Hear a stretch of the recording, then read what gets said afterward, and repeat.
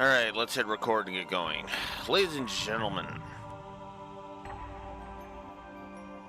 GU Volume 2.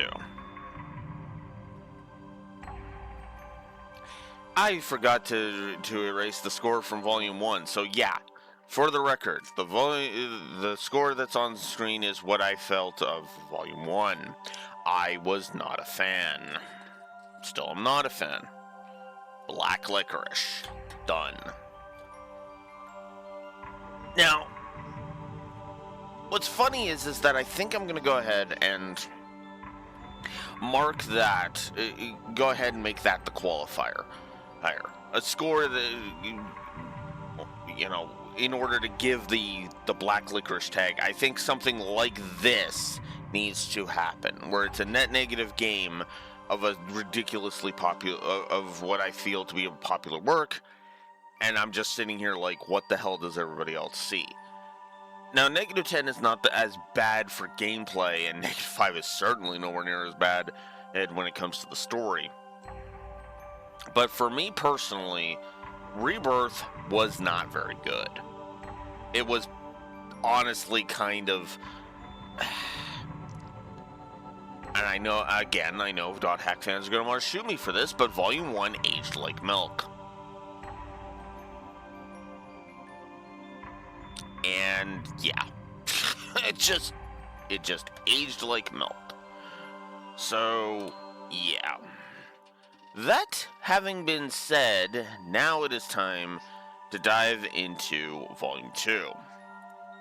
Who knows? Maybe they'll actually improve shit from the first game and actually give us something interesting with the second game. If that trailer, if you can even fucking call it that, from the last game is any indication, well, we are definitely in for a darker time. But I suppose we should just get on with it and see just how dark things get with .hack GU Volume 2.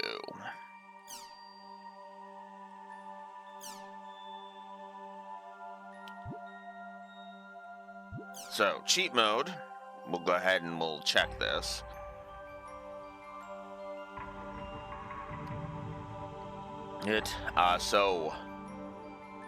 Weapons, skill levels, and affection will be maxed for Haseo and all allies. You will begin with the best equipment, so it's literally the same thing across all the games, by the looks of it. So for every time I see the cheat mode menu pop up, we are giving a positive to gameplay. After all, fair is fair.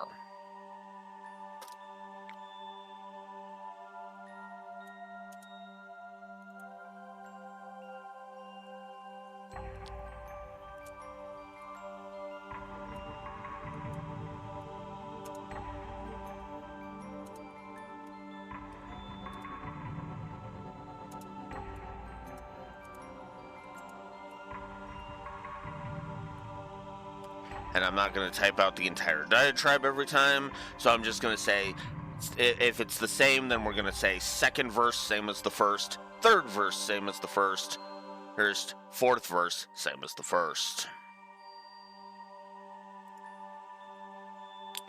So, cool. There you go. So, immediately starting with a plus to gameplay. Don't get used to that.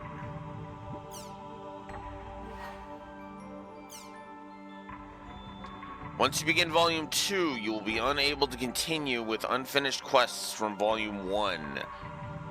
Do I give a fuck? Absolutely not. Let's go. Carry over save data and start the game.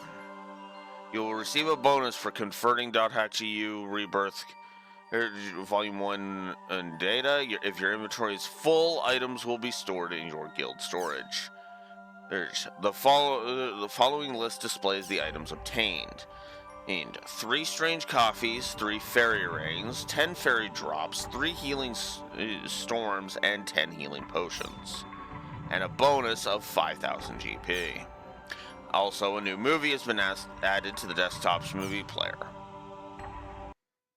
Well, alright then.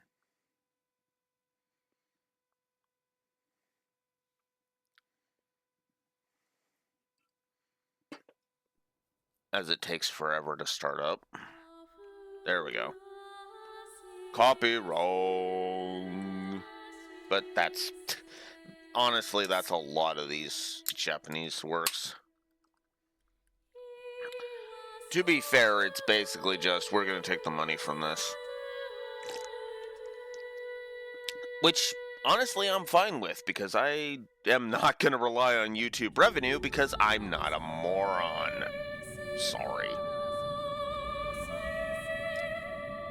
I mean, hell, even people who do get paid on YouTube have freaking Patreons and everything else. Unless you're at the point where you can do YouTube memberships and people actually take advantage of that, fuck, yeah, no.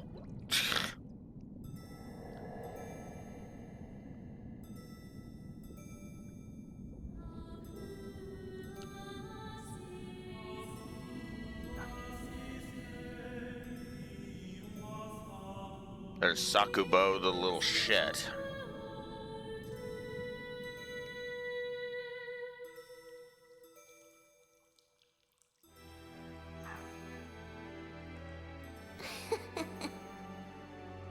After all that's happened, you really want to stay in the world. Yeah. All that we have is here. You and I. Yes, this place is all we have.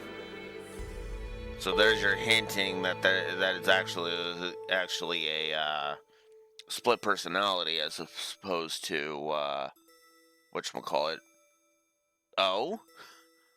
What did Twitch do? Who? Cheat mode. The online game. The world. Revision 2. Didn't load. It has now become a place where players prey on other players. Uh-huh. A lawless land, filled with an overabundance of PKers. And the PKKer, feared by all PKers, was Haseo, the terror of death. Haseo searched, and at long last found his hated enemy, Tri-Edge, but discovered he was no match for him. He was then reduced to level 1 by Tri-Edge's data drain. In his search for a power that could defeat Tri-Edge, Haseo learned of the anomaly known as Ida, and the epitaph users that could resist them. And that lured him towards their power, the Avatars. Bordeaux, a PKer with a grudge against Haseo. Matsu, the 7th unit leader of the Moon Tree Guild. Alkaid, the former emperor who fights to regain her throne. Through battling these three, Haseo grew both as an epitaph user and as a person. Upon defeating Endrance, the beautiful emperor of the Demon Palace, Haseo learned that he had been using Ida to fill a hole in his heart from something lost in his past. On the day Haseo was crowned the new emperor, the young girl of Moontree, Adelie, disappeared. In his search for her, Haseo came upon outer space, and at last encountered Tri-Edge. In his second battle with Tri-Edge, Haseo came out victorious. Tri-Edge was broken up into data fragments and was lost. But just when everyone had let down their guards, a vast number of Ida tentacles suddenly appeared.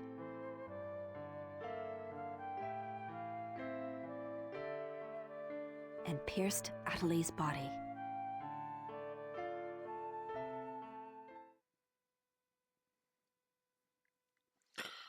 All right.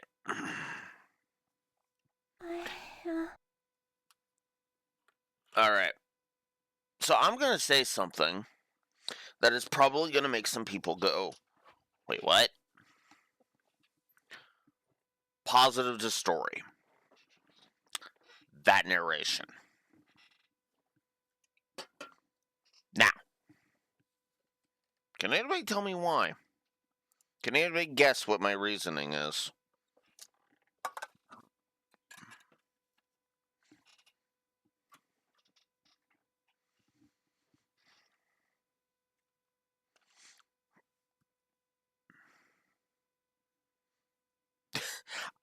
Good guess, but it actually not quite.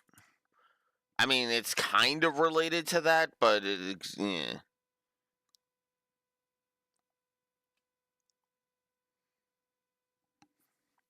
And yeah, BJ's hit the nail on the head. It's a perfect summary of Volume 1. It literally said in what? In what was that? Like 5 minutes? What took over 44 hours to say last time?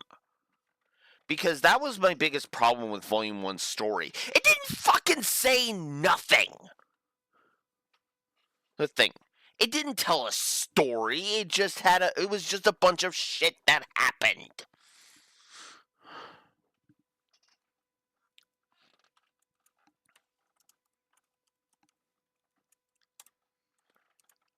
Let's get some other positives.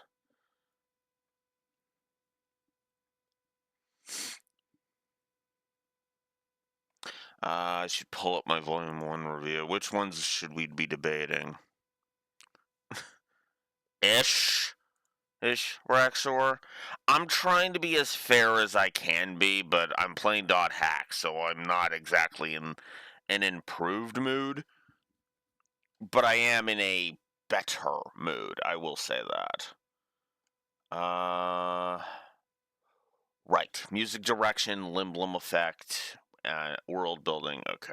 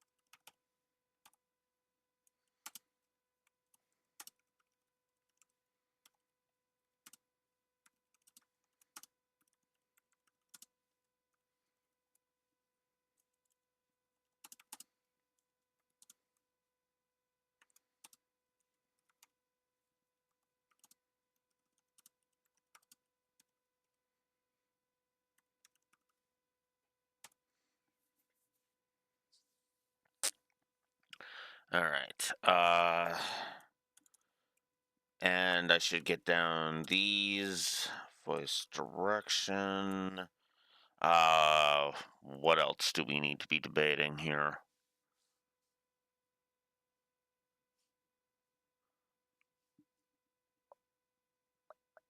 Oh yeah, localization, pacing, story sequencing.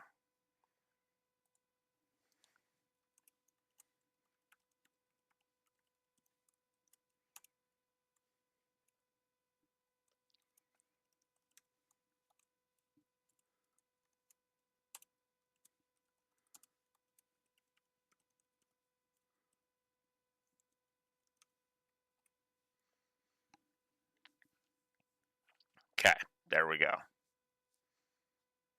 Oh yeah.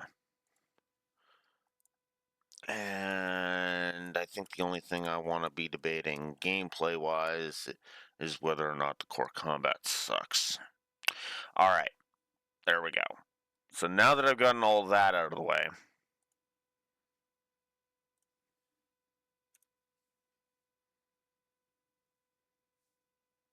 Well, we'll see. We'll see, Raxor, because like I said, I don't like to give automatic negatives, right? I mean, it's one thing with say the DLC thing because that is, you know, go into the store and check. So, yeah. Now, who knows? Maybe the encounter design will make the combat more enjoyable. I don't know. That's what we're going to find out. I'm not just going to blanket. I'm just not going to carpet bomb the entire thing. It's the same with a character, right? I mean, yeah. What do we got here? Here I'm in the negatives. Yes. Okay. It's like with my first one. I'm not immediately going to jump to giving Gaspard a regular or Death Grunty a negative. They have to actually piss me off first. Then I will give those negatives. Because again, I don't want to jump the gun. Otherwise, it's just going to be like, well, what the fuck's the point of even booting up the game, If I'm just going to prejudge it without playing it, the fuck's the point?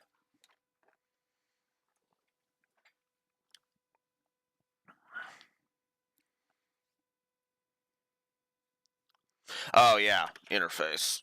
Ugh. That's the other thing I need to debate.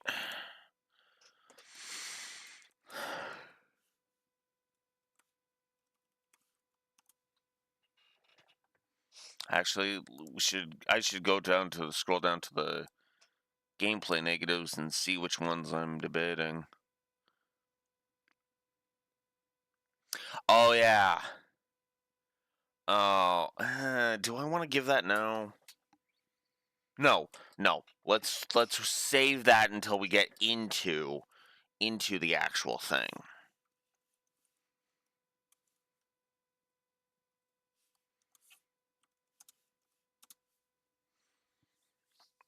I'll put it down as a potential.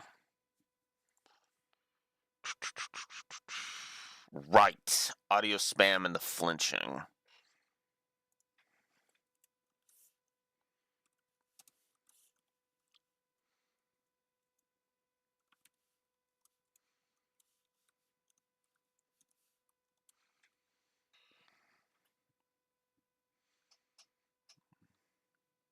Okay.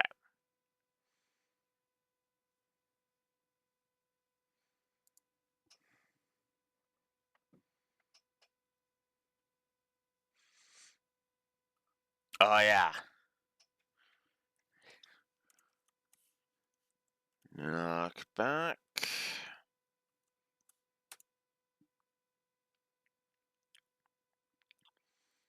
Okay. Inventory.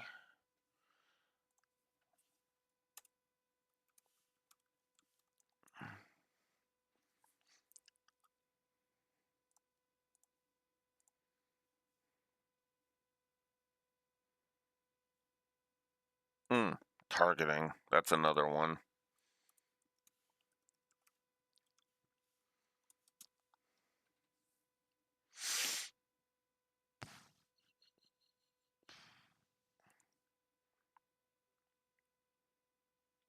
Uh, itemization, grind, and pacing. God damn it.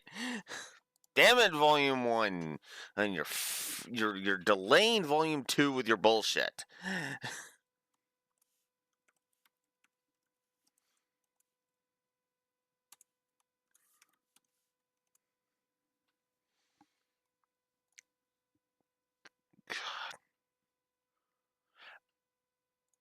And pacing.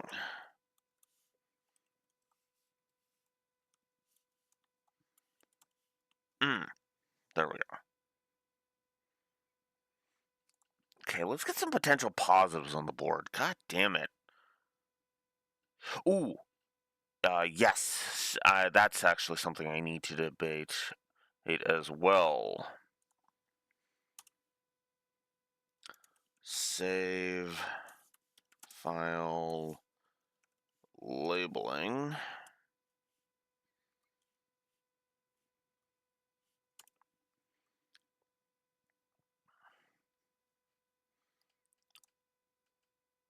Map and minimap.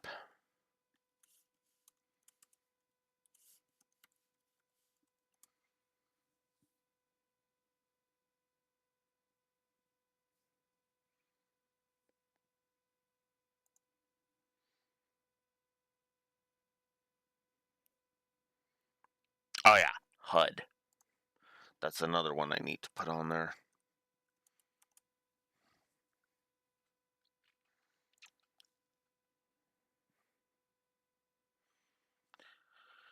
Along with ally AI and battle areas.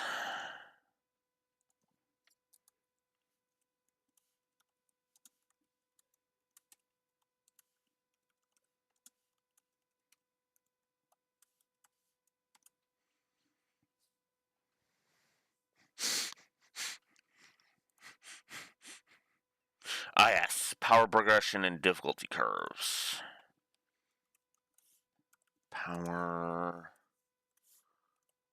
I swear we'll get on with it soon.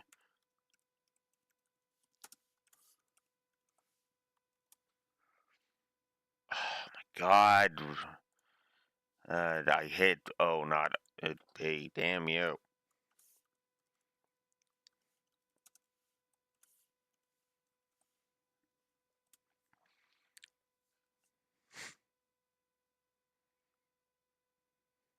Well, yeah, I'm just putting them as potentials right now, which is why I'm not copying and pasting them in Raxor. I'm just kind of, because again, got to judge it as we go. So, there we go. I've got all my potentials down that I'm gonna bother with down. So let's go. I don't know. I feel like to my visual, it's basically for my own peace of mind, Raxor, because again, if I type out the full thing, it's going to feel like I mean, did I codify those already? And then I'll have to look and go, oh wait, I didn't codify those already, which is like I don't want to do that unless we actually codify those. If we codify them, cool, I'll just copy and paste and that'll make my job easier. But yeah.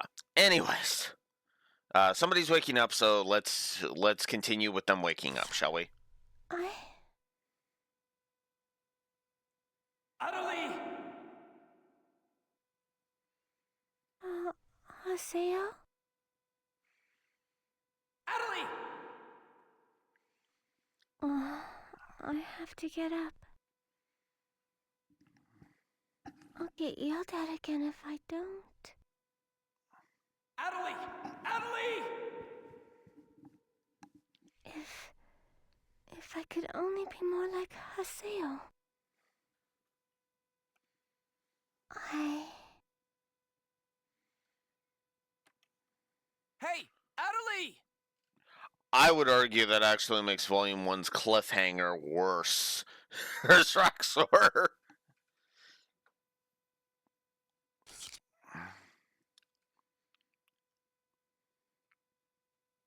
Utterly!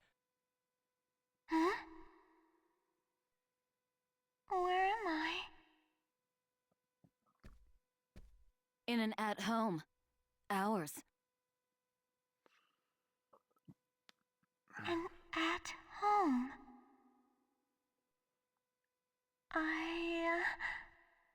Why does her voice sound like it's far away?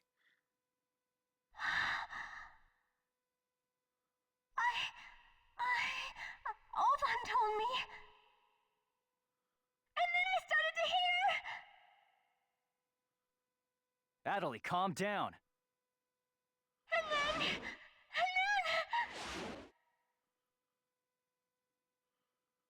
Adelie! Get away from there! Huh?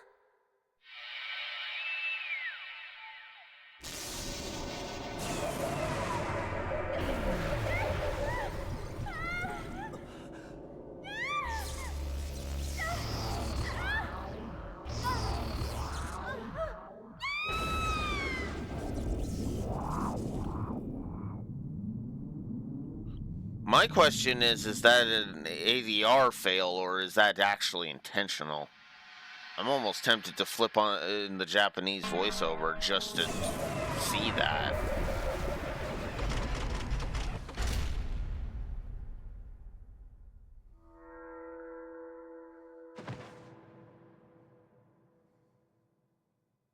Adelie! Repetition! Adelie, are you okay? Come on, speak to me! Sorry. Damn it! Not this again! This isn't happening! Oh, Haseo. Just leave everything to me. And that's another example of bad voice direction. I know Yuri Lowenthal can act. That was weak. The inflection was wrong completely. It should have been like, no, not this again, and something like that. But instead, it sounds less like he's panicking, like, oh no, not this again, and more, oh, for fuck's sakes, not this again. Notice the difference? Come on! Megas! Wait, I thought Megas was sealed.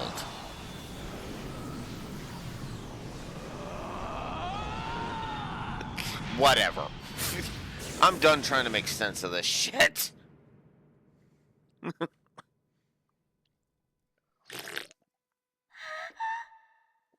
Don't worry, you'll be safe now. So how do you feel, Adelie? Are you hurt anywhere? I'm okay, I think. Huh? What? My voice. Okay, there it is. It's intentional. Right there. That proves it. I wasn't gonna ding it. I was just like, huh? You know, we haven't heard Adelie say anything for a while now. Maybe her mic is broken. At times like these, it's best to just log out and reboot. Okay, I'll just log out now.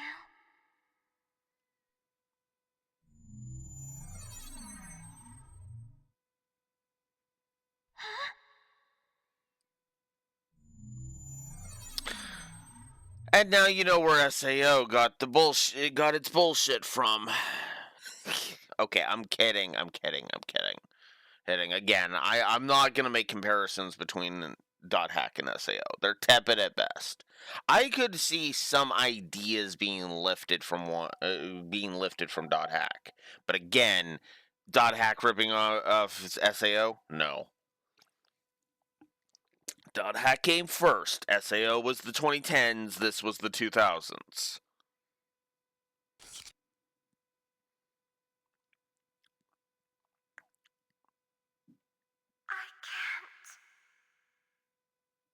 I can't log out? Of course, she's confused Wait a by it. minute. Where am I? Where is this place? I don't know where I am. This is Raven's. No, outside of the That's game. not what I mean! This is an online game, right? Well, yeah. They're not here. My controller. My desk. My M2D. Where am I? What's happening? What's going on? What's going on? What's going on? Okay, guys. Don't worry about your character. Just remove your M2D and... Wait. Wait a second. I don't understand. Where are we right now? Huh? We're right. What? Why is that happening to all of them? What the hell? Haseo, what about you? Where are you right now?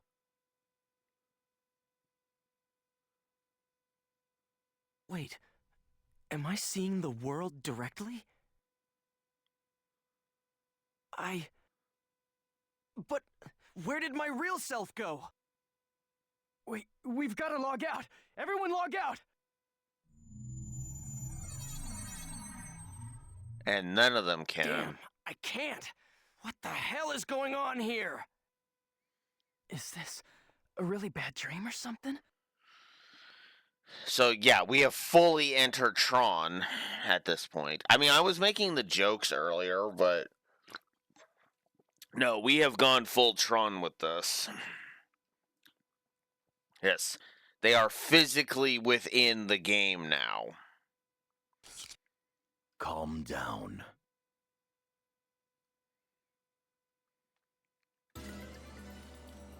Currently, it appears that all the players in the world cannot log out from the game's master server.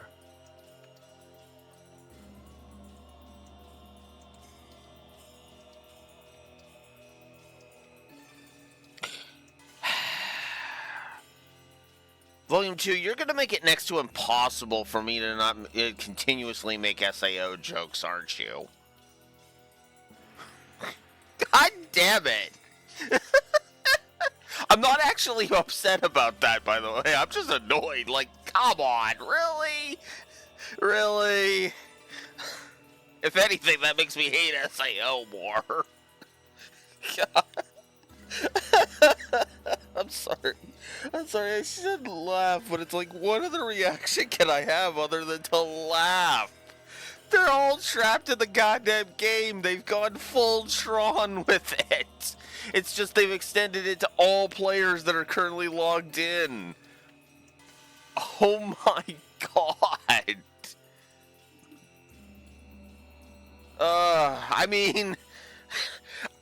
I guess that's a plus, Beach, because if we can't log out, we can't return to the desktop, which means checking emails is a giant nope. At least until the end of this Volume 2's first arc here. Because, I mean, they mentioned that a new movie was in the movie player, and that and it was added to the desktop specifically, so. Oh, God, that is actually kind of funny. That is actually kind of funny. I mean, yeah, I'm laughing. You know, I know it's supposed to be a serious plot point, but it's like I can't help but laugh. SAO unfortunately fucked this plot point in the ass. That's not GU's fault, by the way. Not even remotely. In fact, actually, you know what? Just to prove that that's not GU's fault, I'm actually going to give this scene a positive.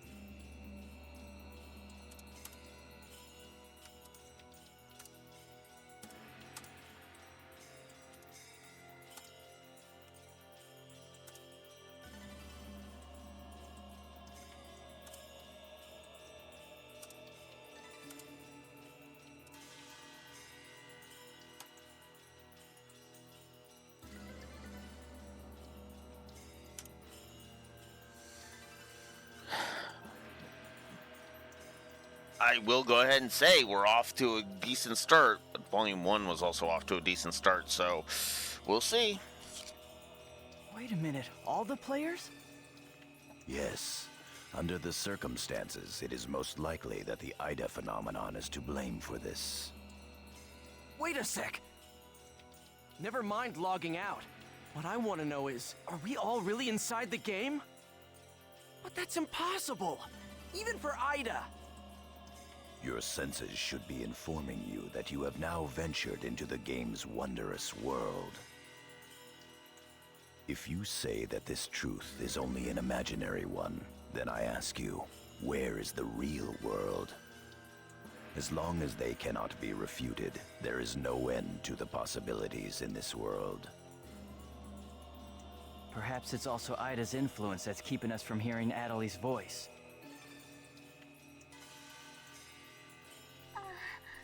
What is this Ida anyway? Some kind of bug? Explain. Anyway, we've got to figure out the situation.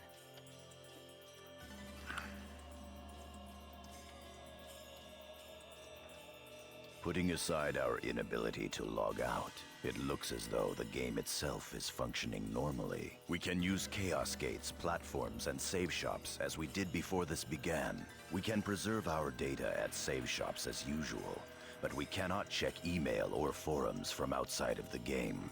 We still lack information.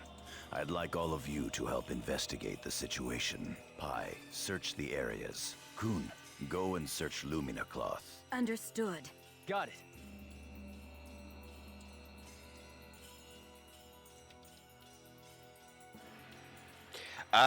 Yeah, you mentioned that you had something you were planning for today. Hey, Beach. Haseo, search Makanu. Fine with me.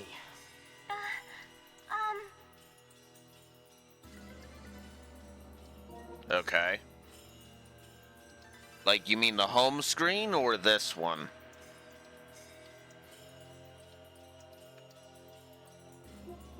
Okay, friends. You started 0. 0. Okay.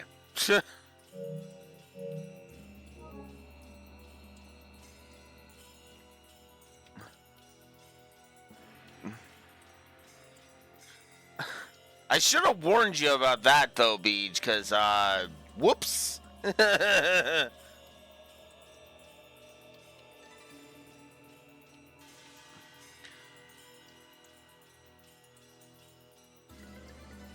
Anyways.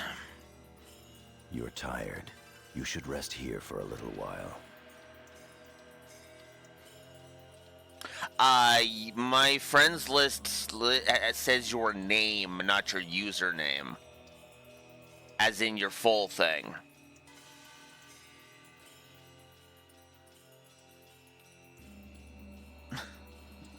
Yeah, well, you know me and being worried about that shit. Hey, Beej.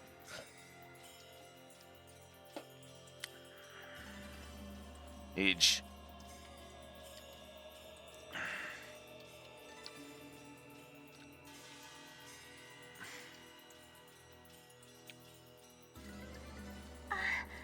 Okay. They're PS2 graphics, I'll say that much. And yeah, actually, just rest. Seriously, you've been through enough trauma.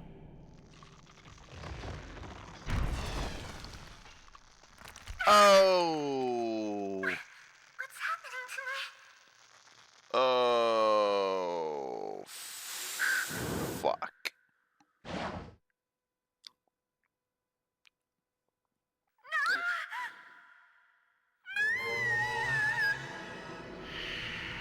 That's right.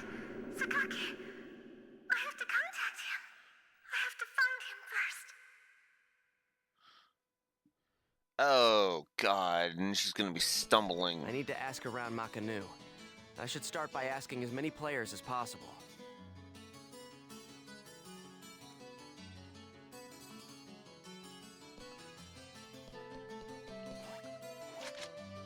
I'm assuming we should start with canards at home.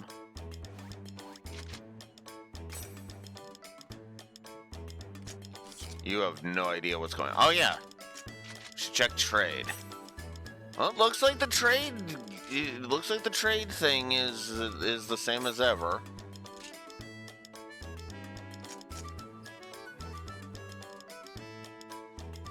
I kind of want that as well. Whoops. Oh, I do have items I can trade. Okay, that's not gonna help. That's gonna kinda help.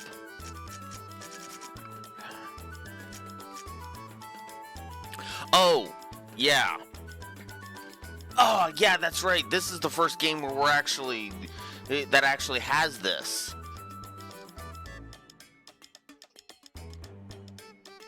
Positive to gameplay.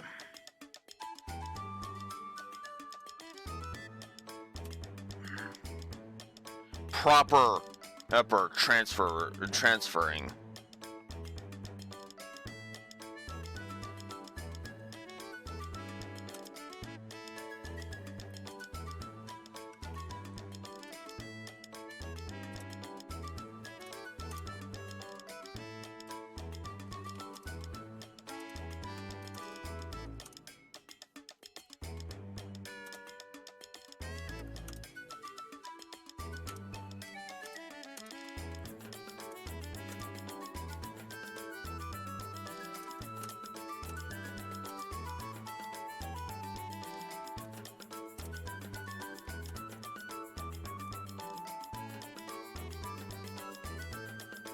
See all these items, Beach?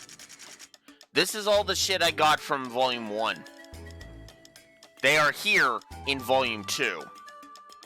That's why I have 99 health drinks, 12 healing serums, 10 healing potions, 5 healing rains, blah blah blah blah blah.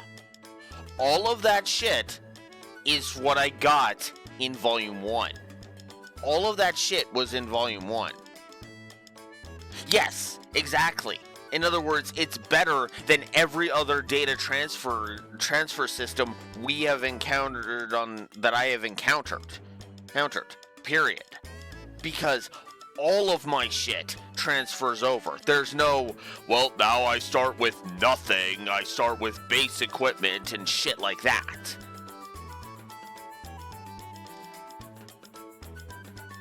That.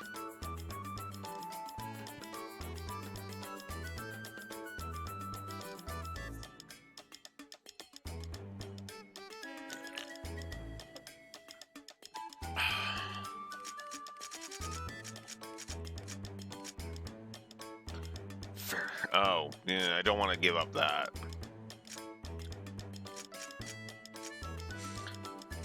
I like... sorry, Gaspard, you're not good enough for that. But I will give you some sleep powder. And a mantis snail. Because I do not care. Yep. Depth 20. Oh wow, even the Book of 1,000 carries over.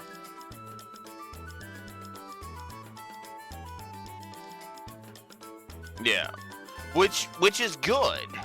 500 GP. Hey, for reaching a quota. Okay, cool. All right. Also, that codifies the positive to the trade system. While we're on the subject.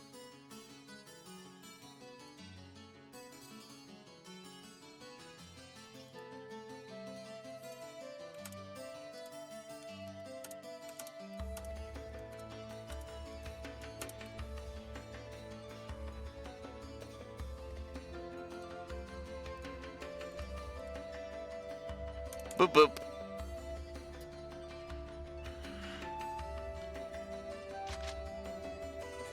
And the level. So yeah, it's all perfectly. It is actually perfectly judged. Good. Did I gain armor pierce last time? I don't know if I did. Huh. Well, we'll put it on the skill trigger.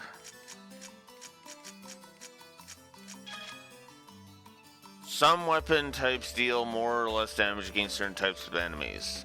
It's called weapon affinity. Okay.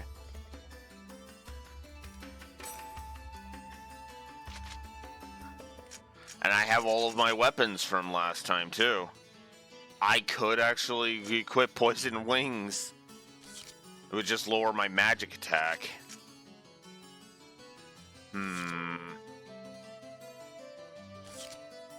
So yeah, like I said, this is actually good.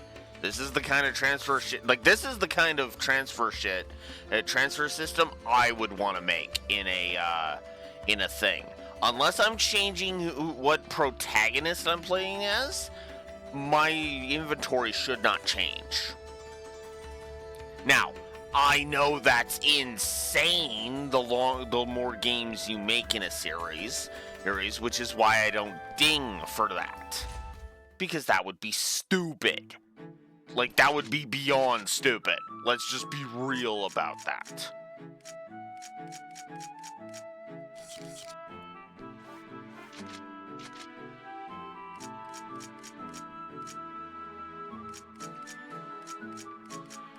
But yeah.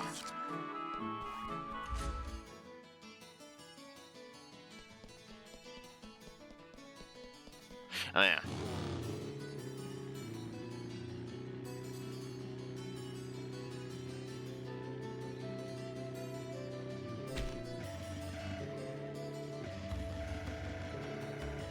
What the fuck are you doing, Haseo? Oh, why did you turn in the complete opposite direction of what I wanted you to turn? Come on! God, the bike didn't control that shitty in Volume 1! Literally, the bike obeyed my every fucking command in Volume 1. That's not even a joke.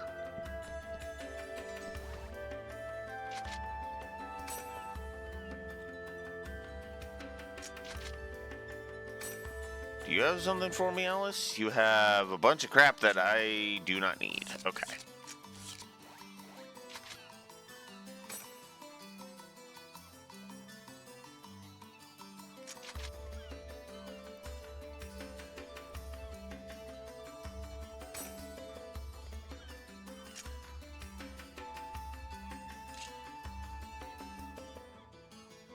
I actually could use that.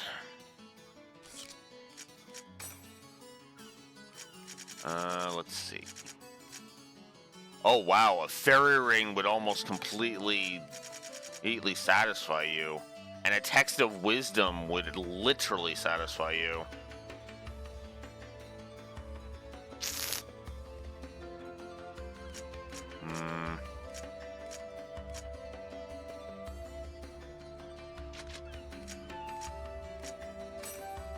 Yeah, I know, I should be using them.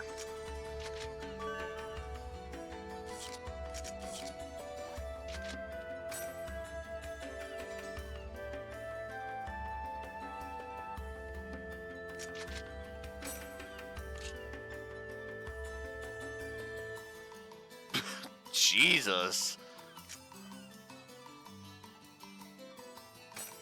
I guess I kind of want both of those.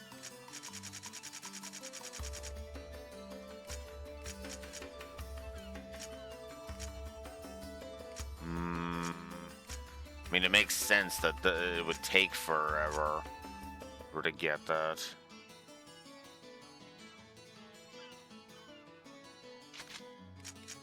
Oh God, okay, yeah, no, that's a basic baby back bitch item. Okay.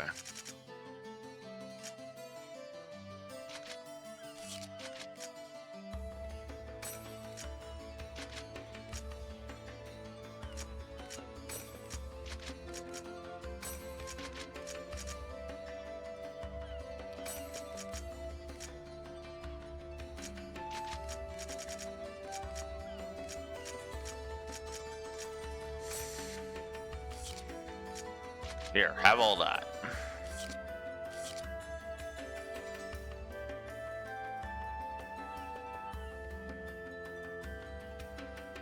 Yeah. Which, fucked if I care about that. I explored the whole fucking thing. Treasure chests appear on the goddamn map anyway, so it's like that feels like a redundant item. And there's that weird loading screen again.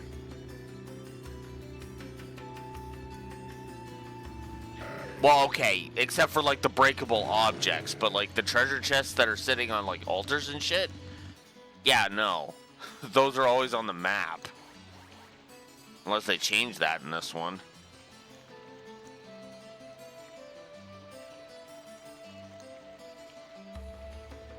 I'm not saying a damn thing.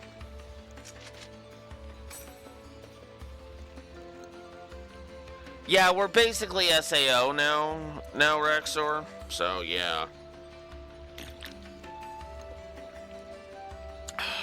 Fuck. This guy's got 71 fairy orbs. Oh, God. Fail. You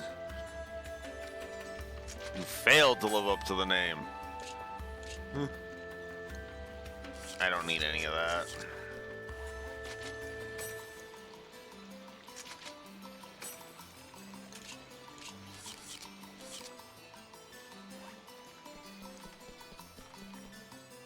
Alright. I do actually need to go this way, so I'm gonna go this way.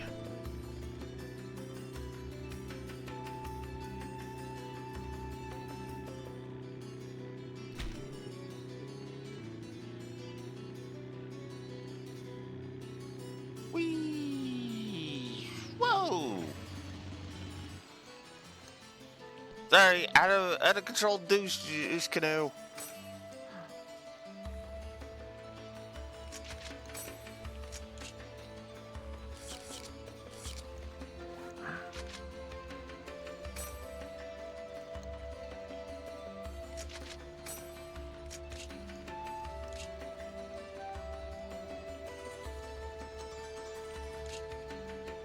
Loose fur, level 60 light armor.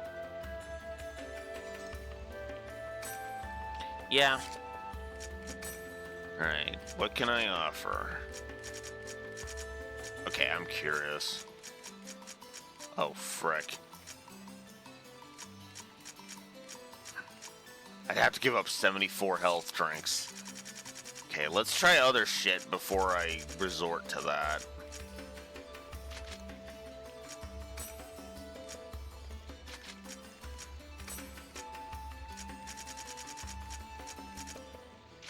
Oops. No. That. There.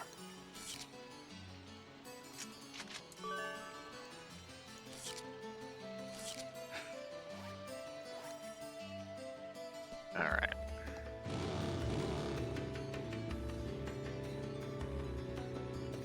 I guess I should, shouldn't I? I mean, granted, the only guilds I ever had access to was Canard and Raven, so maybe.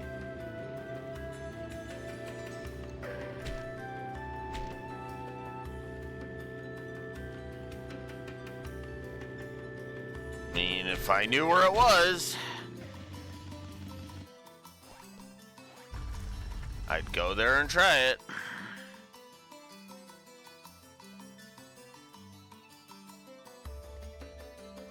Yeah.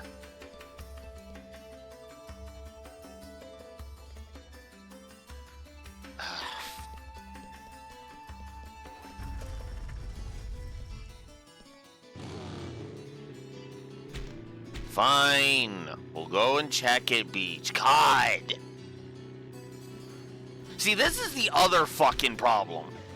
It's like pushy, pushy, pushy, pushy, pushy, pushy, pushy. And yet the other problem is that half the fucking time when I come here, they're not manned. That was the other reason why I passed by them, because every time I noticed it, they didn't have anybody at the fucking shops. Oops. So it's when I don't notice them, there's people at the fucking shops, but when I do notice them, they're nowhere to be fucking found.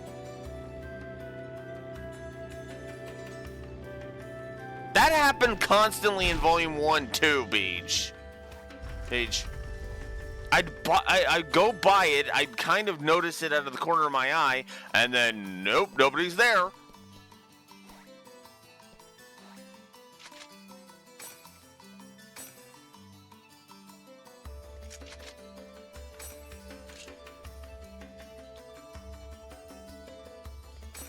Kind of want that. And by kind of, I mean, oh my god, do I want that. Alright, let's see.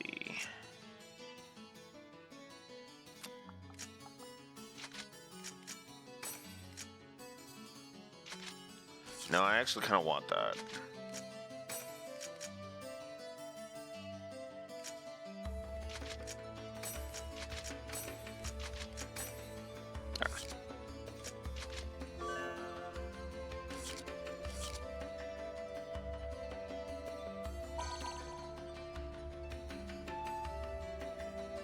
Central Macanu. Alright. Well, after I check this one...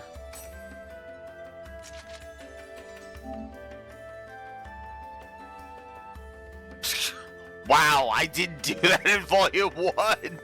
Okay! Sure! Sure, game. Sure.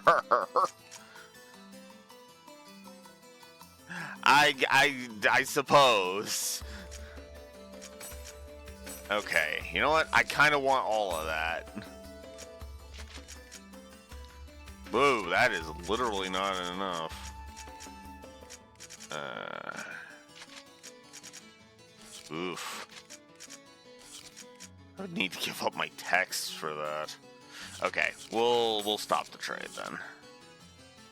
That's level 80, so I should have some time before I need them.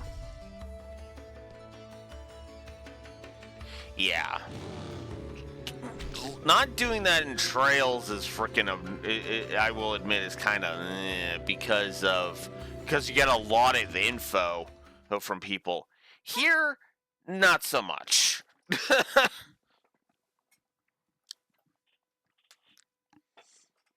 what's going on here? Why can't I log out? Is this some kind of event? Or someone's bad joke? Can you tell me what's happening? You're some kind of admin guy, right? Please, calm down. We are working hard to... How do you expect us to calm down? What are you gonna do about this? I'm terribly sorry. Please, just try to be patient for a while. So, that guy in the blue suit is an admin. Looks like even CC Corp doesn't have a very good handle on the situation. I mean, it is a weird fucking thing. Short mail. Yada's calling me. Let's head back to Raven's Serpent of Lore.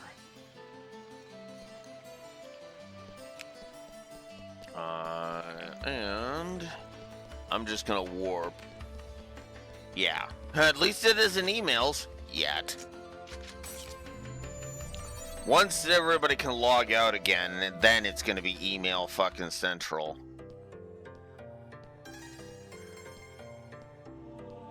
Hey, you!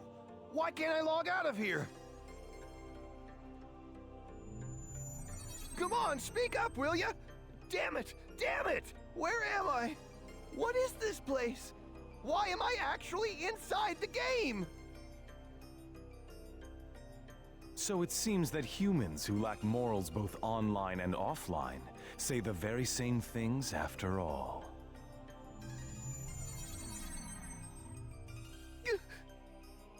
Well, it seems that you only act strong when facing those weaker than you. Pitiful. Sakaki, I hate to point this out, but he was panicking. He wasn't actually bullying out at Atali. He was fucking panicking, begging her to tell him what's going on. What the actual fuck? I mean, most 20-year-olds would be panicking like that. Come on. If you're that scared, run back to Kestrel with your tail between your legs. Oh, for fuck's sakes, even I don't care care if it's fucking Kestrel. It's a player who's panicking. What the actual fuck? What is with this switch flip? Jesus fucking Christ. That's bad writing. I'm sorry. That's bad writing. Sakaki was being diplomatic throughout the entirety of Volume 1, and now all of a sudden he's an asshole? What the fuck? I mean, yes, there's been an air of douchebaggery to him, but not to this fucking extent. And no, this is a fucking switch flip. Because in the previous, you'd be like, because he was like, yes, he would call people, you know, barbaric and all this other thing. But this has no fucking poise. This is just him being like, oh yes, by the way, I'm an asshole. And it's not even like this is supposed to be a reveal. This is literally just as played up as, oh, he's been like this all along. This is a ding at the localization. Period. Because you know how this gets fixed? Instead of him having this hoity-toity attitude, dude, and dialogue that's that, keep him diplomatic. Have him just be like, yes, I know you're scared, but, you know, think about it this way. You're from Kestrel. Now you understand how it feels when you bully other players, isn't it? The shoe's on the other foot. Like, you can still make him an arrogant prick, but just, like, no. No, I have to give a negative to this. I'm sorry.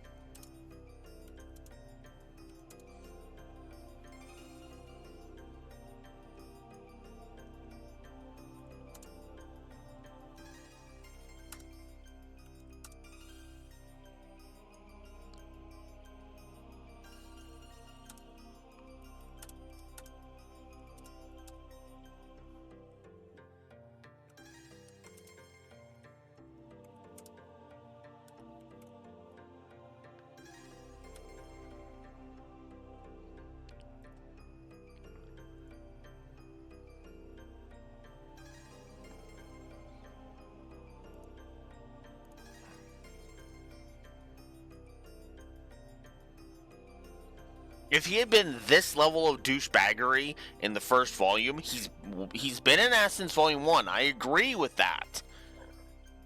But not to this extent. This is him acting like the Kestrel PKers.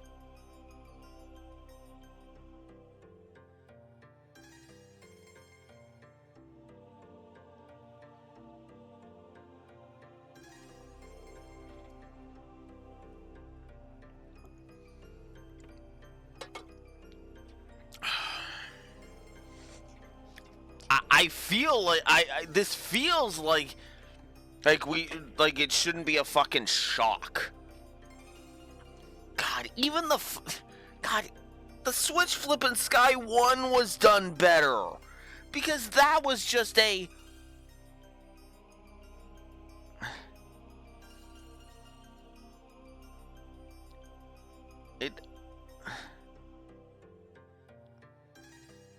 like, oh my god.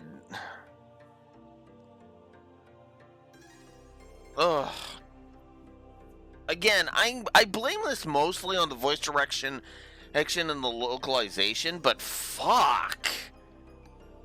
Like, dude, at least give me some at least he's give me something, you know? And not just other characters telling me, oh, he's starting a civil war.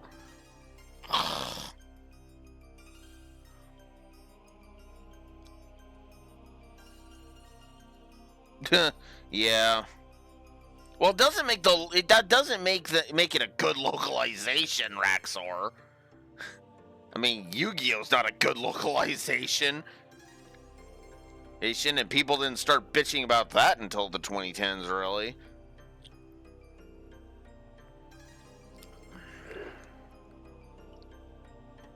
Well, late 2000s, early 2010s.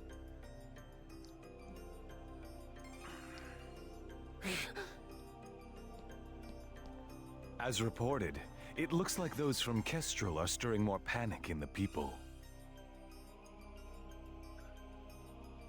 Again! He was panicking himself! What the actual fuck, Sakaki?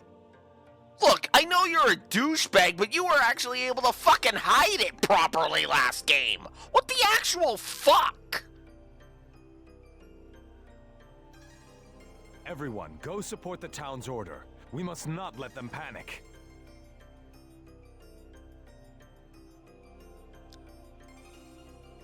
I don't want to say anything, but basically there's a coup in Sky 1. No, I'm not even talking about the ending. I'm not even talking about the ending, Raxor. I'm talking about Richard. I'm talking about Alan.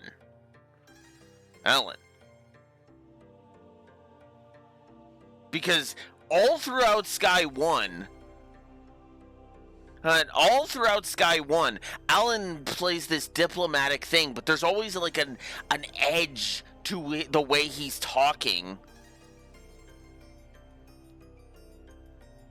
Actually, technically, there's two switch flips, but one of them is both of them are actual full-on reveals. Because Richard has been, there was a lot of hinting going on that Richard was behind everything in Sky 1. Behind everything in Sky 1. And so when he's revealed, it's more like, oh, by the way. Yeah. That's why I put, behind everything in quotes. It's Raxor. Because I was like, you know what? Yeah.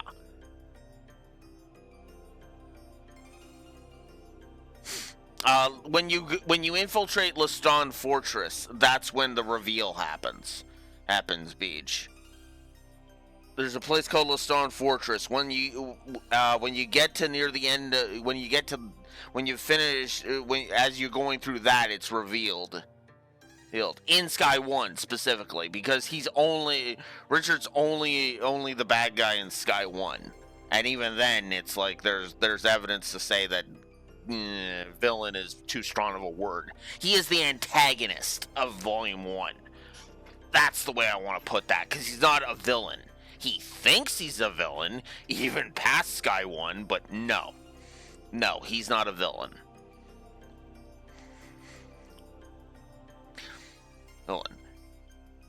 And if I'm saying that, you should know me by now. I mean, I'm the one who basically calls Rhea a fucking villain, so.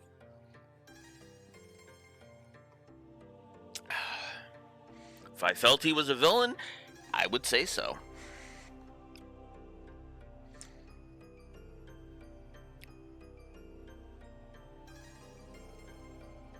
But with Richard, it was they kind of flipped the switch, and now it's like, okay. But even that was more of just like in case you haven't figured it out by now, Richard's the bad guy. Is kind of how that played out. But there was hinting at it. With Sakaki, no, they've been hinting that he's a bit of a douchebag, but not to this extent, right?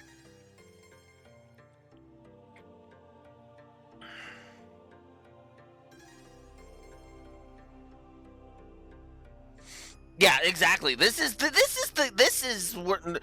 where they literally pull the this is literally them pulling the rug out and just saying, yeah, we're sick of pretending like he's even remotely on the up and up. Adelie is being fooled by an ass hat.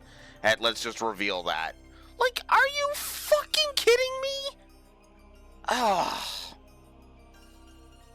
God. Osborn being revealed as a villain was more subtle than this. And his first on-screen debut during Sky 3 practically paraded a giant neon sign saying, "Villain, villain, villain, villain."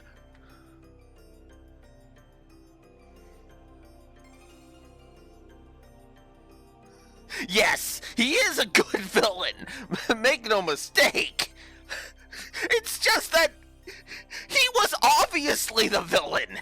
I'm not off on that, right? We can agree that Osborn being a villain is not a shock to anyone in any of them. Even to you, Beach, who's only played 1 and 2. Like you figured out he was a villain before the Infernal Castle, right, Beach?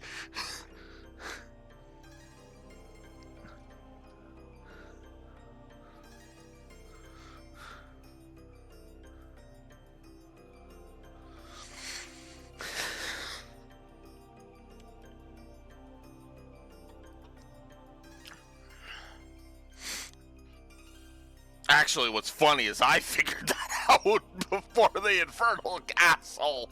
That's why I asked that. Like that. It's like it's like, it was so obvious. Yeah, that's where I figured it out too. I was like, oh God, he's the villain, isn't he? The only thing I was wrong about was him being behind the Imperial Liberation Front. That was my guess as to where his villainy fit into all of that. I was completely wrong. Holy crap. No.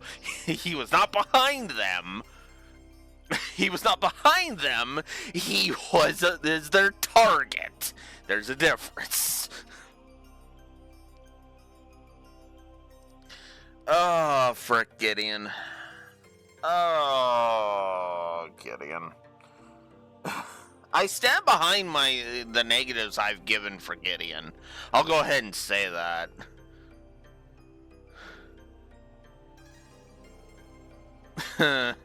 Uh-huh.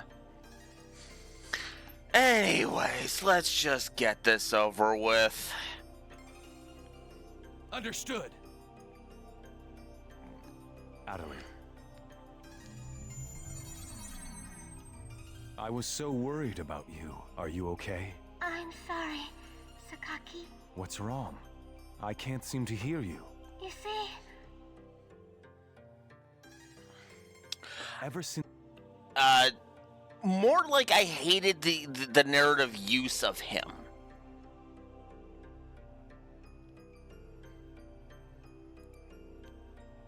More like I hated the narrative use of him.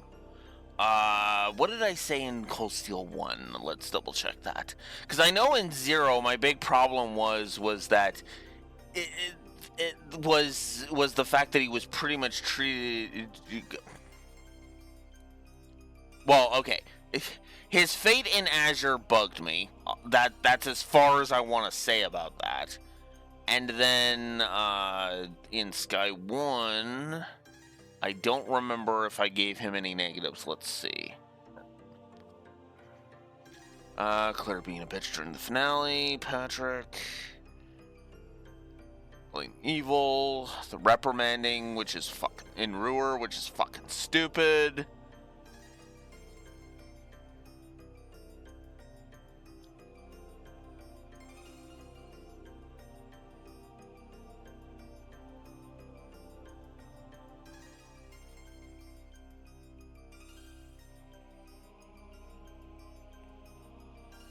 Yeah.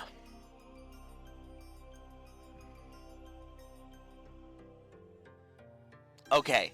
I actually didn't have a problem with him right up until he left to go be in Azure. That's all that I. Well, I guess Beej would know that he dies in Azure actually, because they say that in Cold Steel 1. And oh yeah, by the way, G's dead. Because, yeah, I basically declared Gideon heading to Crossbell as the most blatant example. Yeah, which has weird localization on Toa, which honestly still feels like a mistake to me. Because she says that Class 4 goes to Gorelia Fortress, not Class 7. Which to me feels like either a localization error or them just trying to blatantly hide it.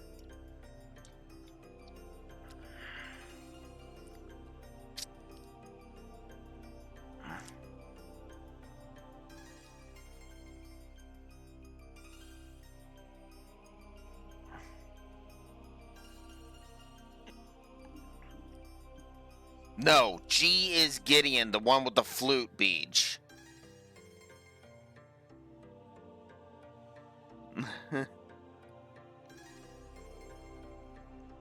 Beach. That was Sigmund that killed him. And it was Sigmund that killed him. Cause he was the one saying, "Damn Constellation." Yeah. Damn red Constellation.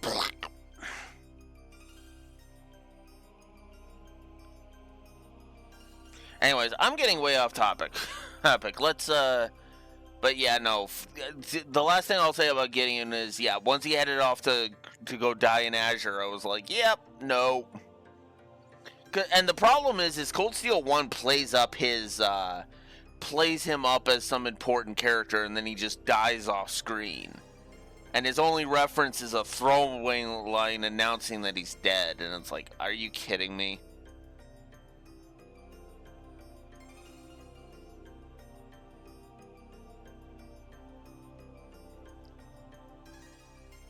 So, yeah. Anywho, let's get back to .hack so we can get through Sakaki's stupid bullcrap. Since you were killed by a bugged monster, you've been unable to speak? Yes. I know it's kind of hard to believe. Oh no, I believe it. You're not one to tell a lie. Sakaki. Okay, the way he said it was slimy as fuck, but I do like that he's not looking at this like it's a Cassandra truth thing.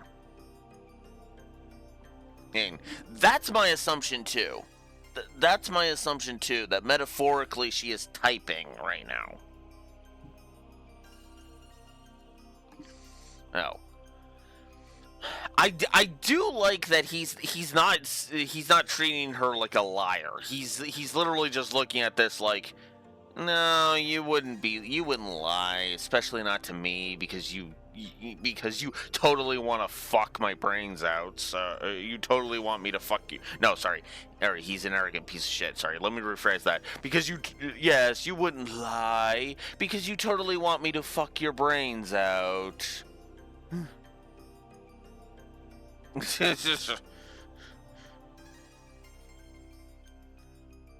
love how you guys are basically just kind of ruining my gags with all that, because it's like, yeah.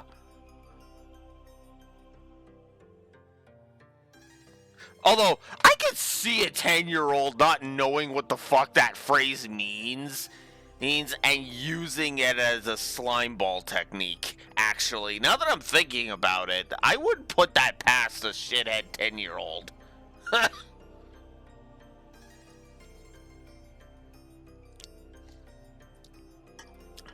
In other words, he would say it, but he wouldn't know what the fuck he's saying, kind of thing.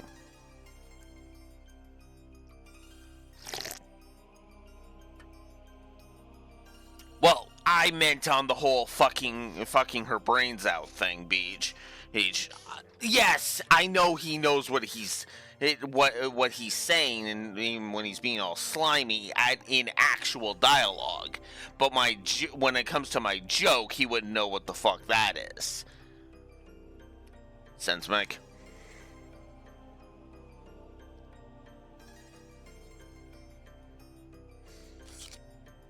I'm sure you know this, but all players are currently unable to log out from the game. In fact, they have lost sight of their very selves. Mm-hmm. It's almost as if their minds have been absorbed into the heart of the world itself. Tron/SAO, we're walking. That's right, a game. But at the same time, it's also a reality all its own, Adelaide. Yeah. At any rate, we must stop the players from panicking. You will help us, won't you? Yes. Good girl. Well then. Okay. So, Mr. Sakai... Let me go ahead and say this bluntly. If that had been the reveal of Sakaki's villainy, if you take out the panicking Kestrel guy, and this is actually fucking poetic as fuck. This, I would be praising the shit out of this if you just take out the Kestrel, the fucking Kestrel player, the panicking Kestrel player out of this scene. Bam! Bam, I'm praising the shit out of this scene. Because this is exactly the Colonel Richard reveal all over again.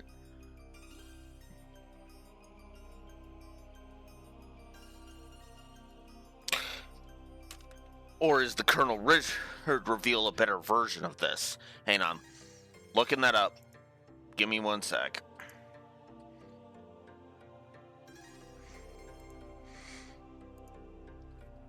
Alright, I need the Gaseki Wiki, and I need...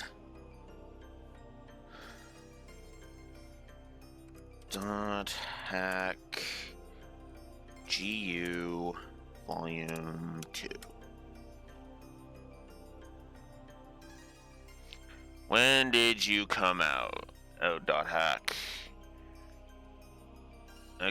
Volume 2. Japan had it released on September 28th, 2006. And Sky 1 was... What? No, I didn't want images. I wanted the frickin'... I wanted the frickin' info, damn it. That's PC. Okay, so PC was 2004. Vita.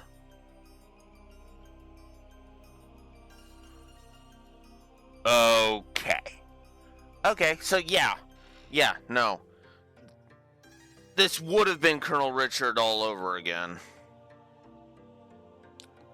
This would have been Colonel Richard all over again. Because .hack GU, Volume 2's original release, Volume 2 of GU's original release in Japan was September 28th, 2006, while Sky 1's original Japanese release was June 24th, 2004. 2 years prior. Sky 1 was 2 years prior to this. Which means, yeah, you pulled a plot point from another series GU, and you failed, my opinion.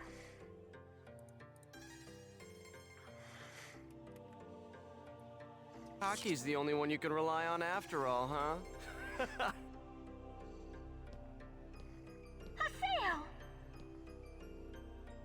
So it's you, Terror of Death. It appears there are only enemies to be found in your world. Adelaide, why are you here? I thought I told you to stay at the at-home. I'm sorry.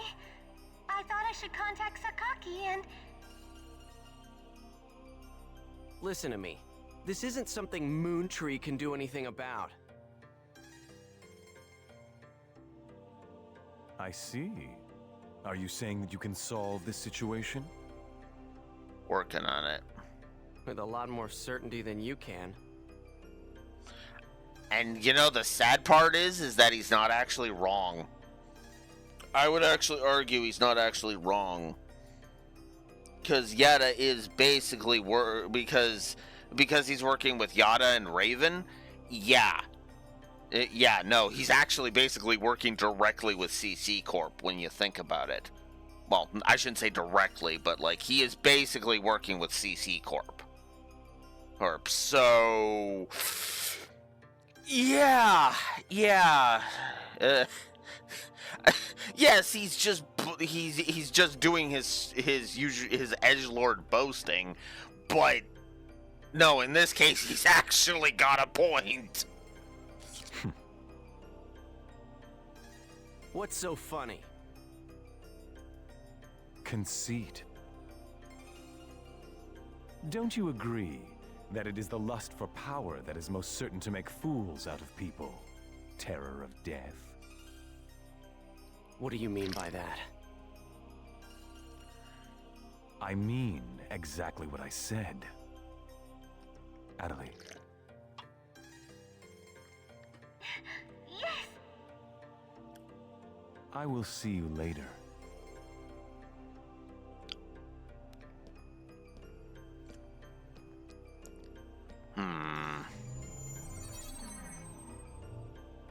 Again, one little tweak. Just one little tweak to that scene. You literally remove the Kestrel player from that scene, and bam! I'd be giving this scene a triple positive.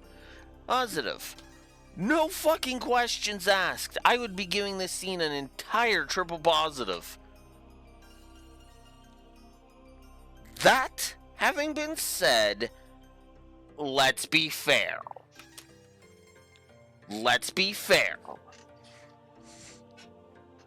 Positive to story.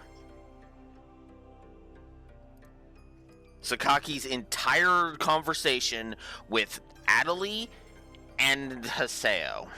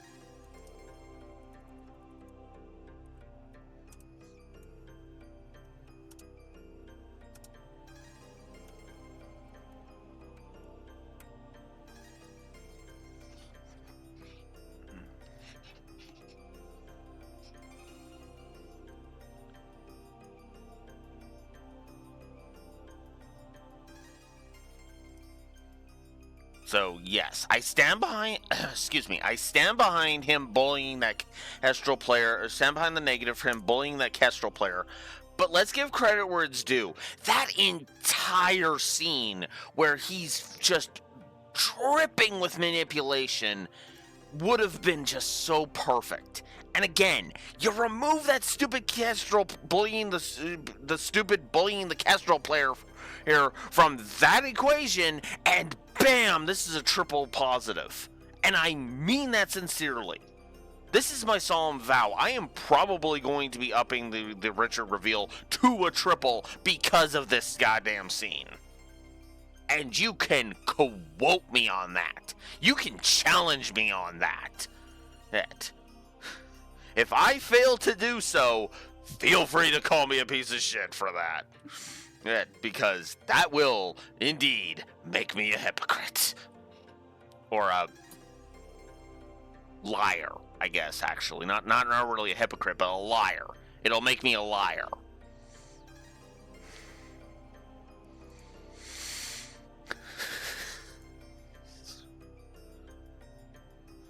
Actually, you know what? Let me check it right now. Well, while I'm just right here, let's check it right now. Because I feel like I only gave the Richard reveal 1 positive, but let's see.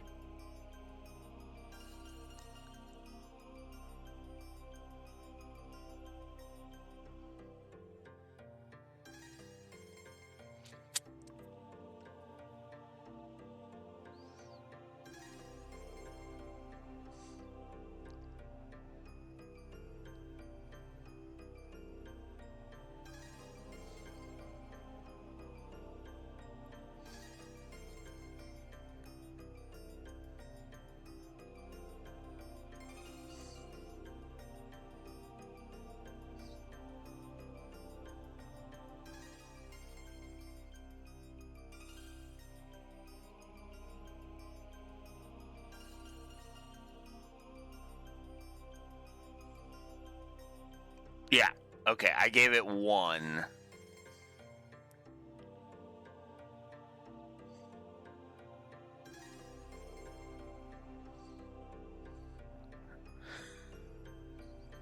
Okay, TLDR, Raxor, I'm probably going to be upping Richard's reveal. And when I audit Sky 1, I'm going to be upping Richard's reveal. Because initially I only gave it 1 positive. This is making me question that because, yeah. Actually, what's funny is I might actually give more positives depending on how well foreshadowed it is. I might actually just give, like, all of the positives to Colonel Richard at that point. Because he actually works really well in the story. Or in his storyline makes perfect sense.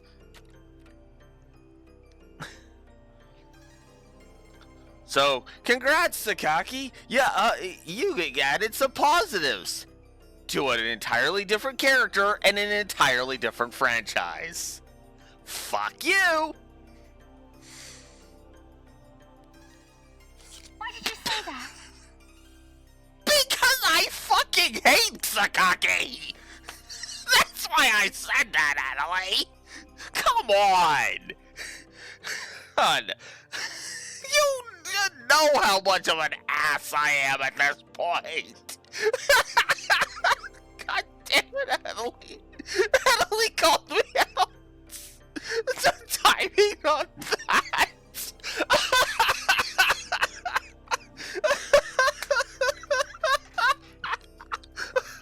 I wish I could give positives a fourth wall breaking like that to the comedic timing like that. I wish I could do that. God damn it.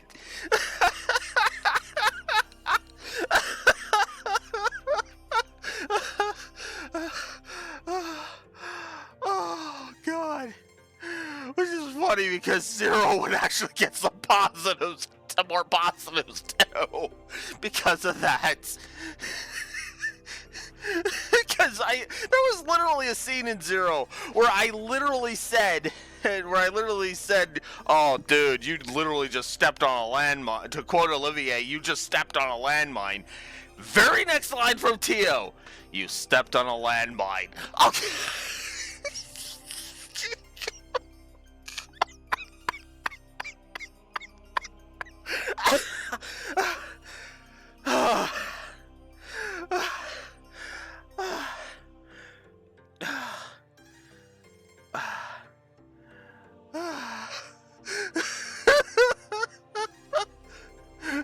Yeah, and then she starts Fairy just starts panicking because she thinks there's actual landmines around it. It's like, no, no, Fairy, I didn't mean literally. It's a figure of speech.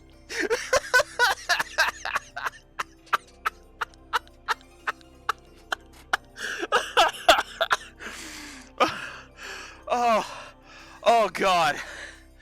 Oh, okay, a party of all the fire characters in Trails. Now that'd be cool. That actually would be kind of cool now. Let's see. That would be Estelle, Randy, Fairy, and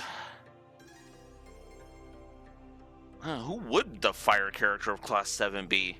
Now that I'm thinking about it, I guess that would be Reen, wouldn't it? As your flames gather around my blade. Huh. Estelle's more Earth? I suppose you got a point. Reen is time. Oh, okay, I know, but like, where flames are kind of invoked by their power, invoked by their powers, not their actual like physical element, right? Because Estelle kind of has fire gather around her thing. I guess Ash. Yeah, I guess. Because I would argue Eustace is ice. Hey, Skyus is obvious. It's wind. No, Laura would be light. Fee makes more sense for time to me because, you know, speed is more her thing. Yeah. Okay.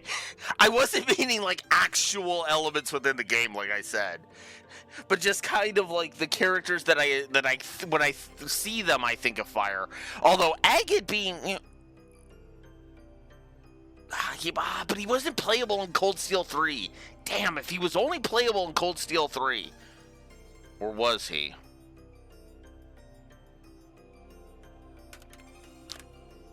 Now I need to look this up.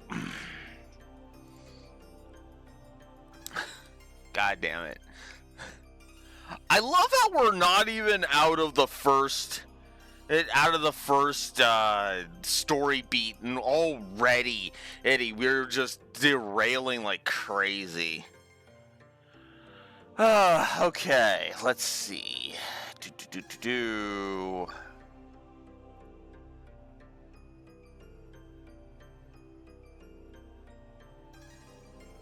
There we go. Gameplay information, that's what I need. Oh, okay. He was actually playable in Cold Steel 3, if I'm reading this correctly. Huh. Where was he playable? Playable. That's my question. I'd have to look at it later. Anyways.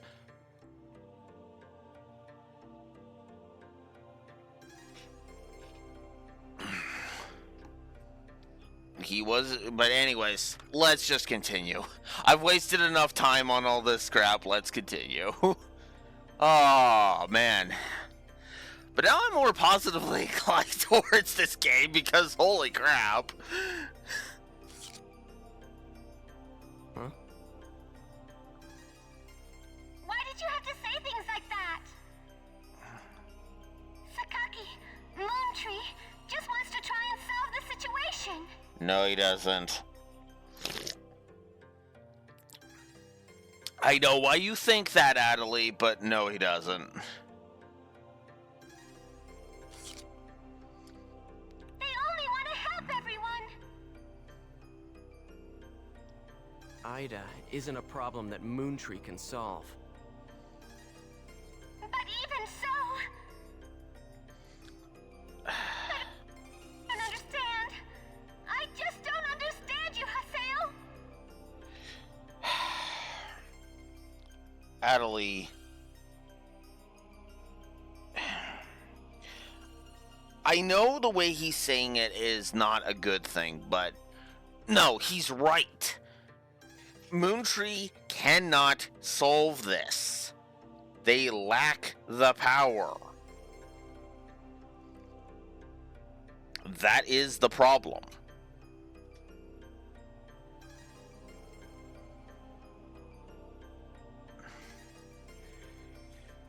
Oh, you poor, poor naive girl.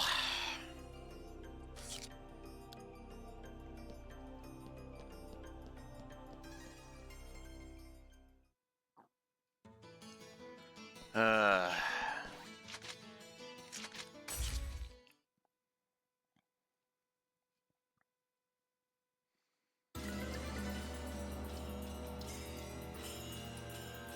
I see. The situation is much more serious than we thought.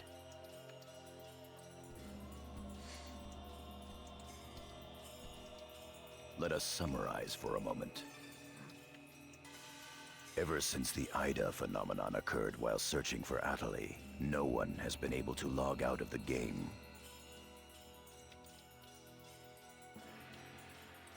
Furthermore, none of the players have been able to return to their real-world selves and their real lives. Atali actually, when she skulked off, she actually went towards the guild doors.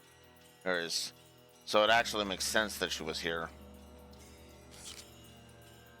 And no new players have been able to log into the game. Communications with the outside receive no reply. Some of the players have panicked to the point where they're starting to get violent. It seems that the system admins can't contain these players any longer. Yeah. Yes, the system admins themselves are just as confused. Right now, their real selves are... At this point, we're no different than the Lost Ones. It is quite obvious that the reason for this abnormality is Ida. If we ever want to return to the real world again, it is imperative that we investigate Ida as quickly as possible. And one more thing. Let me tell you something important. Something important? Now that her epitaph has been stolen, Atali's PC data is starting to degenerate. Why not say degrade instead of degenerate? Degenerate sounds like too weird of a word. You should just call it degrade. And just say degrade. Degenerate? What is he talking about? I'm sorry. But why didn't you tell us? That's enough. Isn't it obvious? She didn't want us to worry about her. And she only found out, like, what, 5 minutes ago? Like, insert however long we've been wandering around Makanu, that's how long she's known about the degrading.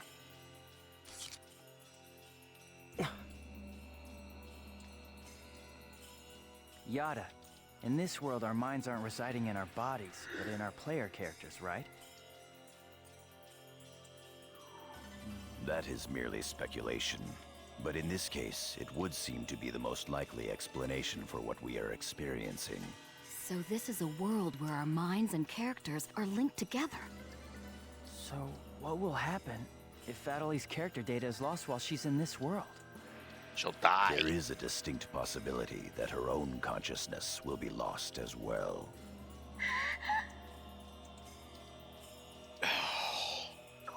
Why tiptoe around it? Ah! What? You've got to be kidding me. What should we do? How can we cure her of this? Is your head just for decoration? You should try thinking before you make a big fuss. I mean...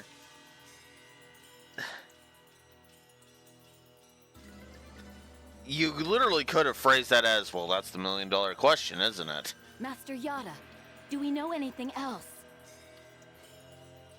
This too is only a guess.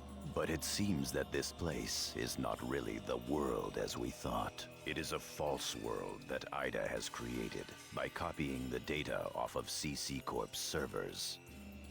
I believe that the world we are currently inside of is such a place. So then, this is some kind of a mirror server. That's one way to put it. Atali, at one time you had the power to distinguish Ida's sound from all others. Ida's sound? Come to think of it, didn't you say something like that when we found Indiglut Lu? Well, if you mean hearing strange sounds and seeing bug-like things, I've had that happen a number of times. Have you heard that sound after being placed in your present condition? No, I haven't. I thought so. It all makes sense.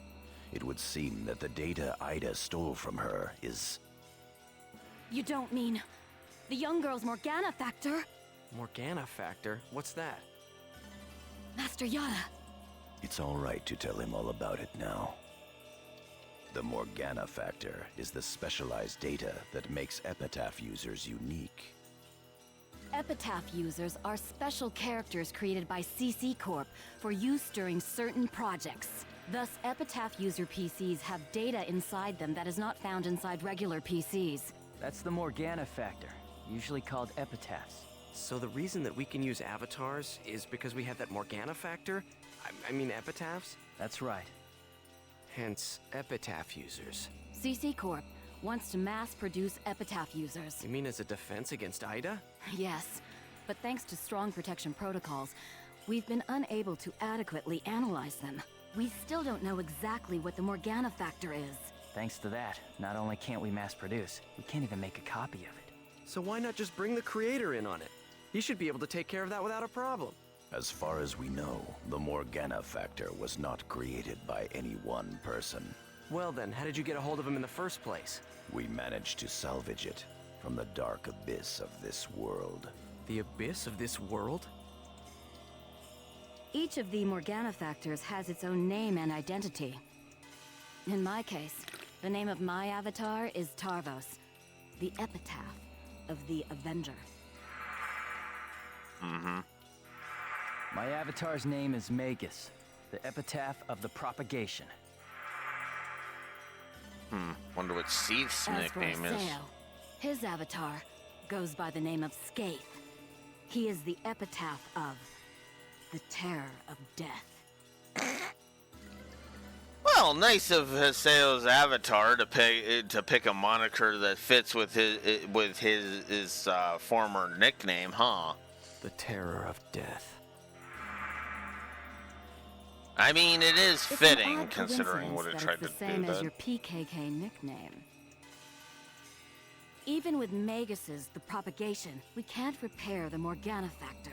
Thus, now that she has lost her epitaph user abilities, Atali can no longer hear Ida's sound. Maybe that's also part of the reason why Atali lost her voice. Yada, what can we do to help her?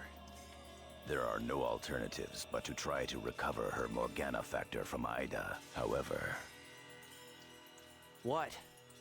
it will be difficult to trace Ida precisely, now that we are no longer on the actual CC Corp server. That's true. Fortunately for us, this Ida server is far from being perfect. This world contains seams in the structure. The fact that we can save our data is proof of that. That means...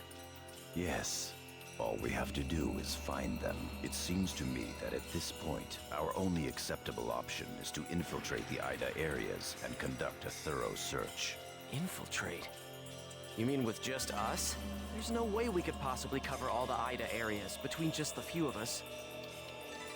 This is an emergency. We will reach out and ask other players for help. That's pretty impressive coming from someone as secretive as you. Haseo, I believe you had a relationship with those at Moontree. You should go and ask them for help. Moontree? Do you think there's a chance that they would really listen to me? Moontree would never abandon someone in trouble. That's what Sakaki always said. That Moontree is there to help save people. I will go myself. Pi, I want you to go with Haseo and help with his negotiations.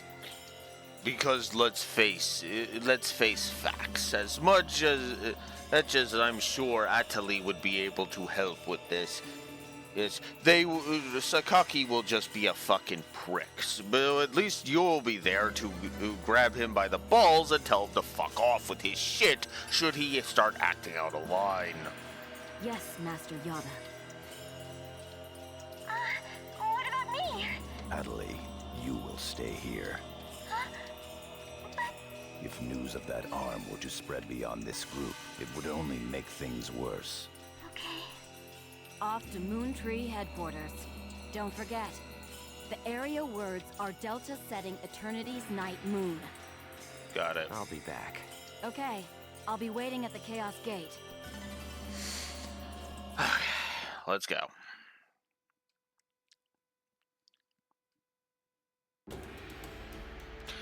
It's part of the degradation. Her character is degrading, and it's in desperate need. We need to frickin' find the seams, find Ida, and get her frickin' Morgana data back. And I swear to God, if it was stolen by that fucking P5 mascot, I need to rip that fucking cunt bag's head off, that fucking shithead's head off, and shit down his throat.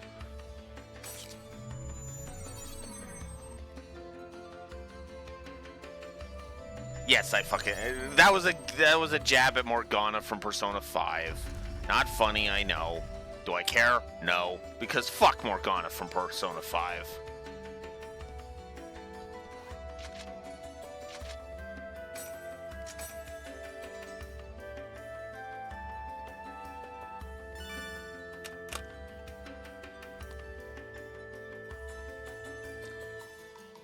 And save data labeling, so let's go ahead and give a positive to gameplay.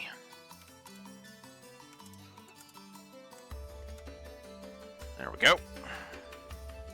Way worse than Teddy. I actually am the defender of Teddy. The hatred for Teddy, in my blunt opinion, is fucking stupid. I'll just go ahead and say that. I actually think Teddy is cool. Cool. You know, Teddy at least tries to be a frickin' bro. Morgana is a piece of shit that will eat everyone except On and any other female party members like absolute fucking shit. And the only reason he treats On like he treats On with so much respect is because he's a fucking simp. Worse than me with frickin' Edelgard. And I have proclaimed that I am an Edelgard simp, for God's sakes, but not to the fucking extent where I will literally piss and shit all over a fucking character who has done nothing wrong! Sorry. Just... Ugh.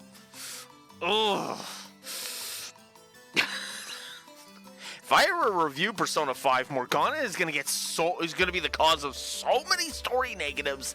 It's ridiculous. Also,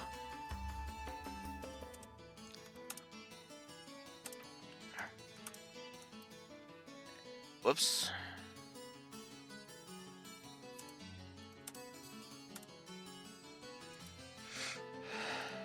There we go. Alright. So, on that note, save data labeling. Map. Minimap.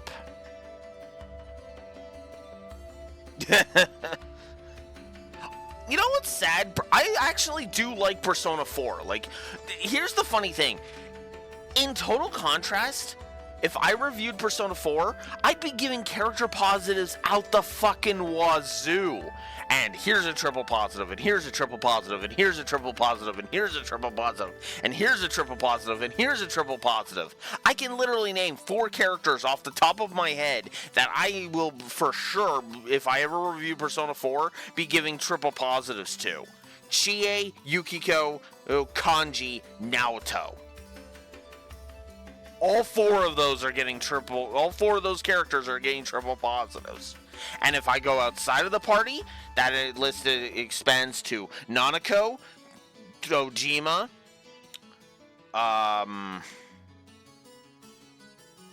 who else? Are there any others? Maybe not. Well, maybe not Marie. She'd be at least one, though.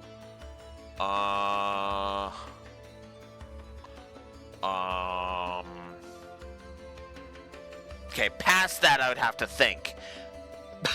But yeah. That's a guaranteed at least like 20 positives to characters for Persona 4. Which might actually be more. Actually, Adachi would be at least one positive. So there's that. Yosuke would be a positive, admittedly. Teddy would be at least a double. Not even a question. Question on that.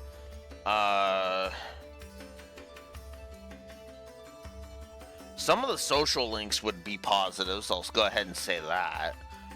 Oh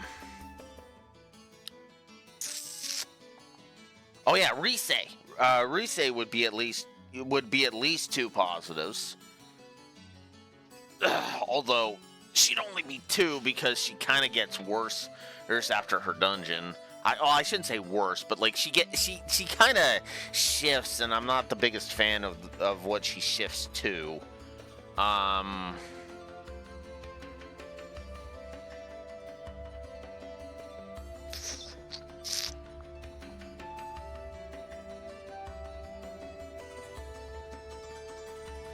Yeah. But anyways, yeah. Anywho, let's continue.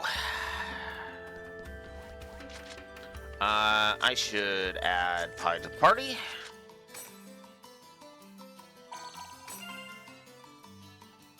So we're for sure never going to be able to have Syllabus join us, or Pyros, which means the only characters we're going to be able to have in the party are Gaspard, are going to be Adelie, Kun, Gaspard, and Pi. Hey, at least until we figure this shit out. Did I get her up to 43? I could have sworn she was only in like at most level 30, because I never used her in the first game. I think the game leveled her up. That's a good question.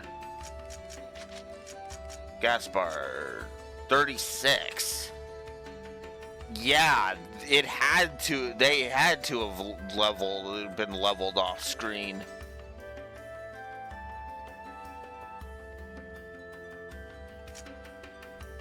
Because Syllabus being 45 makes perfect sense.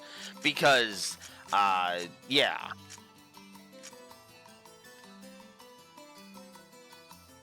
Yeah, I'm not actually upset about that. I'm just kind of like, wait, what? That's not a complaint. No negatives here. No negatives.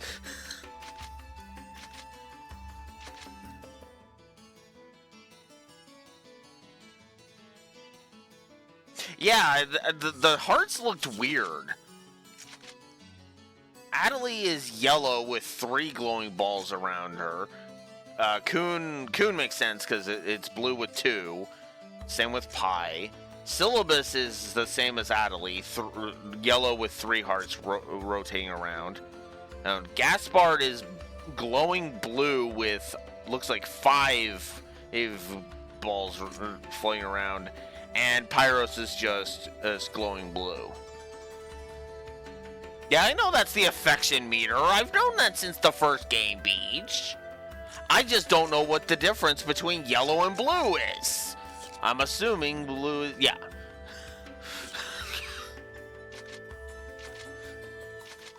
on, bitch. I'm not that stupid. Let's just go get the negotiations with Moontree out of the way. I'm sure you realize this, but we didn't come here to fight. Yeah. I'll handle the negotiations, so just act appropriately and try to get on their good side. Besides, it seems that for whatever reason, Zelkova has taken a liking to you.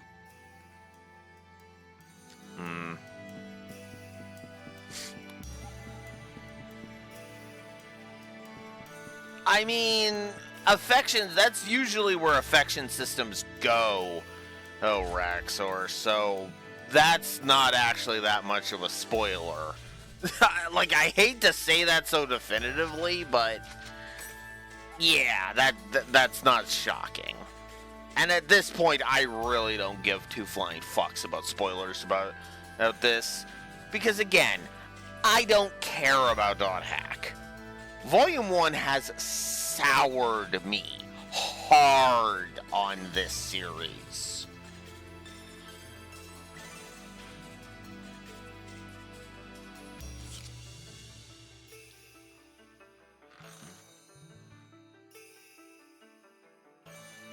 Hey, we actually have all 7 of them here by the looks of it.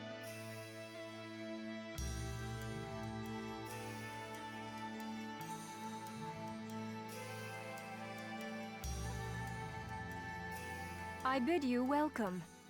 Mm-hmm. Haseo, welcome! Have you had the chance to read the email from our guildmaster? His name is Master Yada. Yep, we sure did. Every word. Good. Then I would like to discuss the investigation of this system abnormality. You're beating around the bush. Why not try telling us directly what it is you want? I don't know what you mean. Perhaps this will clarify things. I'm saying that perhaps you should consider bowing down and gracefully begging us to help you with your desire to escape from the Ida server.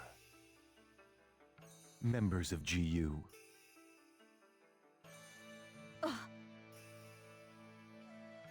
You, Raven, that is GU members, are conducting an investigation of Ida, are you not? He's not supposed to know that. He's not supposed to know that.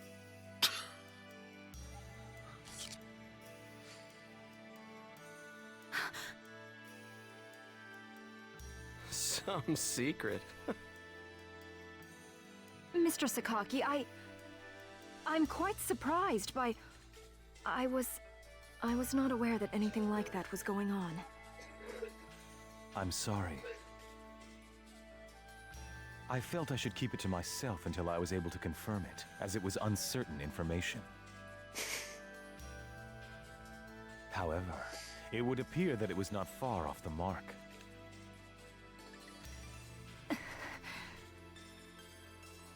Now, this is no time to be fighting each other. Although our positions may be quite different, our intentions are the same. Am I wrong? There is no falsehood in my devotion to Moontree. All right, let's cooperate with Haseo and his friends. After all, we do have to escape from here eventually. True. Good. Then we shall follow your directions. Naturally, we have no intention of making GU public, rest assured. Yeah, I can't fucking trust you on that. I can't fucking trust you on that. Like, come on now. Yeah, I know. Oh, I mean, Online Jack pretty much told us that Sakaki was a villain, Thank you. but did it still So, more subtle. What exactly is it that you would like us to do? Currently, the place in which we are all trapped is not within a CC Corp server. You must try to think of it as if someone sent us all to a mirror server and then isolated it. So then, that would be the AIDA server. Our objective is to find the many seams which exist inside this AIDA server. Seams? Yes. We would like you to help us find phenomena that would normally be impossible to find in the world. A data irregularity. In other words, you'd like us to find a bug. That's right. Very well. We'll take our units, split up, and search the different areas. All right, I've got to do my best for Master Sakaki. Don't go out of your way just to get Master Sakaki's attention. Do you people get that? Whoa, whoa! Getting a little scary there, pansies. Well, Sakaki has decided to cooperate with you. No need to worry about a thing. I'll help you out. I may as well do some work myself. Everyone, don't forget to report in regularly, all right? Now, let's be off.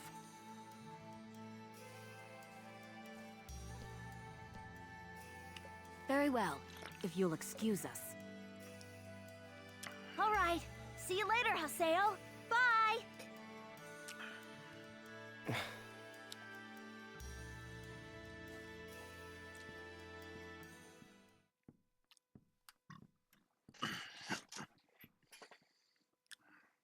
But how does he know about AIDA and GU? Hey, at least we didn't have to spend a lot of time explaining. Honestly, do you realize the significance of this? Yeah, Haseo, come on, man. And like, seriously, dude, read the goddamn room. Realize the implications. God.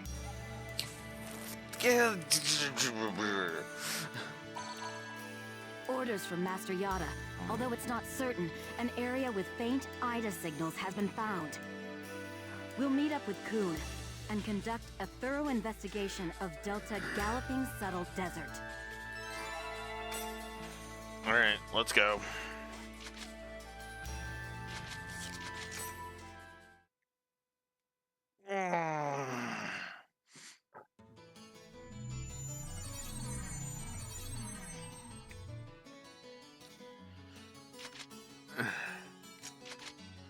Kun, get in here.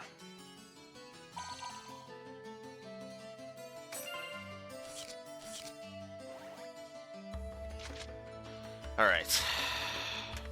I'm gonna AFK for a bio break. I'll be right back.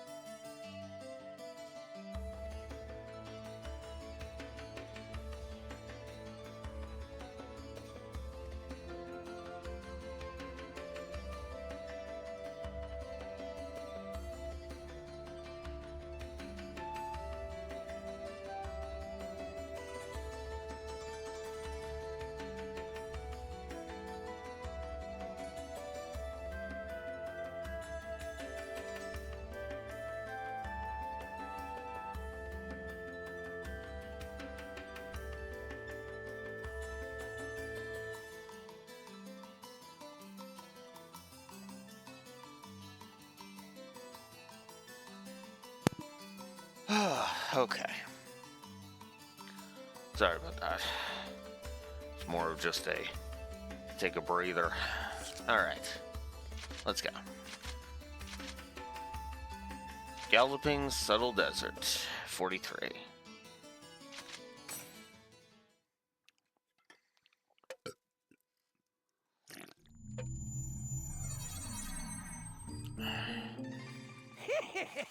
They're here. Who are you? We're searching for the criminals who have been spreading viruses all over this world. If we PK everyone, we should be able to find the culprits sooner or later, right? And once we do, we can finally return to our own world and be done with this place. Tough break, guys. Are you serious? So you're PKing because you couldn't handle the anxiety? What was that? That's... Here goes! Uh-huh.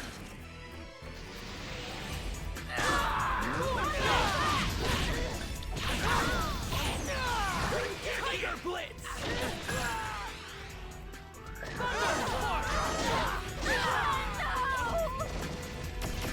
Yep. Tiger Blitz!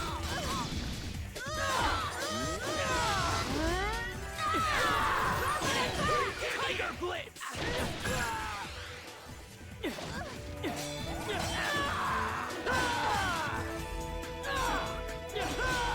Tiger Blitz!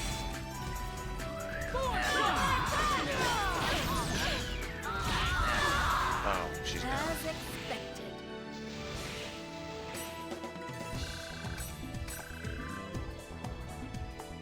Coon was at 4. Oh. No, he wasn't at 42. It seemed like he was, but no, he gained an Those guys ability. just now were PKers from Kestrel, right? Yeah, this is bad. It seems like everyone's starting to panic and go crazy in the different areas. Then we'd better hurry and find a solution before things get much worse. Come on, Haseo. Let's go. You know, I'm kind of glad that they don't pull the whole die in the game, die in real for real thing, because if that was the case, we would have just killed three people. And I mean, like, actually kill people, not just PK them.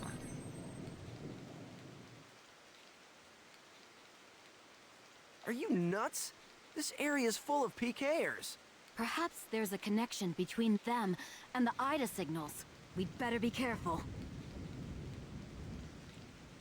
Yeah. Actually, what's funny is that was actually what made Lock Horizon such a fresh concept. Everybody was trapped in the game, but it wasn't you die in the game, you die for real. It was literally just, oh, you got killed. You respawn in town, which means you had, every time you got killed, you were remembering when you got killed. And that was its own kind of psychological challenge. Which I actually applaud Log Horizon for.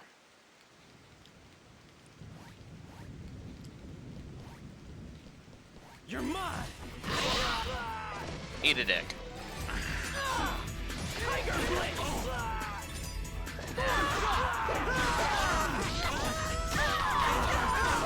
Also, Gabby, fuck you. Just straight up, fuck Gabby for letting this shit go. Because this is not the fucking time to be PKing every fucking player you can find. But his explanation is, but that's part of the game. Yeah, but this fucking world is not part of the game. It's part of a corruption of the game that needs to be fucking dealt with. With being assholes is not a part of the fucking game. I've said this before and I'll say it again.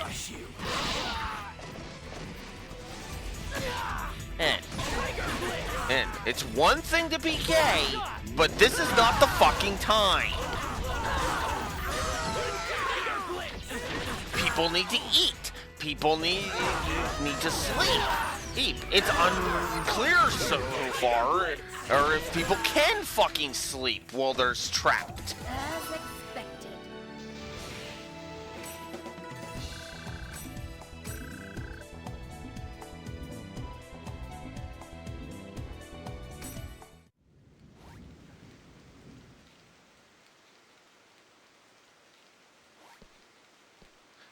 That's why I say fuck him. You're mine. That's exactly why I say fuck him. He should be fucking going around and refuting these asshats. Because this is fucking stupid.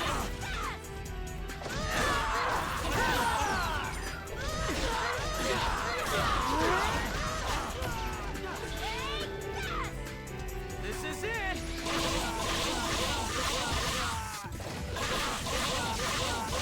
Okay, that's different.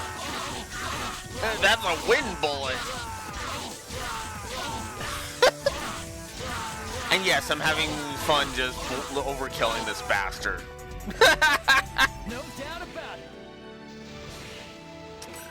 Well, I'm glad I was clear, Coon.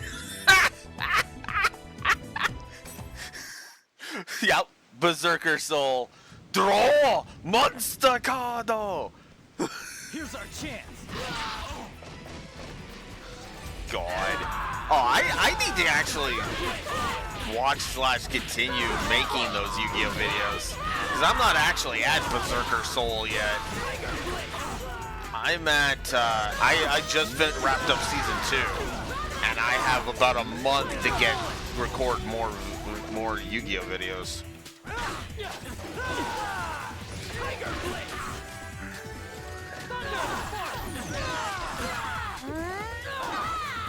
Justice prevails.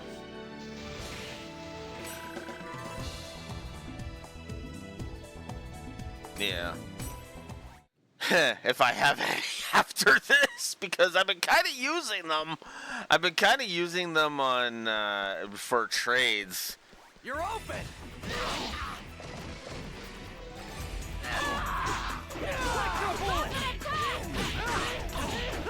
Well, I'd say we're back. I'd say I was basically back to being the terror of death at this point.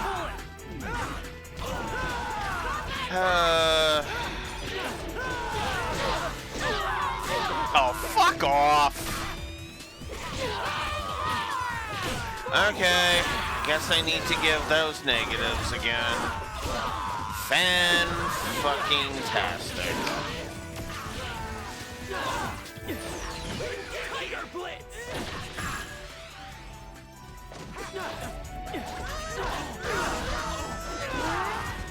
As expected.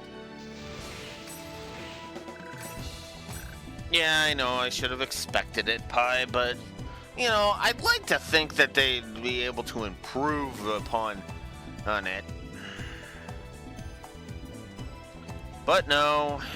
No.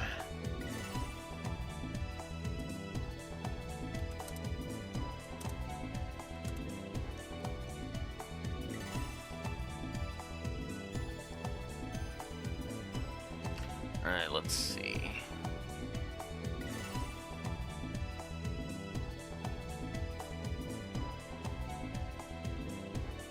I only gave one negative to flinching, but 2 for knockback. And 2 for getting Oh. No, the flinching was 2 because that led to you getting comboed. And knockback was also 2. So yeah, let's give both of those double negatives again.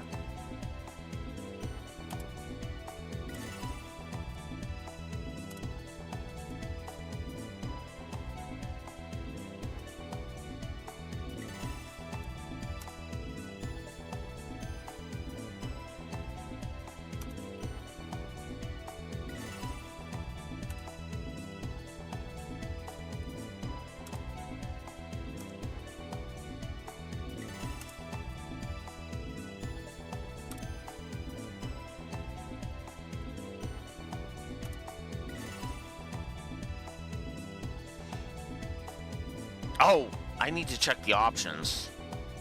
Okay. My bad. Yep, they're just as bad. Okay. How many negatives did I give the lack of options before?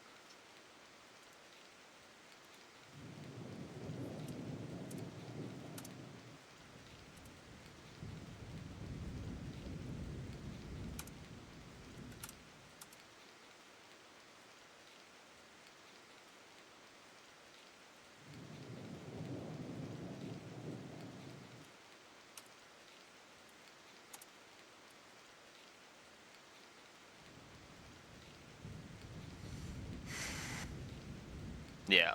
So we'll probably be giving that in all of them. Then. God damn it. Alright, I'm not going to give the audio spam negatives just yet. Oh, quit your belly aching. Aching, I'm reviewing. And as such...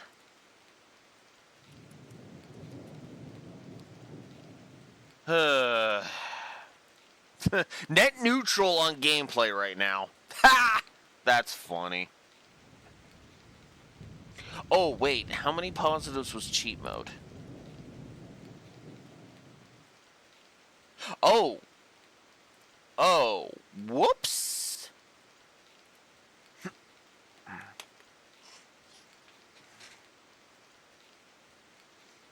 I upped it to... Nope. I upped it to 3, Raxor. I upped it to 3.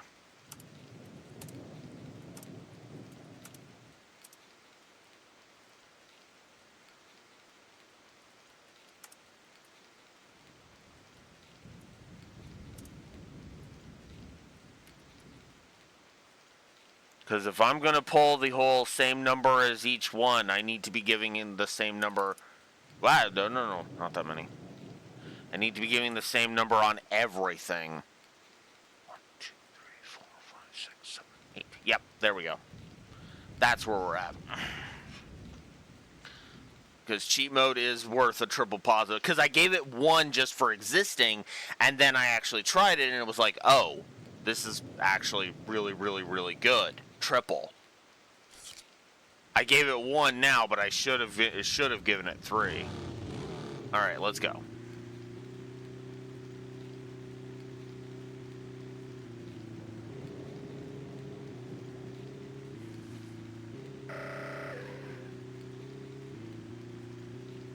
Doesn't look good. Dang it. Oh well.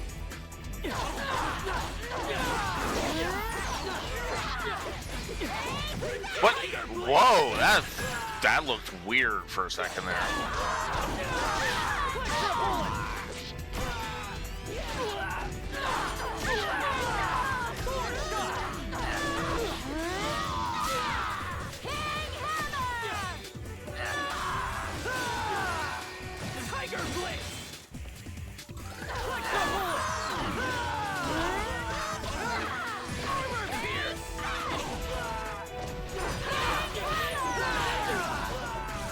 Okay, who's next?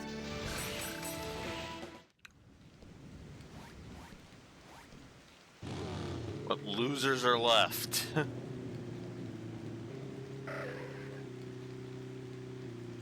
Doesn't look good.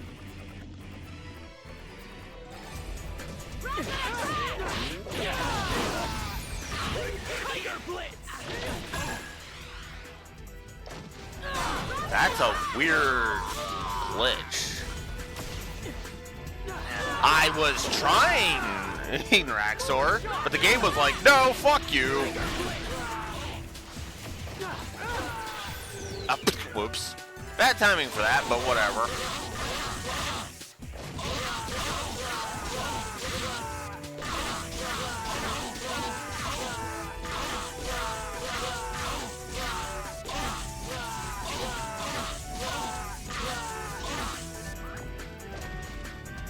Okay, who's next?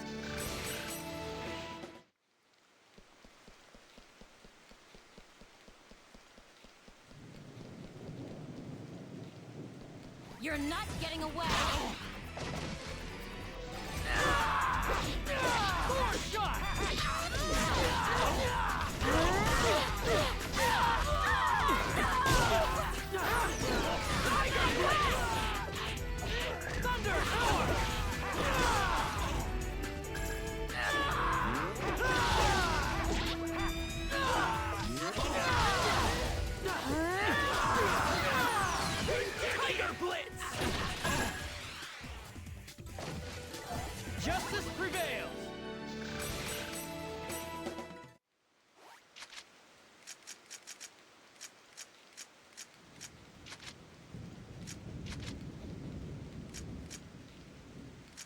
47, and then I'll be able to use one of those.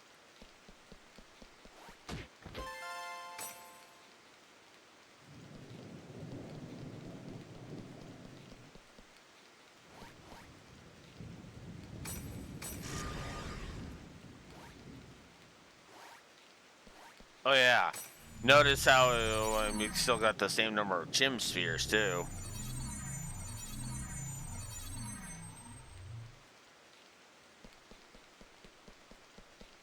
I'll crush you.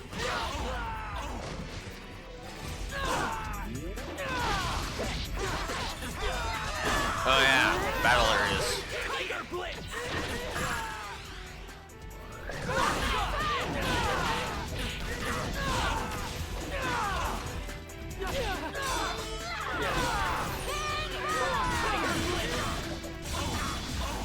Really?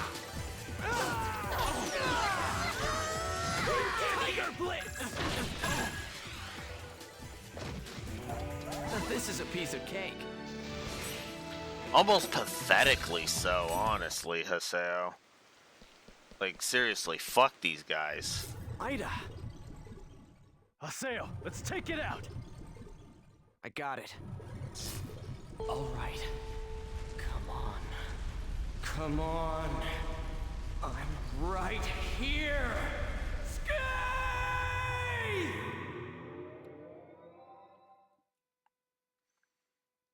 All right.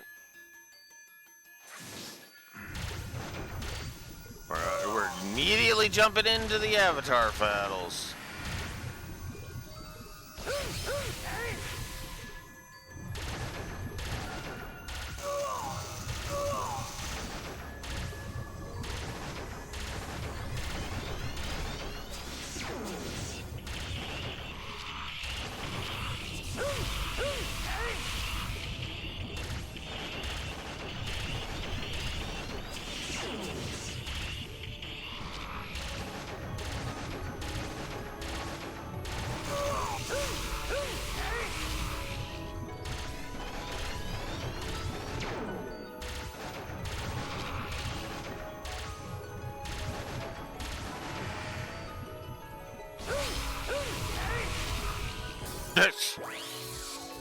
I don't actually need to get rid of the stun thing. It's just that it works best when you do that. Alright, come up. Fuck you.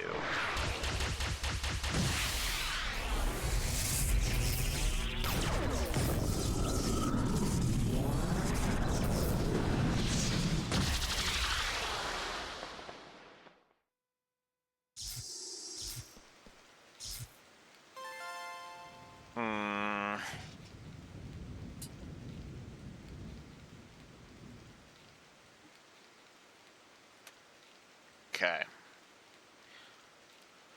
Let's look at my negatives for the first game.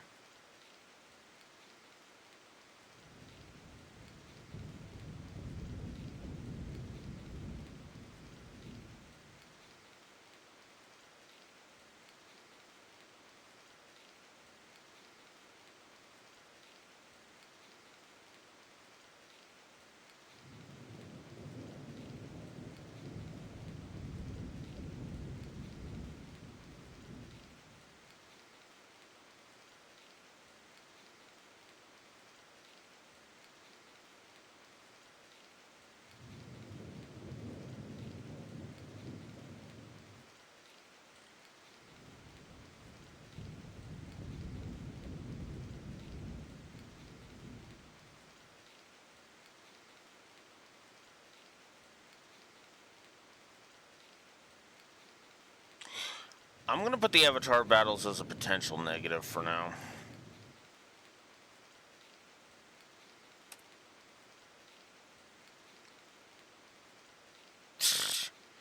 Wow, that's actually interesting that I had that you and I are different, have different things about it, because the reason why I liked Randy didn't come in until the foot race.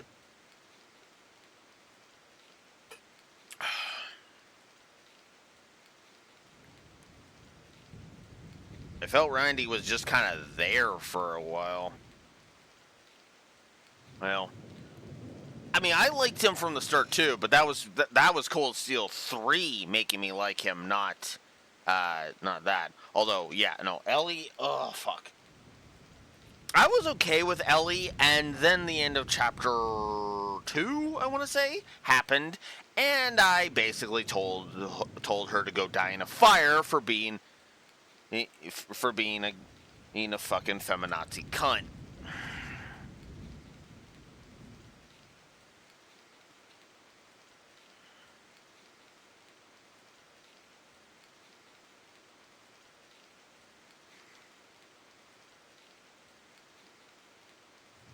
Well, okay, she's not a feminazi cunt. I will.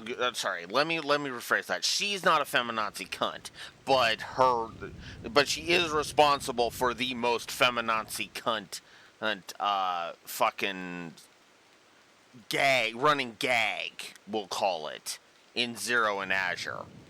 Lloyd is nice to women. That automatically means he wants in their pants.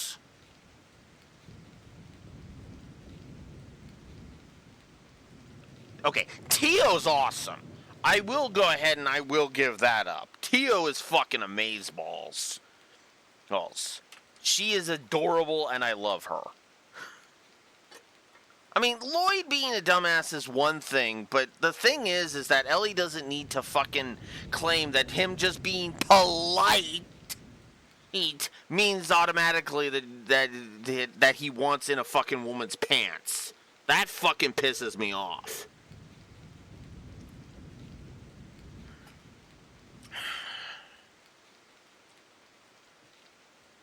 And honestly, he's smarter than I would argue most of the fucking story portrays him as too.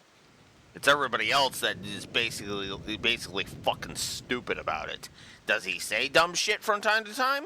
Yes, but everybody that's that young says dumb shit from time to time. It doesn't mean you start treating him like he's a fucking misogynistic rapist.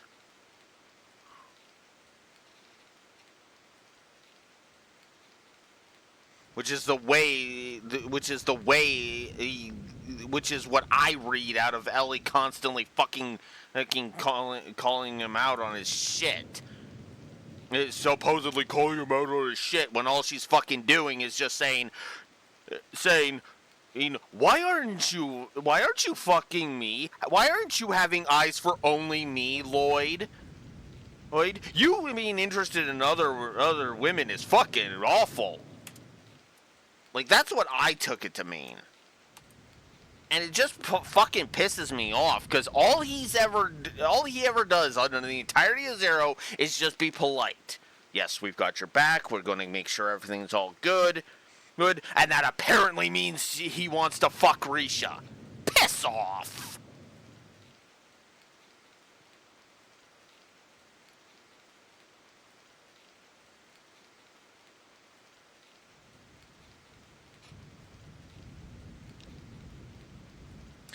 Alright, so I'm going to put the Avatar battles, to get back to Dot Hack, we're going to give I'm going to put the Avatar battles as a potential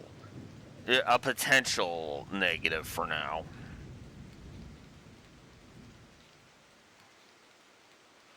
Oh yeah, that's another thing I need to put as a potential on the board.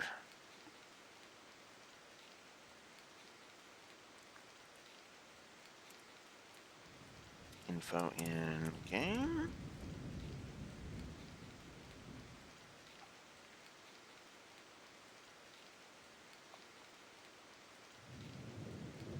Ooh. Oh. Actually, I need to up the positives right now.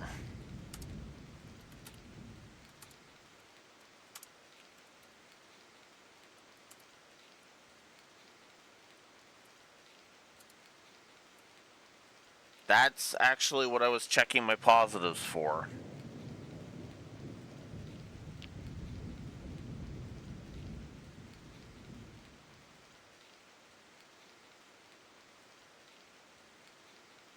Oh, there's the other one. Battle areas.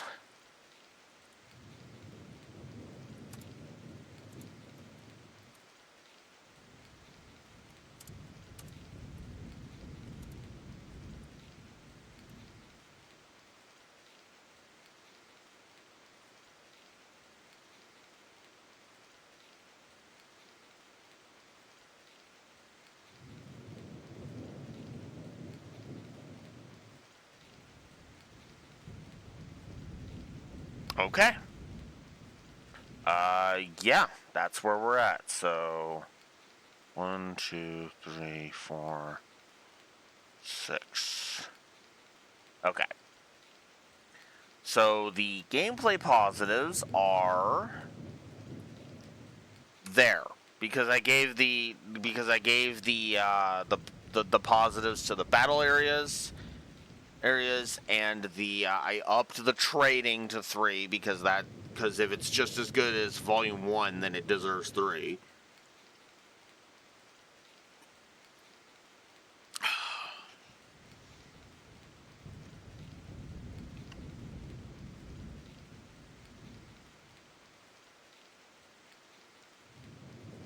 I'm going to be curious to see what your reaction to the Schwarze auction is going to be, Beach. That's to circle back to Zero for a second. That's the one I'm curious about. Ugh. Ugh.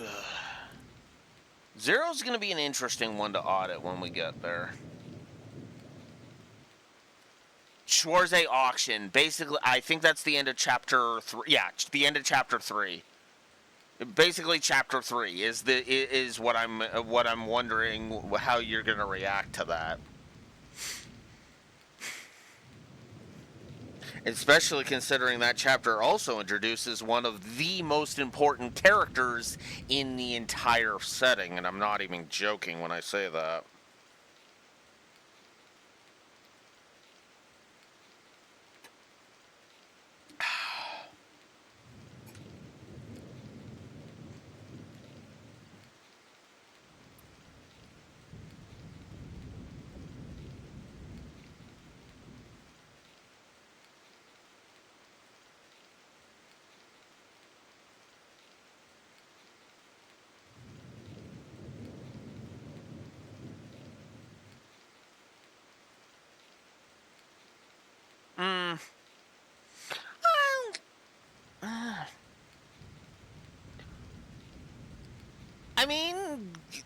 I mean, to be blunt, and she is part of the lore of the setting, Rexor. That's why I'm like, yeah, I would say probably one of, like, not the most important, but like, yeah, there's a lot of.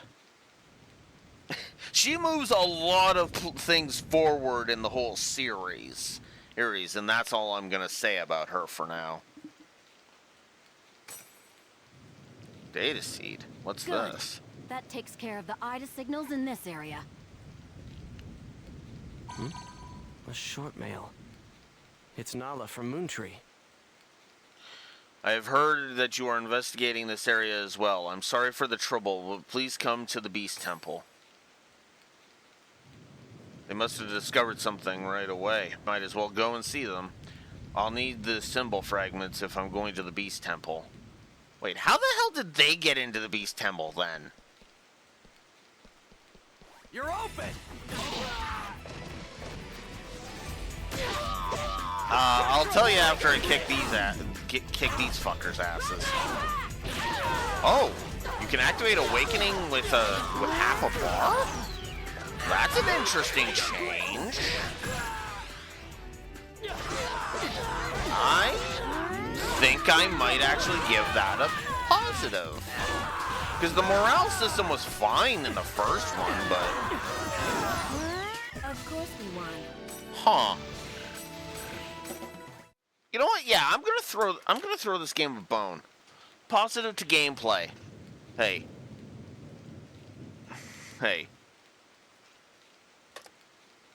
Awakening is it can activate Awakening without a full morale bar.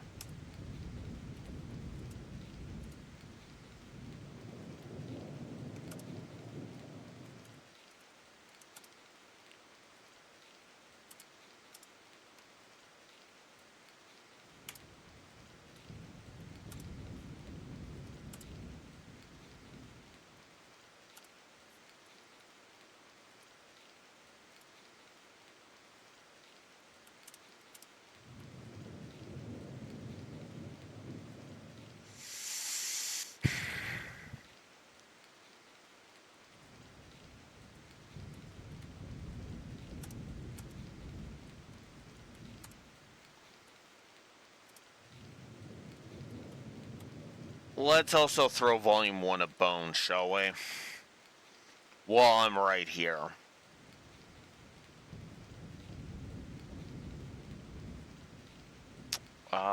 Let's put it here.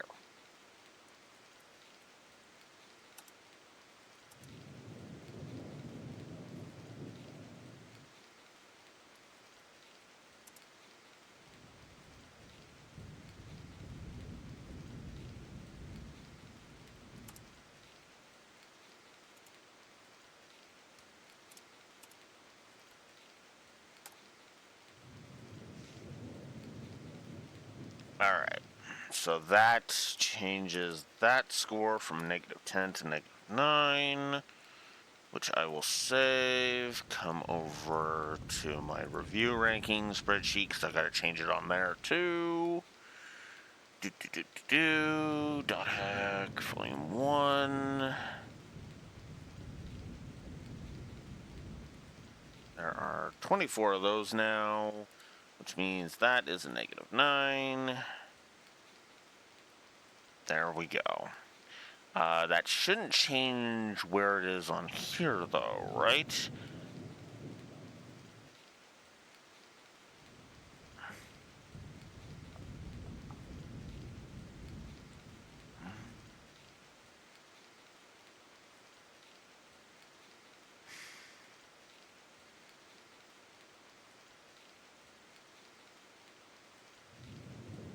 What do I do? How do we determine that?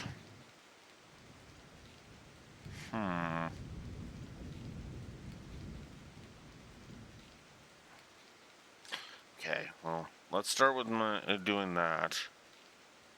So that would be an average of 7. No, they're both an average of 7, though. So that doesn't work. Shit. Hang on. I know how I can flip the script on this. Hang on. Session. I didn't put the session count. Crap. Okay, I'll figure that out later. I'll figure it out later. They'll just be tied for now.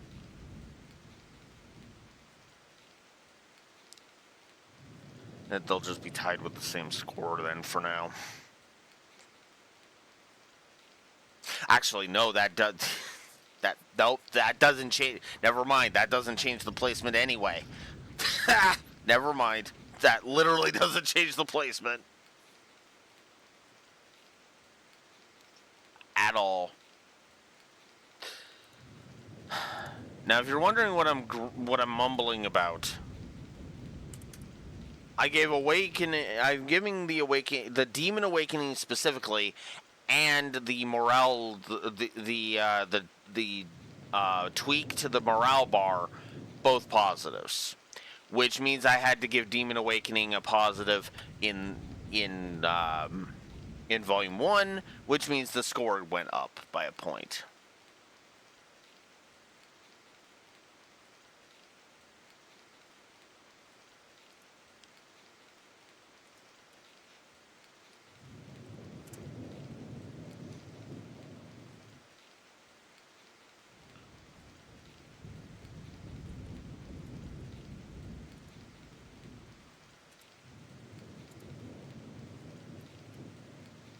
So there we go.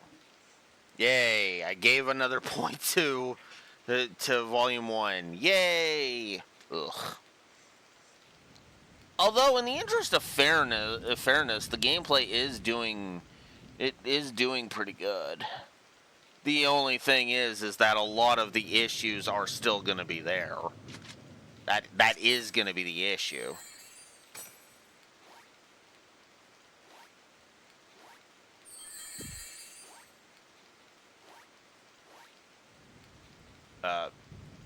Target yourself has said, oh, because we're not on the items right now.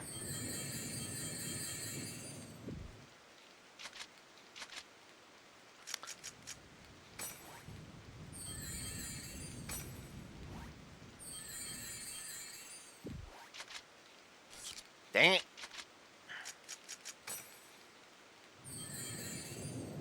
Speaking of negatives, I am gonna give that triple negative for interface. Oh, I don't want to, but I have to. The interface is clunky.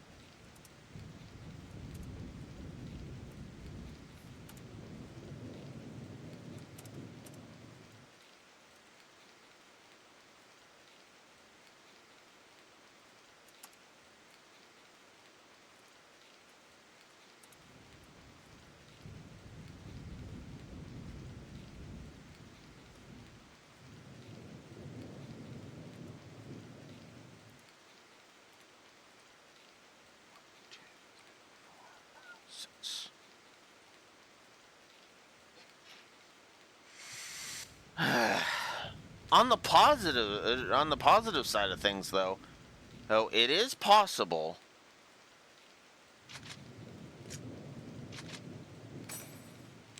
It's supposed to do all that. Absorb metal.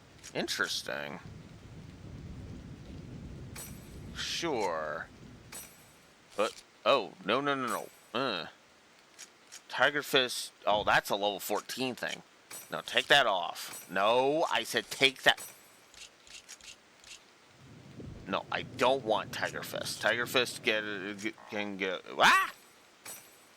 Tiger Fist can go away. God damn it. That's not gonna be enough. Ooh. I might not have enough. Well, shit.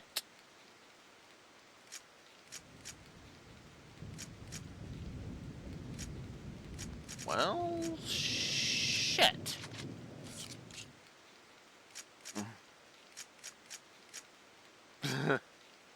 Divine Sheath. Yeah, no, I don't want that.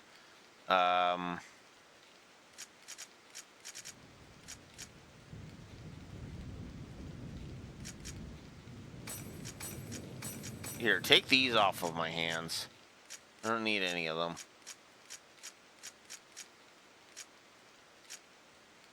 I don't need 2 of these.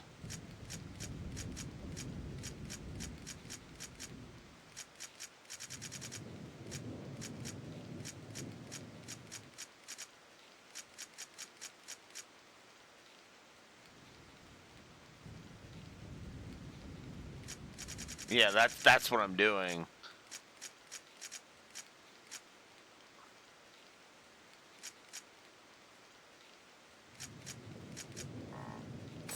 Oh. Dang it. Alright. No, can't do it. Now do you understand you can't satisfy me? Damn!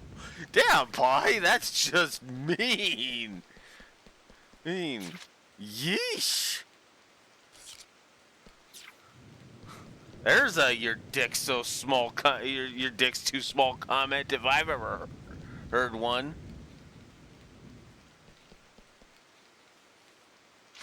I have 8 wind bells? Hang on. Let me try it again. Alright, I want the absorb metal. Ah! Stop that! What is it? Where is it?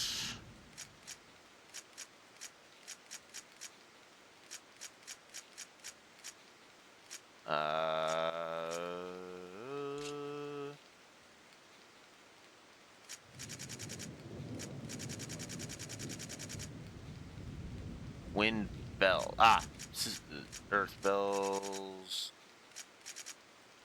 I have more earth bells than wind ones. I don't have any wind ones. It's all earth. Okay,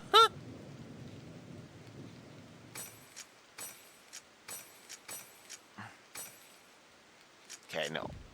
Let's take away one of those and then see if we can find some stuff that can satisfy her.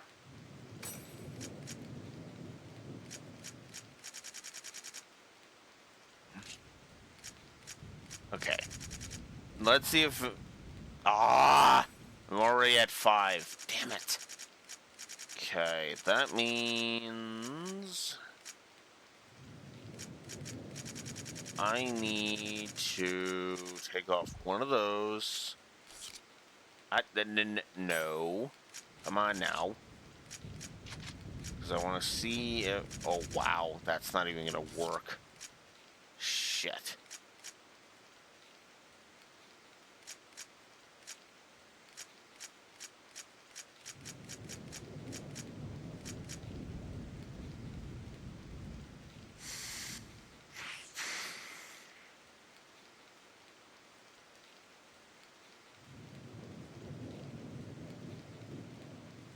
I wish I could frickin' put accessories as like number of accessories to hand over kind of thing. You know, I don't care about magic attack all that much, so yeah.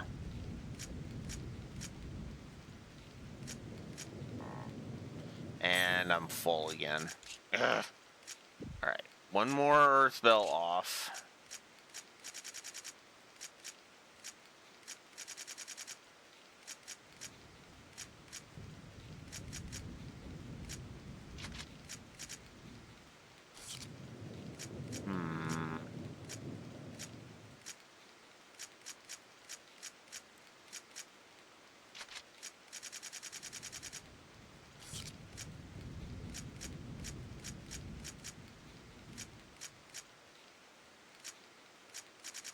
I guess I can't satisfy you. Damn. Well, shit. Coon, what about you? What do you got? Wrath Altar. Well, I don't want that because it's a low-level thing, so fuck it. Actually, hang on. What do I have for fists right now? I have a level 66, a level 32, a level 51, and a 32. Well, you know what? I should see if you could use any of those. Because that was kind of the whole point. So that would bring you up to 30. This would bring you up to 28. And that's what you have on, isn't it?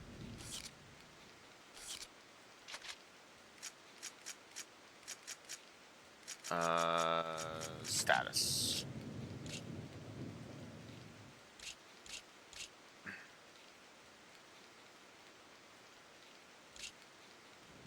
She has Fire Altar on. Okay. Hang on. Let's see what giving you one of these would do. Oh wow. Simple Watch, all element plus 10. If I give you an earth spell that would severely drain your wind down to 3. Oh, that's bunk. I'd rather do this. Here, have a Simple Watch.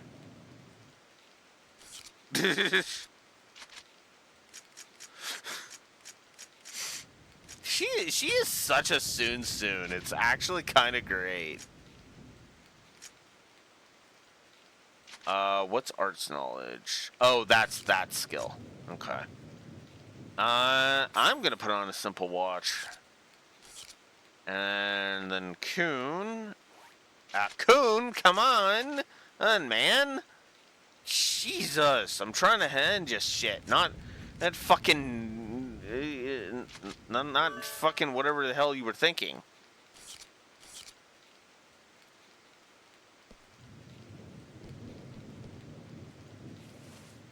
You're not getting away!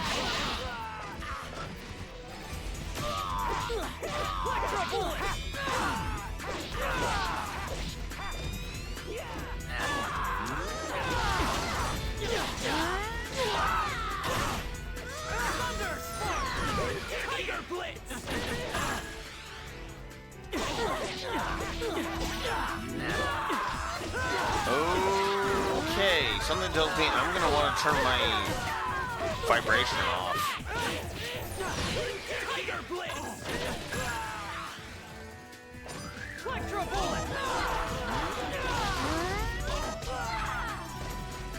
Of course we won. Okay, hang on. Whoops.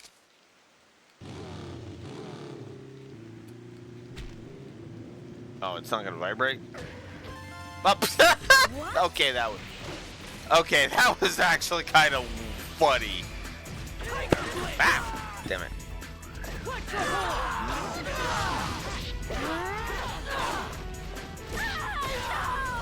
Huh? What about the map?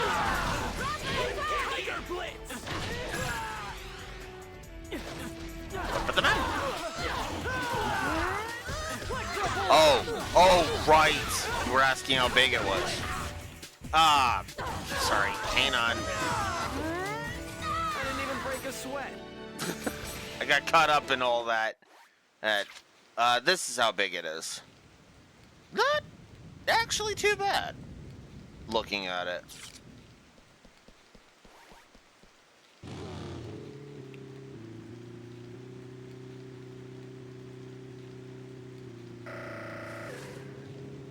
Oh my god, I hate riding around on this thing.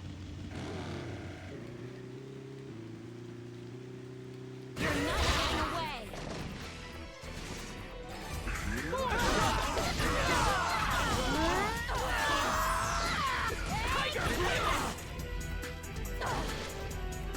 Oh, I can turn it off from right from there. There we go.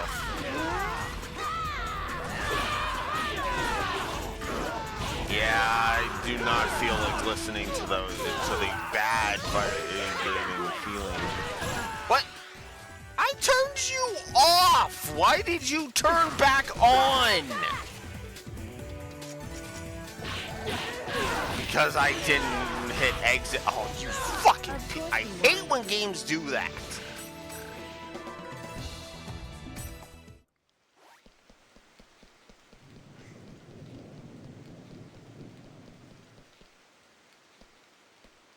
Hit X on exit or go fuck yourself.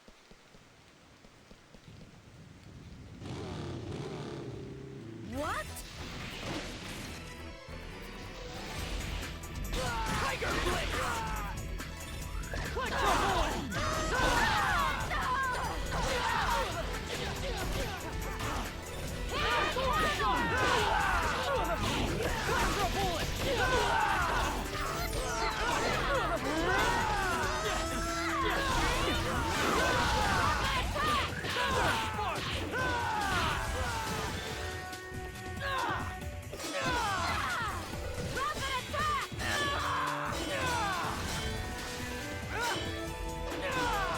Thunder Spark!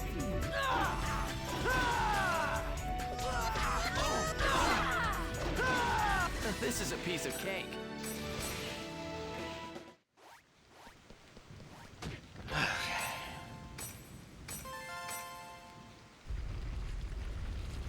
There.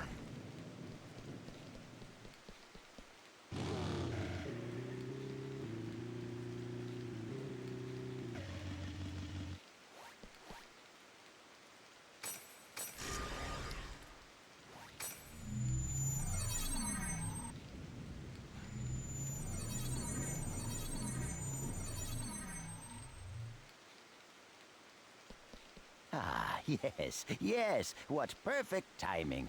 What's this about? I'm afraid I have no idea. I just arrived here myself, but you can hear voices coming from inside. I think we should go find out who's inside the temple.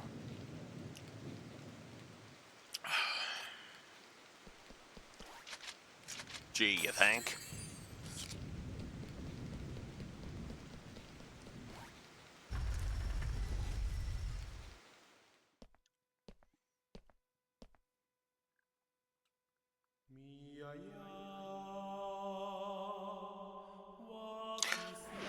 Well,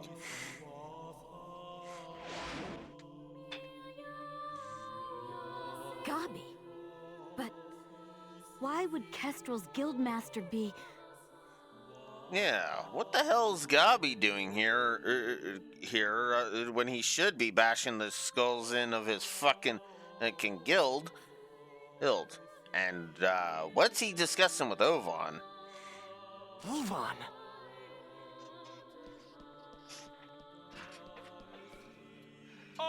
it's you! Ovan, why are you here? I wonder. I didn't ask you. I suppose you could say I was just talking with an old friend. Ovan and I once pledged eternal brotherhood to each other. Mm-hmm. Like I care. Yeah. Answer me, Ovan. What are you doing here? The same thing you are. What? I'm searching for a way to escape from the Ida server. After all, I don't plan on being here forever. Is that not your ultimate objective as well? As members of GU? But how? I want to know how you know about GU. Who told you? What is it that you want? Please, calm down, Master Haseo. I assure you that our objective, and his, is to investigate the Ida server and to use that information to escape. In other words, we are all comrades in arms, and there's no reason for us to fight amongst ourselves. Tell that to the fucking shithead PKers outside, but that's beside the point. Also, it's less shocking that Ovan knows about GU. We did see him literally converse with Yada in the last game, so... yeah, that's not shocking in the slightest.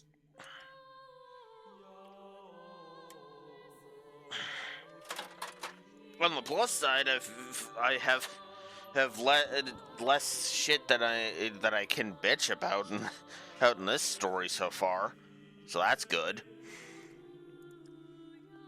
Hell, literally only one negative is codified right now. Actually, speaking of that, since this pretty much is the same brickwork as last time, I'm gonna go ahead and just codify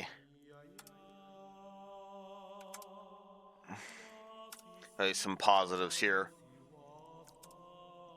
Just because it's like, you know what, it's already proven to be good.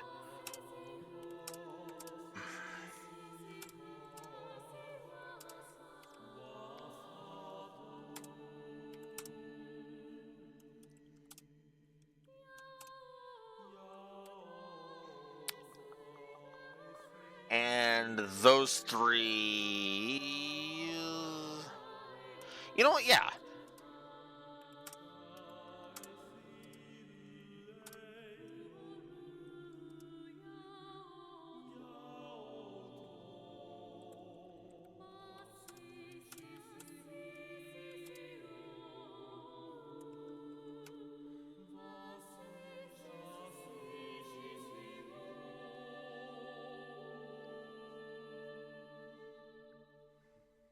So there we go. Codifying 4 positives. Voice acting, music direction, brickwork, Limblom effect. Bam, bam, bam, bam, bam. Here, bam, bam, bam, bam. There you go.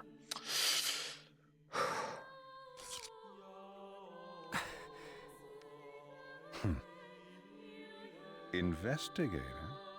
Honestly, Yada is just wasting our time. What do you mean? He already knows the means by which we could escape.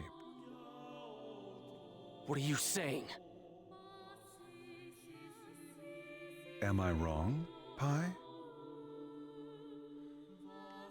I mean, okay. I'm gonna say something that's probably gonna make people go, what the fuck? But, there's a saying. What does that have to do with the price of tea in China?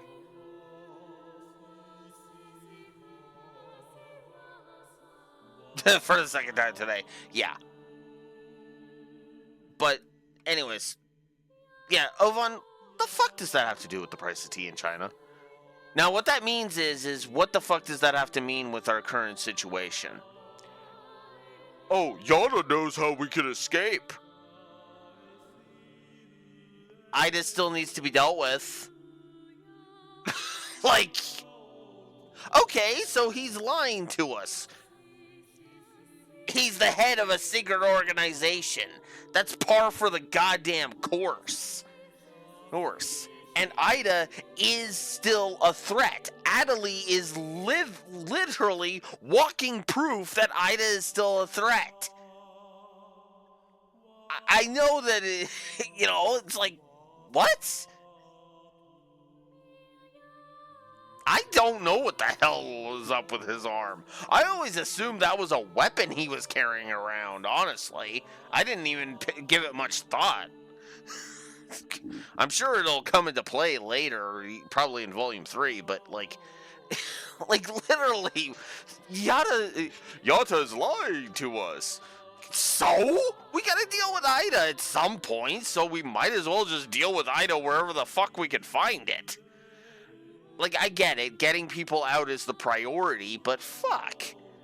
Look, getting rid of Ida so that Ida can't just redo this again and again and again, and worse each time, is also a thing.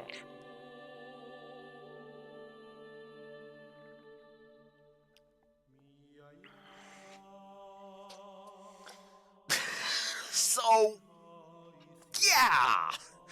I'm sorry, but it's like, if we're gonna make a big deal out of this, that's gonna tip the needle into fake drama. I'm just gonna go ahead and be blunt.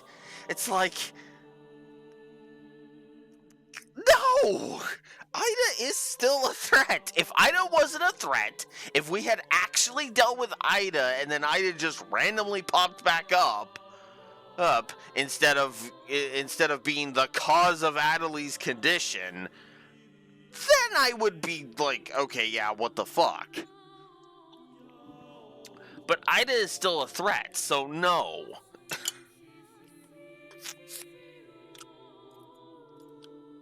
Getting pissy at Yada, that will be the fake drama right there.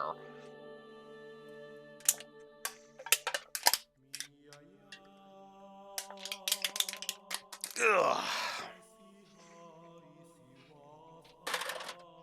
So.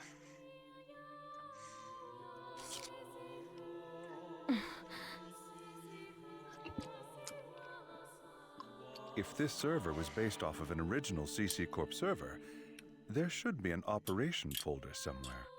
Uh-huh. Operation folder? A file that unifies and manages the entire system that makes up the world. If one could control it, one could then make it possible to send character data to a regular server. Yada is the longtime leader of Project GU. Naturally, he would know everything about the world. There is no way that he would not be aware of the operation folder. Pie!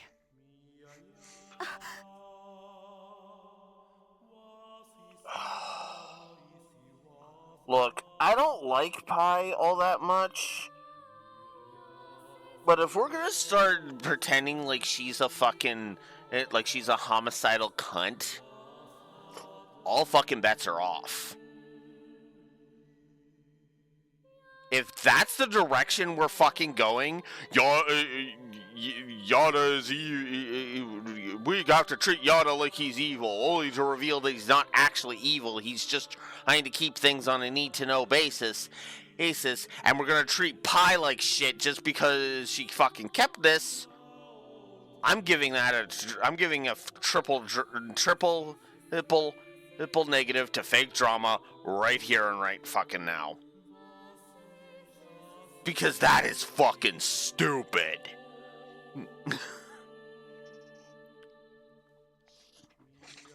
And you know what? That doesn't even that doesn't even faze me. Her being a PK. Okay, and? Water, wet, okay, fine. What? I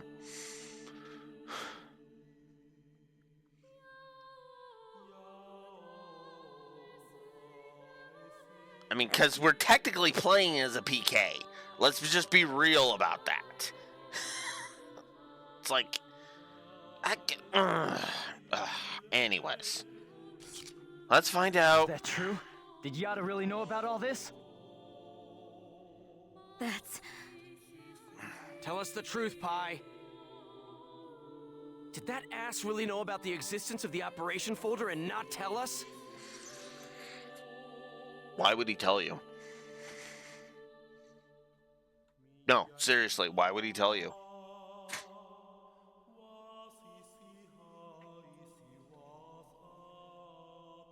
What possible reason could he have for telling us that?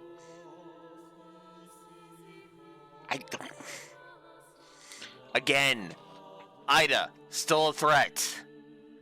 Yes, it's kind of douchey that he would do that, but Ida is still a threat. I know that I'm a broken record with that, but again, it's the one thing that fucks this in the ass.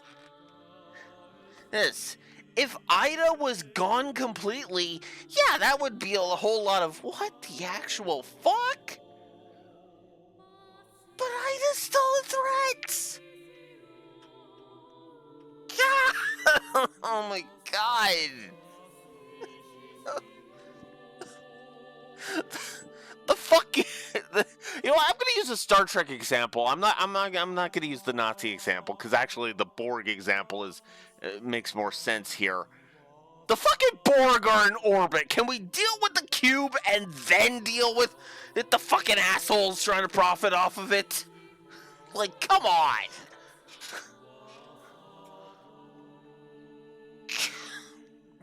Fuck.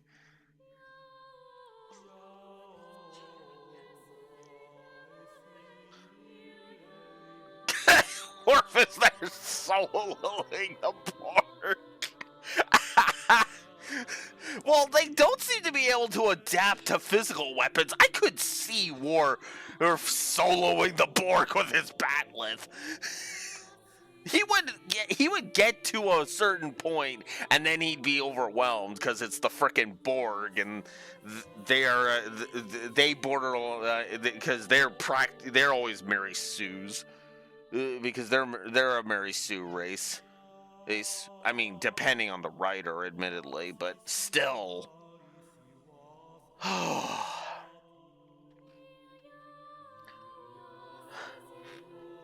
No, Voyager's Borg aren't Mary Sue's. Voyager's Borg have a glass jaw.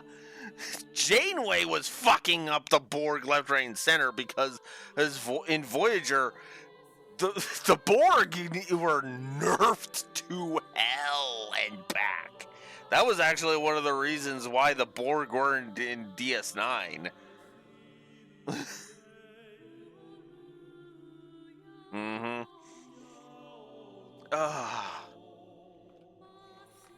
Yeah. Which, actually, I gotta be honest with you, I kind of am glad that virus Admiral Janeway brought with her didn't turbo kill the Borg. I am. I mean, I know new Trek, blah blah blah, but regardless of which canon you buy, either Star Trek Online or New Trek, yeah, the Borg don't die in either continuity. From that. Every Star Trek continuation has said, yeah, no, the Borg do not die from Admiral Janeway's virus.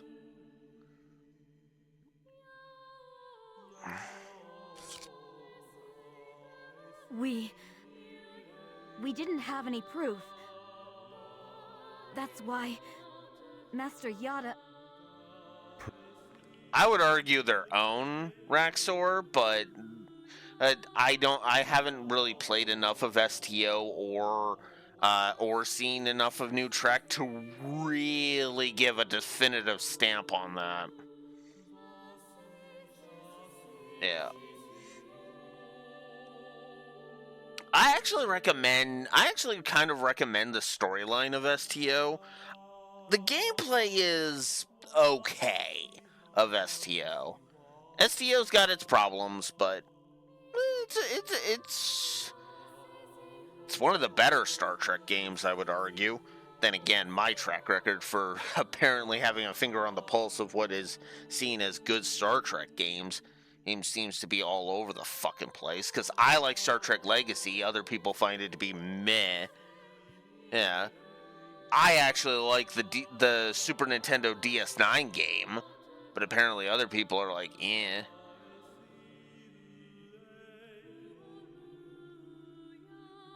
Yeah. I actually do like some of the stuff I know of STO, and I absolutely adore how many Trek actors they actually got on board with STO. Oh, it's kind of a highlight because they got Leonard Nimoy. Spock makes that does the opening narration. They bring back Rene Auberjonois before he passed away to play Odo. They got Hertzler to play Martok again.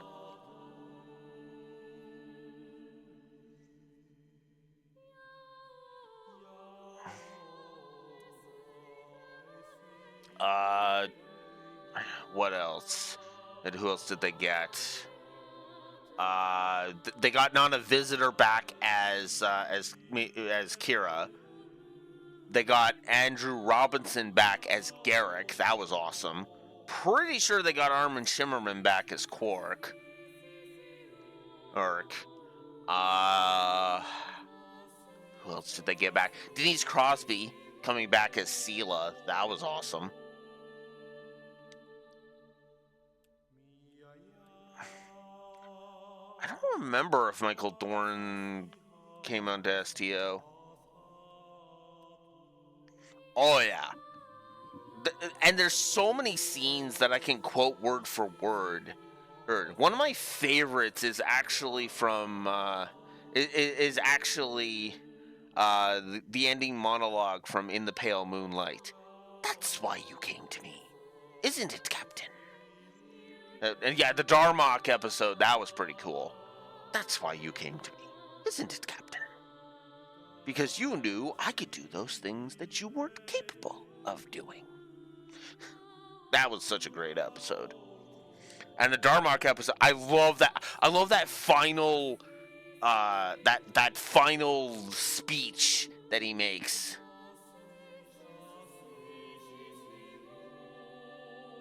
Hey, I love that final speech. I forget the name, but it's like, so and so, Bob, his arms open, Bob at peace. I forget the name. Tyrell, I think, was his name. Tyrell at peace.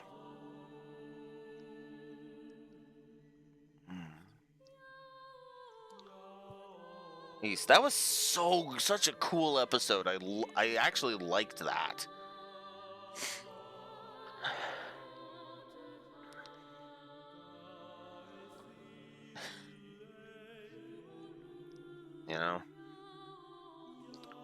Oh, there's a lot of good stuff in there's a lot of good performances in Trek. I agree. Heck, even in the original series, there's a lot of really good stuff. One of my favorite episodes from Star Trek. What's funny is that I actually have, like, outside of like the obvious ones, I actually have a lot of episodes of Trek that I'm just like, I freaking adore these, Yeah, TOS is pretty hit or miss. I will go ahead and say that. Some stuff in TOS is like, ugh.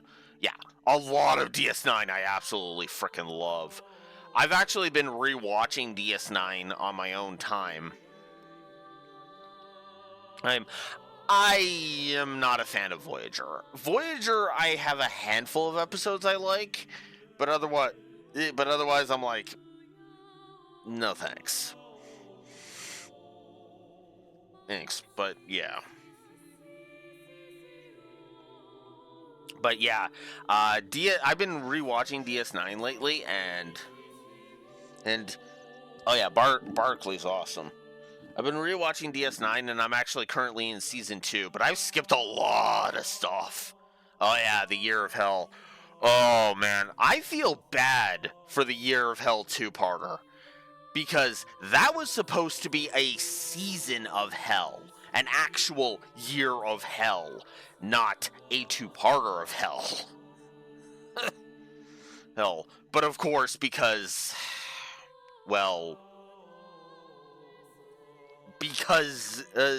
making a TV show just has to be overly complicated. Yeah, Rick Berman is more of the one I blame for that one than Brennan Braga. Braga kowtowed to Berman too much. That was the problem. And that's one of the things that made DS9 so good. Berman was so focused on Voyager that he left DS9. He pretty much left DS9 alone. They literally lied to him about how long the Dominion War was gonna last. Because Rick Berman said the Dominion War can only last 3 episodes. The DS9 people were like, okay, boss. They lied. Because they knew they couldn't fucking fit the entire Dominion War into 3 episodes. Hell, they didn't even get the Dominion War arc into 3 episodes. That was like 6. Yeah, it was like the first like 6 episodes or so. And I actually, give me a second. Let me look that up. Let me just look up Memory Alpha. Okay. Oh, go away.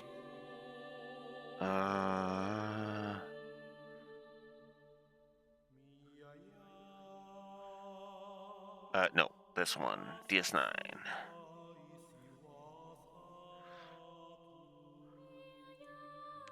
I need season 6. Okay, let's see. 1, 2, 3, 4, 5. Yep, 6. 6. And if you account Call to Arms at the end of season 5, it's technically a 7-parter. God damn.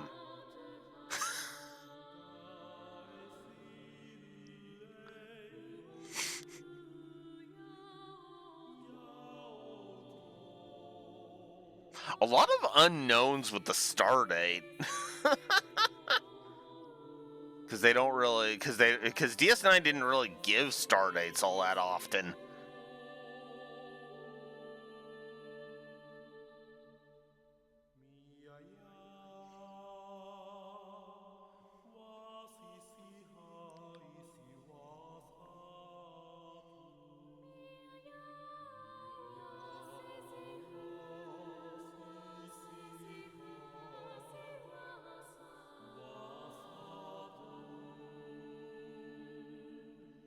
Jammers Reviews. Yeah, also Homefront and Paradise Lost. Those are good episodes too. Holy crap. That is such a good episode because it was like, and you know that's the weird thing. Those episodes are weirdly relevant today.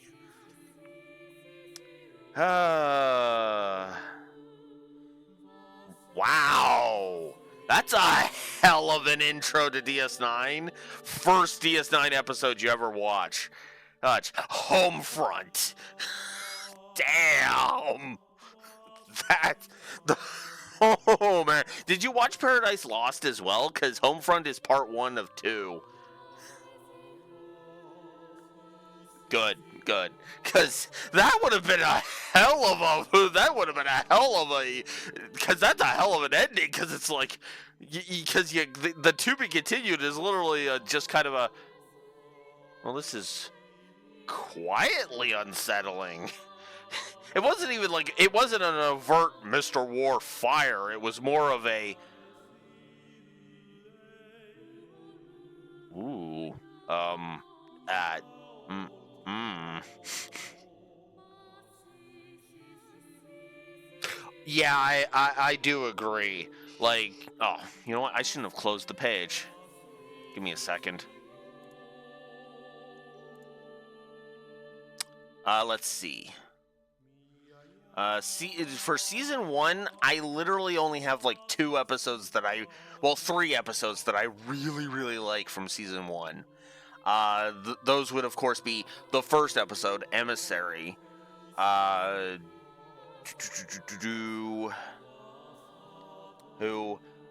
Duet, the Negus and Duet. I don't much care for In the Hands of the Prophets. That the finale of that one, it was like kind of meh. But yeah, no. Duet is honestly one of my favorite DS9 episodes. Like, just straight up. My favorite moment is was the whole Maritza, who was good for nothing except crying in his curled up in his bunk and covering his ears and crying like a woman because he couldn't bear to hear the screams. Oh man, that was crazy.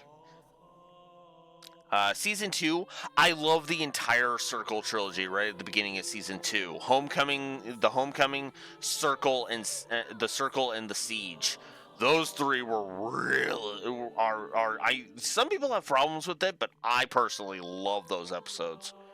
Cardassians was another good one. That was the Cardassian War Orphans episode, which was really good.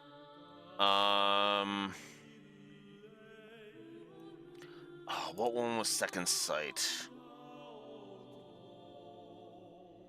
Oh, God damn it! No, I'm not turning off my ad blocker. Piss off. The fandom.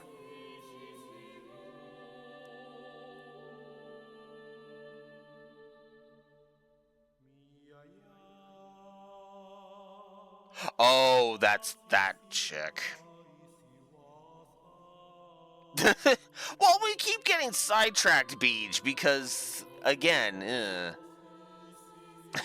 let's see.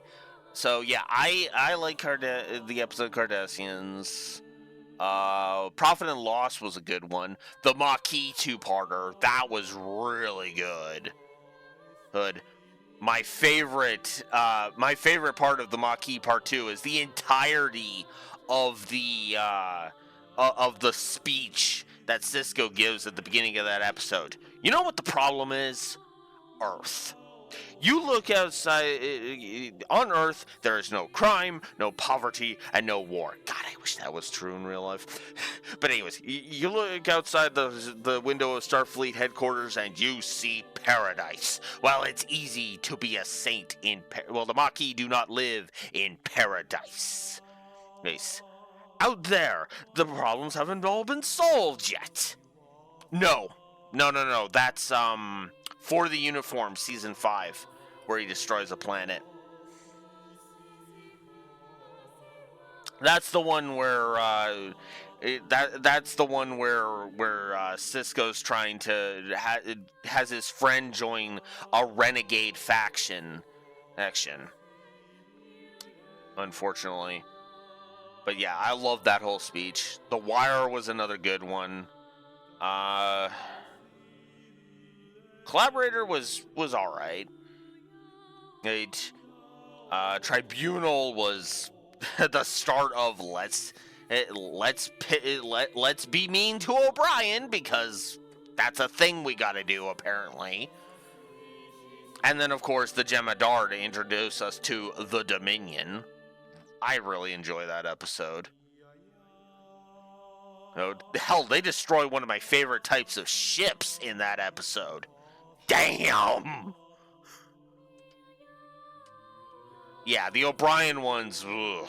Yeah, I don't like them either. The only one I can actually tolerate is Tribunal, if I'm honest. Tribunal is like the only one I can tolerate. Right? My least favorite is got to be Hard Time. That one pisses me off in in every capacity. And then season 3 is just full of gold. Gold. God, there's so many good episodes in season 3. Jesus, the list. The Surge Part 1 and 2. Ew, that was really good. House of Quark is just a fun episode. Second Skin is really damn good. I love that. That's a great Kira episode. Yep, Past Tense Part 1 and 2. That's in there. Defiant, I think, is a good one. I am a defender of the episode Civil Defense.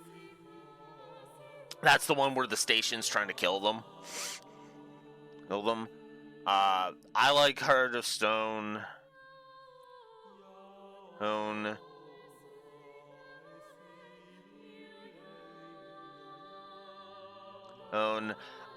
Improbable Cause and the Die is Cast.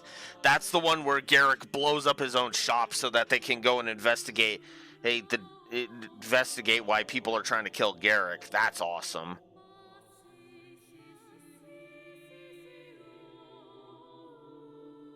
What the hell was Starship Mine, I think, was the name of that. That was the one where those thieves were trying to take something from the Enterprise, right? Hey, and Picard was all alone on the ship? Was the only crew member on the ship?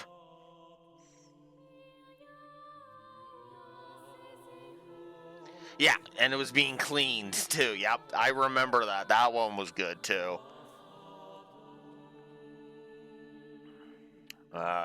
Explorers was a good episode. Good breather episode, too. Right after the frickin' Die is cast. And I enjoyed The Adversary. Fun fact, the first DS9 episode I actually sat down and properly watched, was actually the season 4 opener, Way of the Warrior. And then pretty much season 4 and on, I just like watching because so many of those episodes are good. There's very few I would actually skip in the later seasons. Yeah. It's funny because that's the one I came in on. The one where Worf joins the DS9 cast. Which is funny because Worf was always one of my two favorite characters on TNG. It was always Picard and Worf were my favorite characters on TNG. It's actually one of the reasons why in TNG one of my favorite episodes is Sins of the Father, when Worf has to answer for the challenge, the lies that are spoken about his father, because the most evil dumbass in the Klingon Empire is actually the son of the traitor.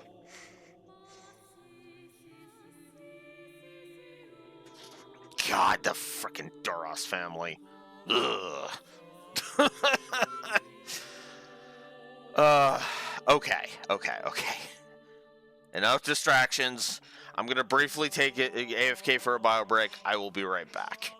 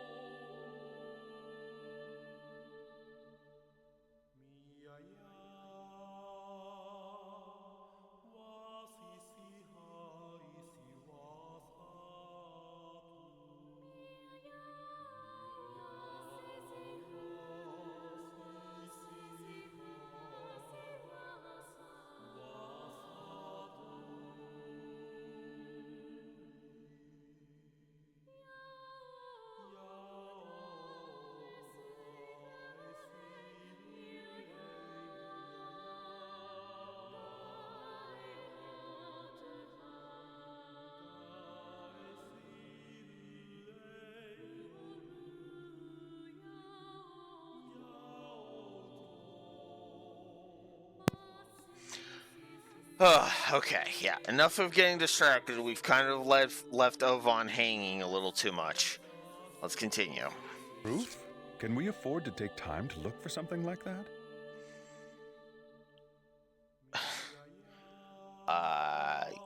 Yeah.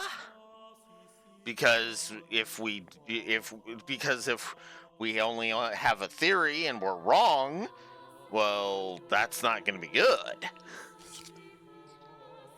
But we don't know the dangers.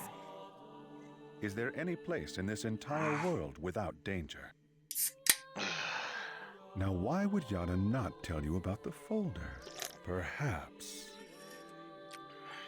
it's because he never had any desire at all to escape. Everything felt by the players trapped in this game. Wow. Fear, sorrow, anger, confusion. Damn. Oh yeah. If you want a freaking a more immediate contrast as to the whole, oh, the villain reveal is stupid with Sakaki, bam, Ovan, right there. We've been hinting that he's a fucking douchebag all throughout during every one of his seldom appearances in Volume 1. And here, he's pretty much just flat out sowing the seeds of discontent. Hell, we've had hints of that since the frickin' opening of Volume 1. When he sent Haseo after Tri-Edge and didn't fucking show up. This server is filled with such intense feelings. Now, what better place could there be to observe Ida's caustic effects on players and their characters? Yes, that's right. This is his ideal laboratory.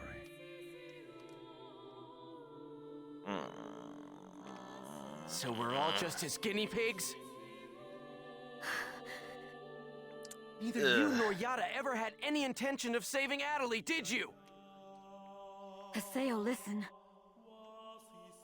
Shut up! What kind of lie are you gonna tell me now? Using people like they were nothing. Telling them whatever they want to hear. Oh, the sad thing is, that's what Ovan's doing. I mean, it's probably true that Yada is manipulating things, but yeah, Ovan's doing the same thing, buddy. Literally. Do you want to know what I think about that? Haseo! Don't stop me, Coon! Stop it! There'll be no hope for Adelie if we fight each other here. Exactly. Nevertheless, I agree with you, Haseo. Coon. We're going back to the Serpent of Lore to confirm this with Yada. We'll talk after that.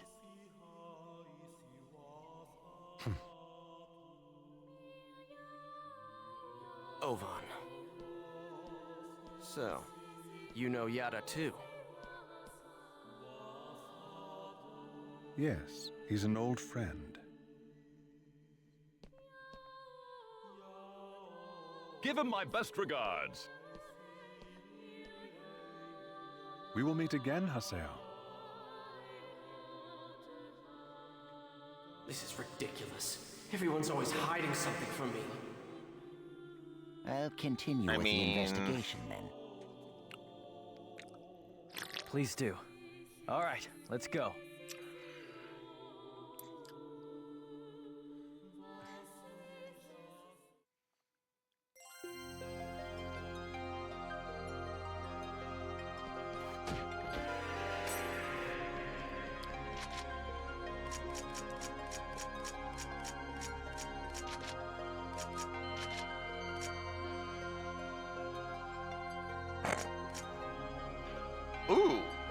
Ooh, same everything except it gives me a boost of exp. Yes, please.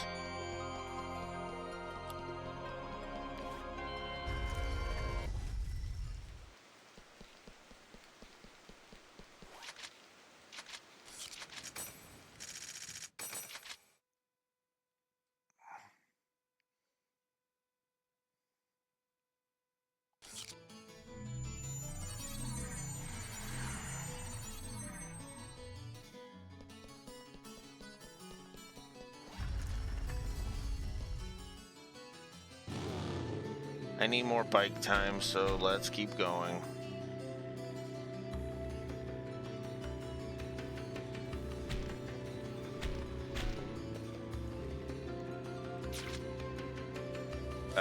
That's actually the wrong way, so I want to go this way. Oh yeah.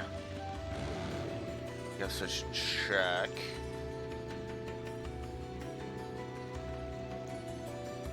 No, of course not.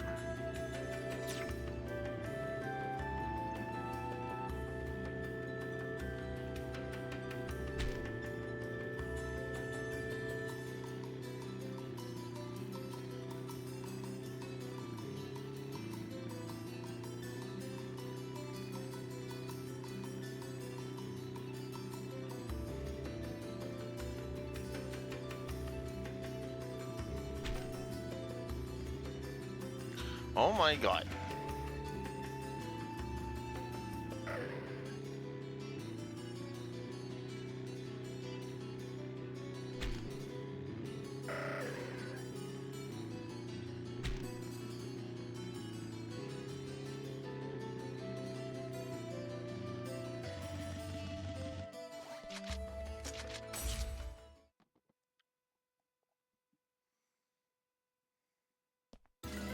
Alright, so let's hear it.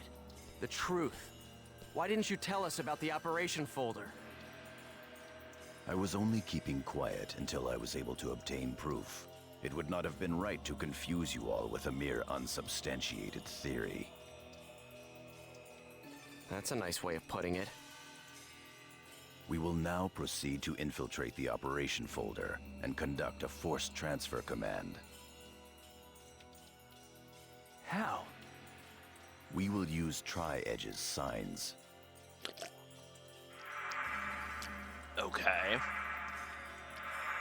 These signs possess traits that allow them to be used as transportation devices. In other words, chaos gates that were made by Ida. There are holes in CC Corp's server, and consequently, holes in Ida's server as well. Master Yada was putting together a transfer program designed to make reverse use of those holes. No telling how much of that is true.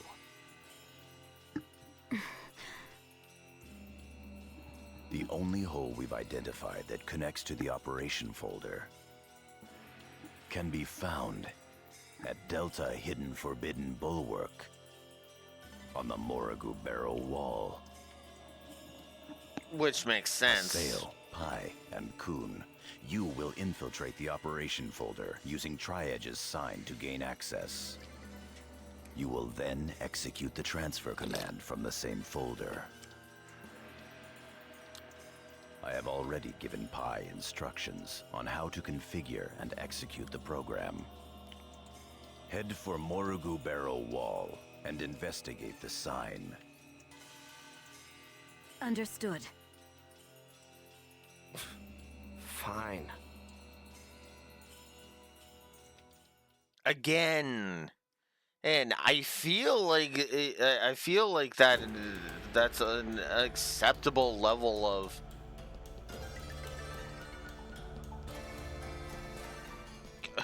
Come on. acceptable level. Let's head out for Delta. I feel like that's just an acceptable level of secret keeping. I don't know. It feels too much like hey, let's just be pissy about secrets being kept at all. It feels wrong, if I may be so bold.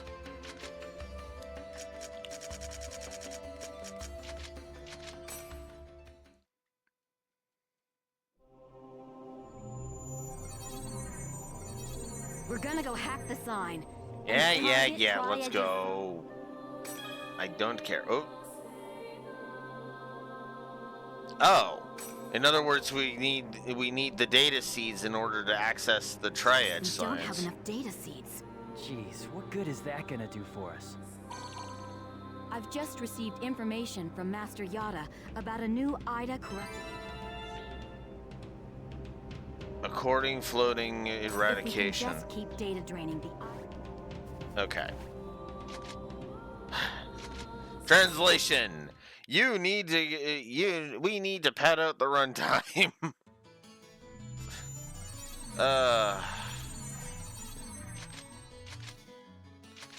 Okay, I'm gonna try not to be that much of a dick when it comes to the whether or not I feel like the story is padded. The story and gameplay are padded because, yeah. Here's our chance. Electro bullet.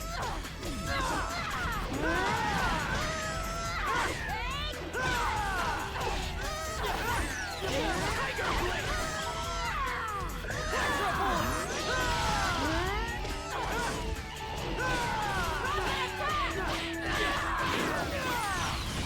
Tiger blitz. No doubt about it.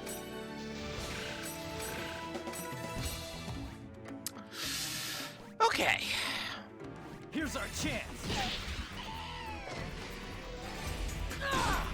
Electro bullet.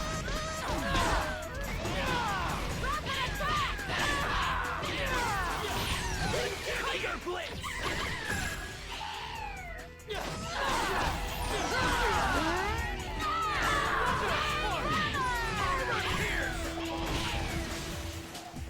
This is a piece of cake. Level 46.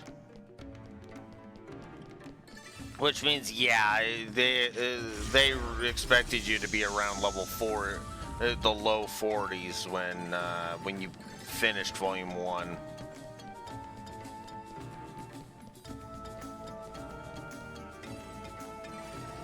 Here's our chance.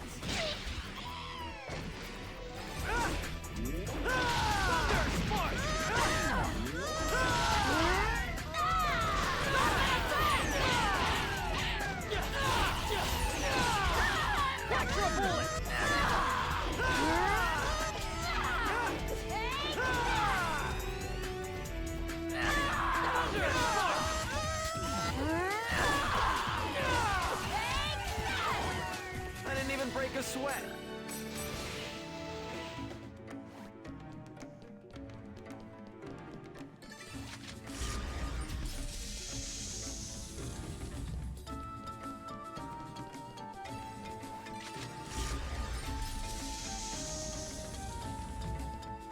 Yep. Wow. Game, stop padding out your runtime with chim doors. Come on now.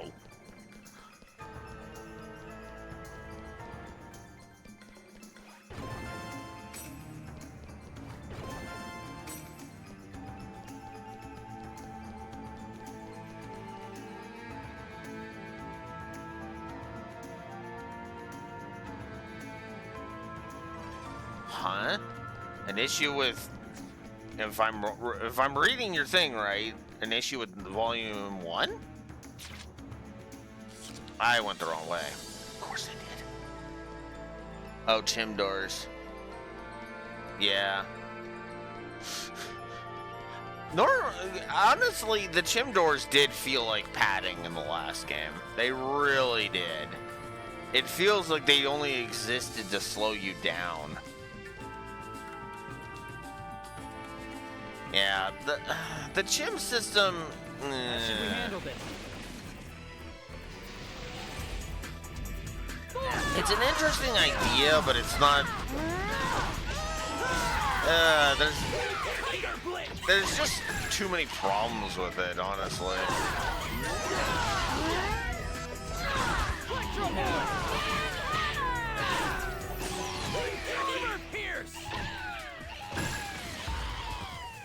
Of course we won.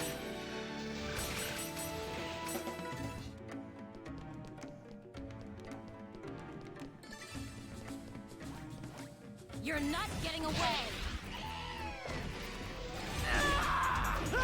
Electro bullet!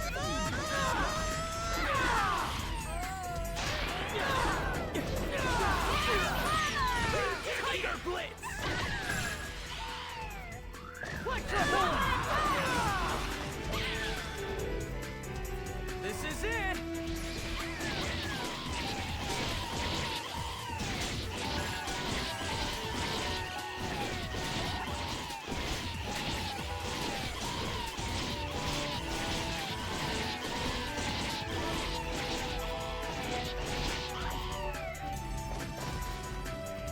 This is a piece of cake.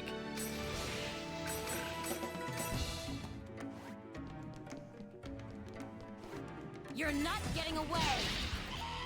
God, there's so many of these damn Carrie-Anns.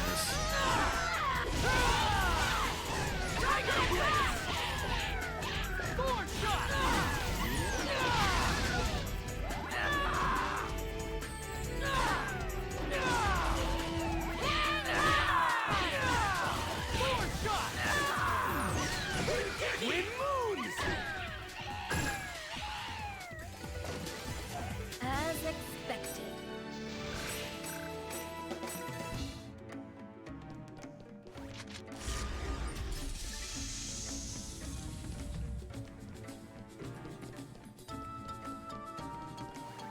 Oh my God.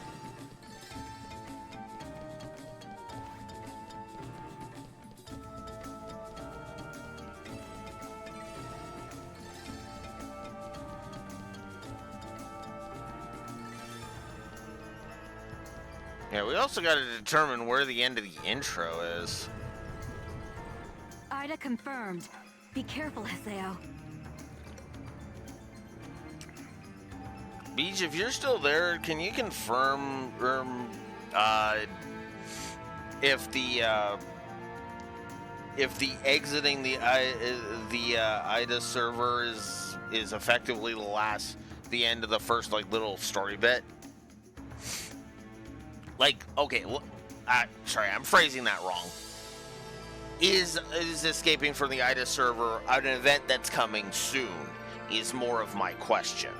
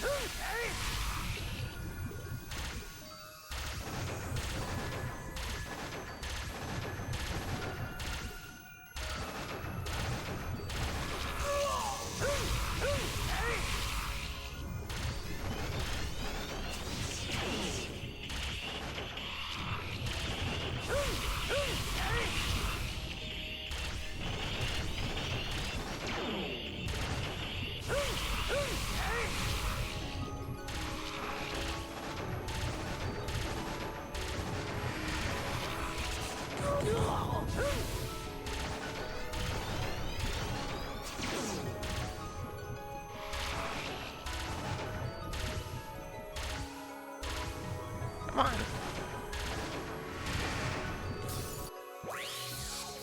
Cool. You can actually hit Point Break by just continuously shooting.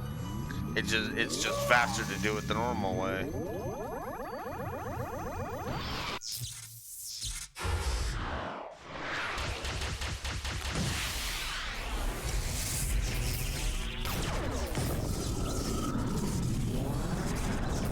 I feel like they fine-tuned the... I think they tuned the Avatar battles for Volume 2. It feels that way anyway. Haseo, don't let your guard down. There's still other Ida signals. Yeah. I had no intention of dropping my fucking guard. In fact, if there are other Ida signals, let's go after them, because that actually will mean more data seeds, which will mean more... which will mean more goodies. Like mine.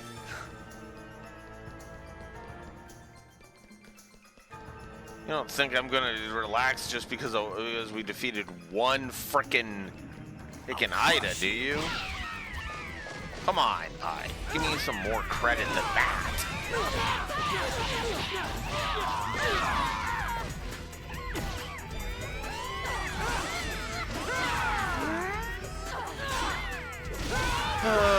And sadly, I'm gonna have to do the whole give audio spam negatives thing.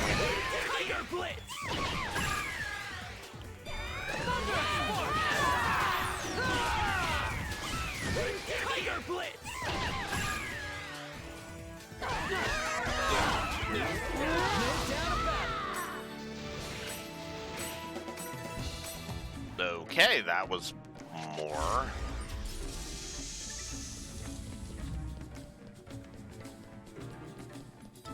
Here's our chance. Electro bullet!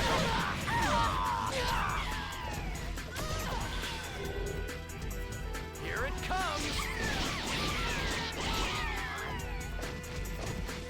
More time with it. Tiger Blitz! Which, yeah, definitely means it's stronger.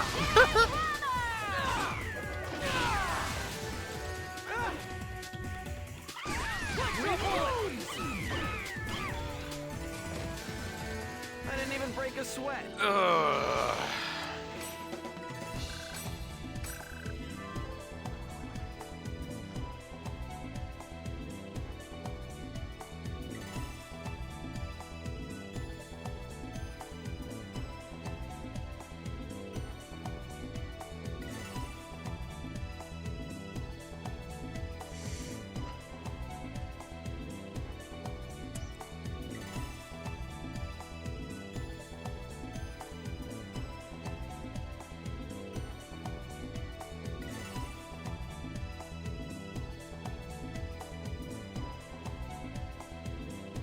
Audio spin. Yeah, audio spin was a triple.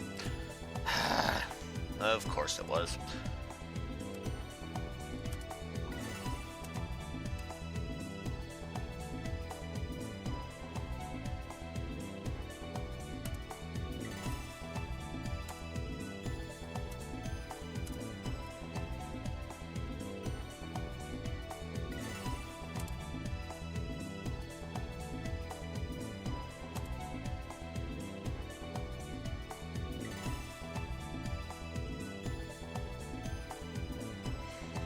I don't want to have tons of negatives. I really don't.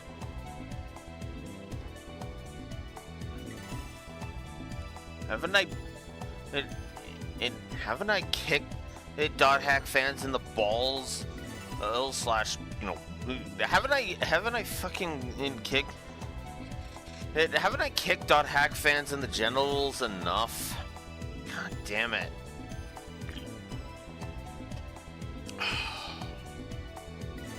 God, I hope Volume 2 story already picks up the slack. I really do. Well, I know I'm not literally kicking them or even really metaphorically kicking them, but it feels like I feel bad because it's like I was being stupid about it. I know most Dot Hack fans are just gonna be like, what the fuck cares? You didn't like it. Oh well. No. You know? This is the internet though. And that's my problem with it right there. It's like the internet, social media and the internet have ruined me. Okay? They have made me a paranoid, a self-loathing paranoid dink. That's what's happened here. Because you know what? You know, I'm sure most Dot Hack fans would look at my Volume 1 review and just be like, oh, well, that sucks. And then move on with their day. But I don't like being mean to games that I know people really like. You know?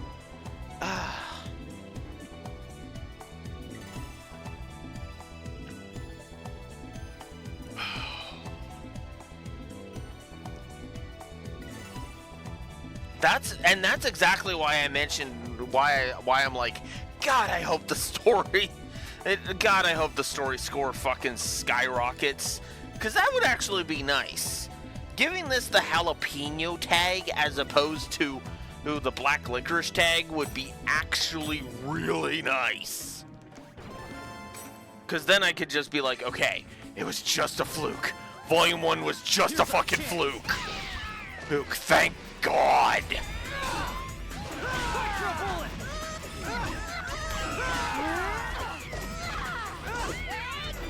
fuck. You know what? I should call that a wolfism at this point. Well, no, actually, never mind. That is a wolfism already. Never mind. It is technically a wolfism. It's called the fear of Evangelion. Effectively, the idea being not wanting to partake in something because you're afraid you're gonna fucking dog it and then get judged harshly for that.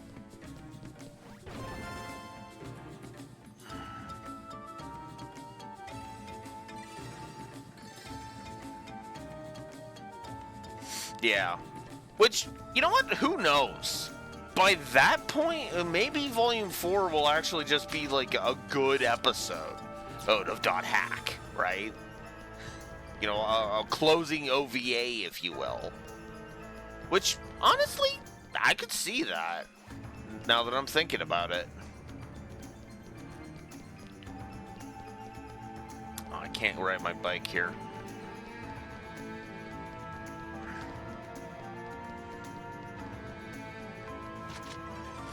And hell, it's not like there isn't precedent for this. Remember, I didn't like Trails from Zero, but I actually really liked Trails to Azure.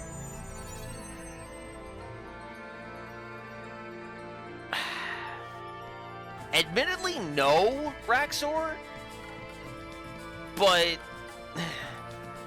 admittedly, no, Raxor on the whole have I ever been judged thing. But at the same time, I'm kind of like, it's kind of the I feel like it's coming, you know. This isn't funny. No, it's not. I'm actually being serious, Coon. I know it's not funny. It's not supposed to be funny because it's not funny. Because you're right, it's not funny. God, the timing on that.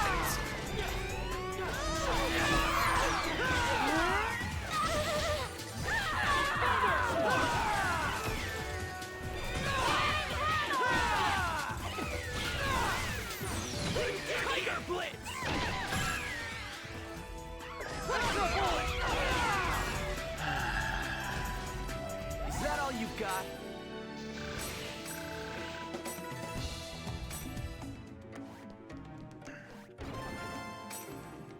I don't take criticism well. I think is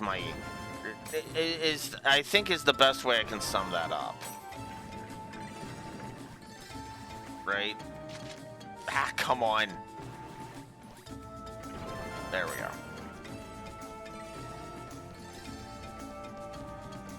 And I don't. But at the same time, I suppose I have gotten lucky. Because I've only had one comment ever that actually was the level of, wow, is the level of internet stupidity that I would expect. Literally just one comment ever.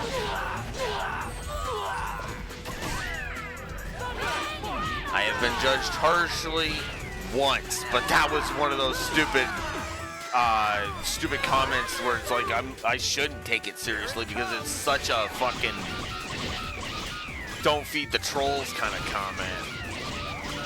It was actually on one of my Yu-Gi-Oh videos. They literally criticized me, said it is saying, get up, go have a shower, go to the dentist, and stop talking about this child cartoon bullshit. Or something like that. I deleted it, so I can't even look it up.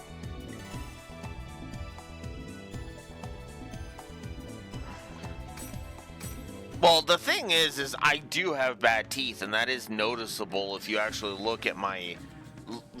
Pay attention to my face when you, Here's our chance. Look at it. So that's why I'm less hesitant to say that comment was a bot, which is funny because I actually got a good comment too. Welcome back, Beach. I actually got a good comment on one of my YouTube videos too, or on one of my Yu-Gi-Oh videos too. In total contrast, Nah, just keep making these cool videos, and no, you don't have to bother with Berserk. Eric, because I mentioned in one of my things, I was like, oh, please don't ask me to do Berserk. I'm not doing Berserk.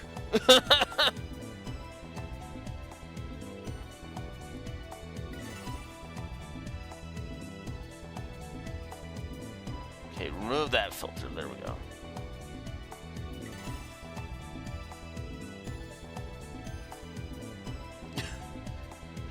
Their grammar could use some work, but they literally say keep making vids. Yu-Gi-Oh's good.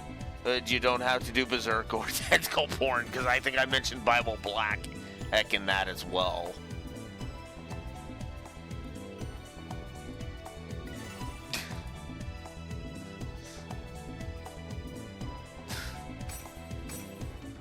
Oh, no, I mentioned that Berserk very much devolves into tentacle porn, and then they said, nah, just keep doing videos on Yu-Gi-Oh!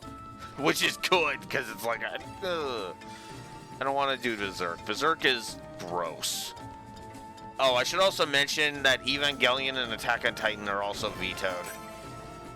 I am not covering Attack on Titan. For pretty much the same reason. Gross. Ida confirmed. Look out, Haseo. Which? It's because I named 2 dumpster fires, in my opinion, there.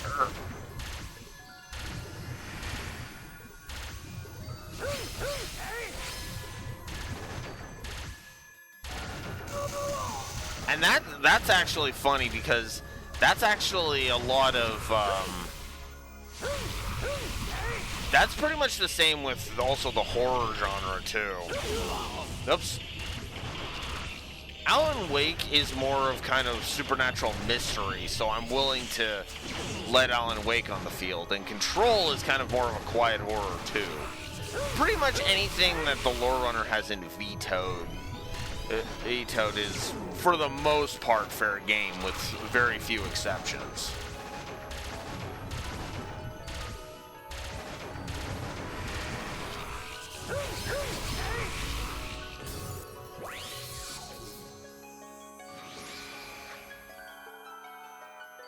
Evil Within?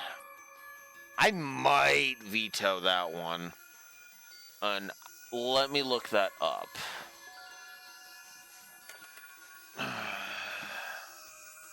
Evil Within. Survival game. Yeah. Probably gonna veto that one.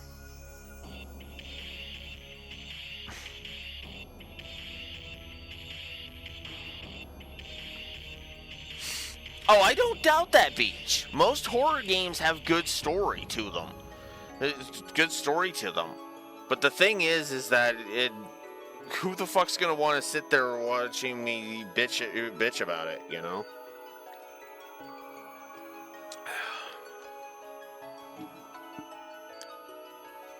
Solus Project. Well, let's check. Solus Project. What is this? Survival game. I read that and I'm like, it's out on Windows, Xbox One, and PS4. Was released in 2016. Came to the PlayStation over a year later. Subnautica I might be up for. I will probably accept Subnautica. That'll be like the one exception to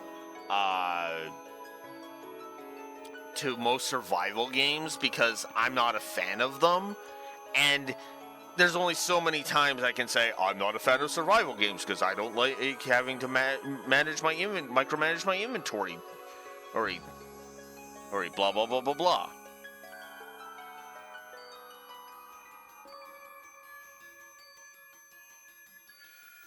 Yeah, the thing is I don't like the horror genre, Beach. Straight up. The horror genre is not for me.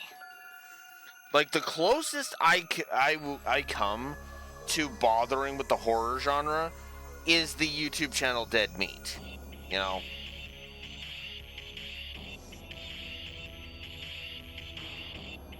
I like that's, you know, I don't really care for the horror genre in general, right? I just kind of am like, no, that's not for me, it's not my bag, leave it alone, right? I prefer, if I'm going to play any kind of horror game, it's going to be more akin to Resident Evil, where it's more action than horror, you know? Resident Evil, Castlevania. That's the kind of horror I would go for. Because those aren't really horror. They're actually horror themed action games, right?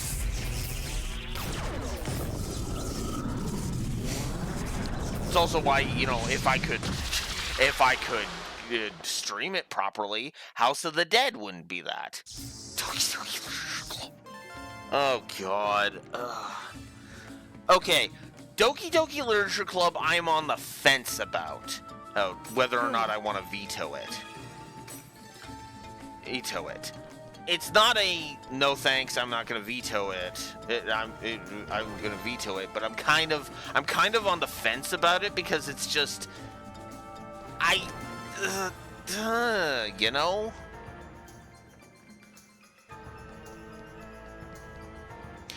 Yeah, like, because it won't catch me because I know about what's her face and how jealous she can get jealous to the point where if you don't romance her, she will fucking delete data.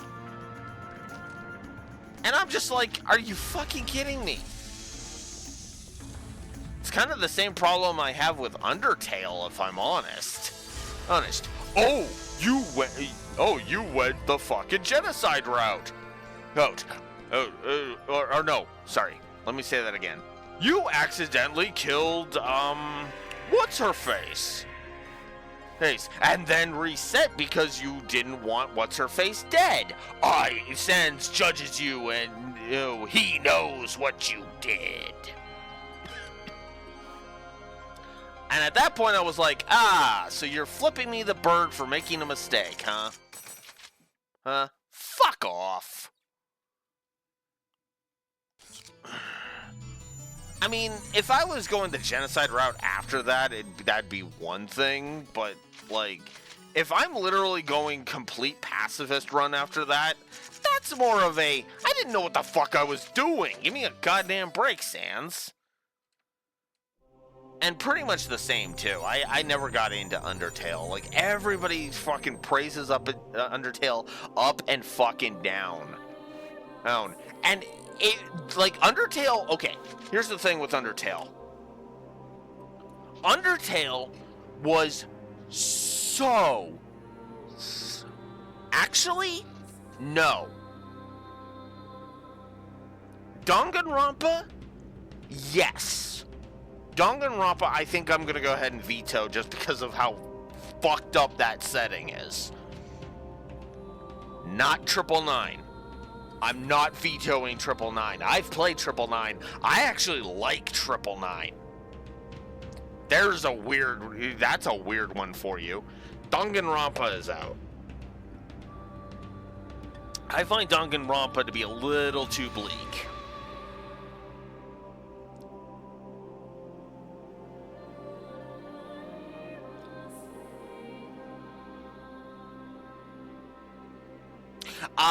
I've done the first two.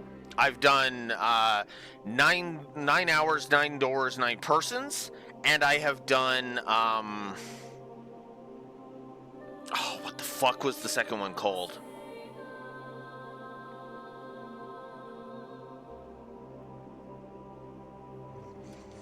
The one with the watch. The one with the watches. I'm pretty sure the third one is Yes, Virtue's Last Reward. Or that was it. Virtue's Last Reward is the second one, and then Zero Time Dilemma is the third one. I have never played Zero Time Dilemma. I am actually curious to try out Zero Time Dilemma, because that is kind of more of the thing. And again, case by case. Okay? I will look at something, I'll make a judgment call, and then I will decide, right? Solus Project, probably gonna veto that. That maybe. 999? No. Because 999 didn't feel so much horror so much as a puzzle game. A puzzle and a mystery game. Hey, right? It wasn't trying to be oh spoopy or mindfuckery. No, it was supposed to be what the hell is going on? And God, some of the endings in 999. Oh God. Oh God. Woo, boy. That'll be interesting.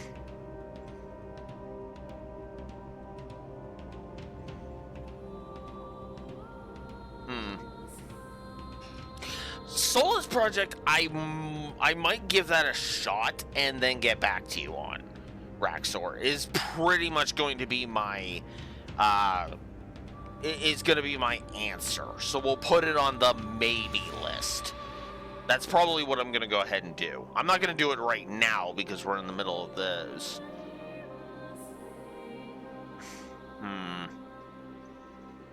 Well, actually, I mean, this is my usual if I go short or cutoff time.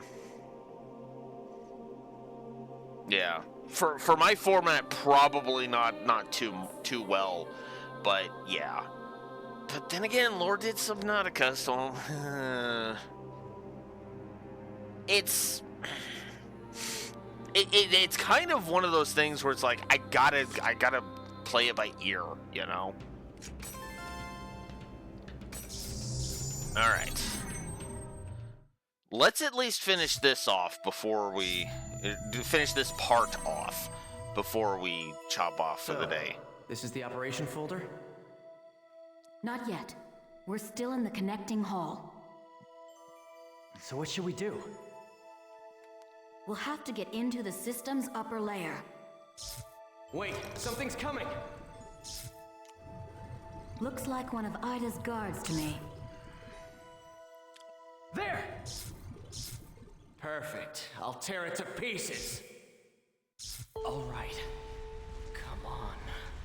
Come on. I'm right here. Sky!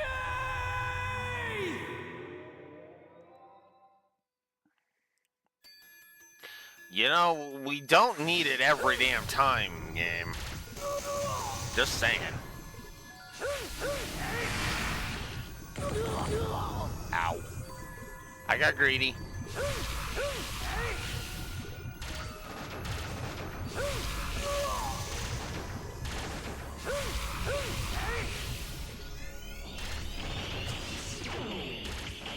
Ooh, they gained a new thingy.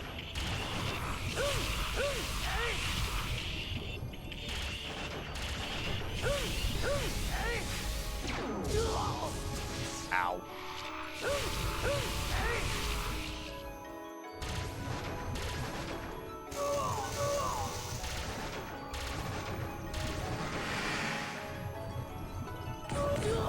Oh, come on!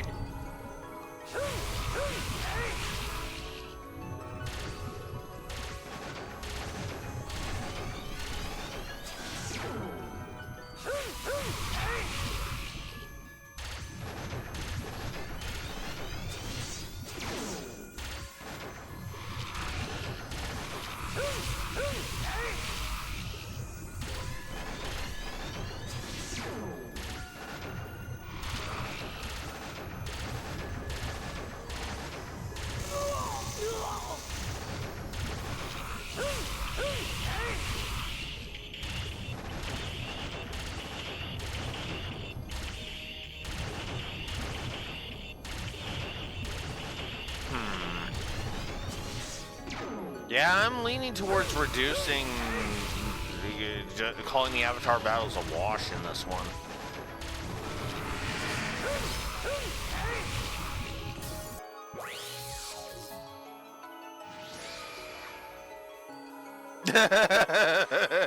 I mean, yeah, considering we started talking about other shit, doesn't help that I have no real interest in .hack anymore.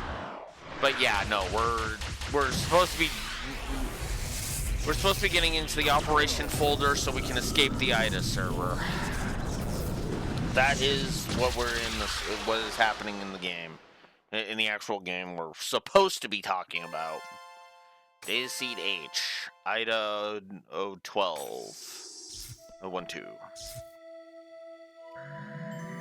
What is this?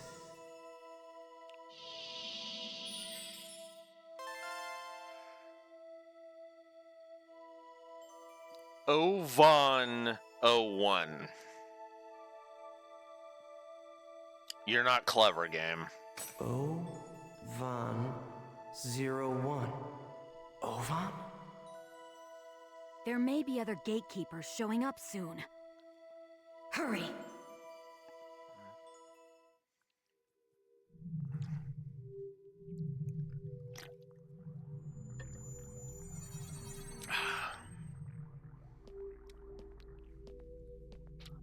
Let's go. Let's get it going. So this is the operation folder. So it would seem. I mean, Pokemon was pretty popular at this time, so I could buy them. Please enter your certification ID.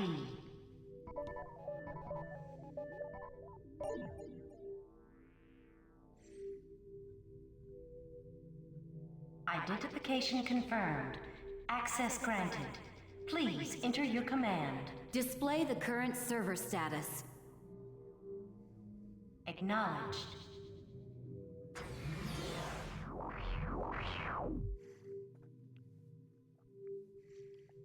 Execute a program using all of the above parameters. Confirmed. Please load the program now.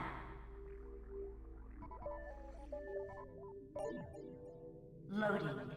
Executing transfer command. Commencing countdown. 50. 49. 48.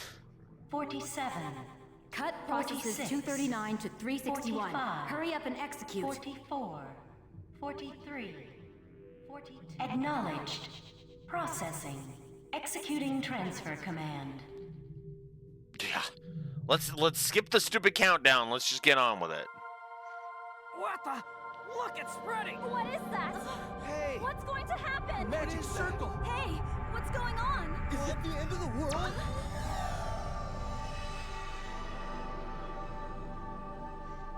No, you're just being allowed to log out.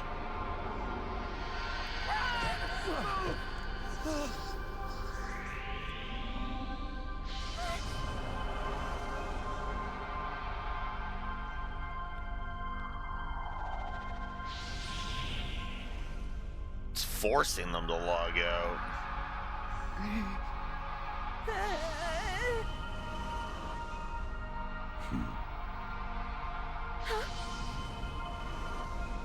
Well, what's that gonna do to Adley, though?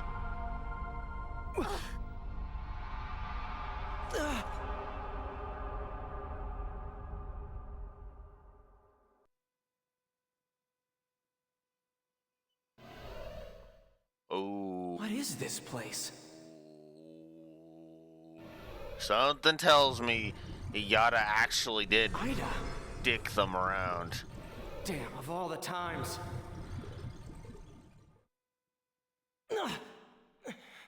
Damn, I can't move. Because of these. Damn it!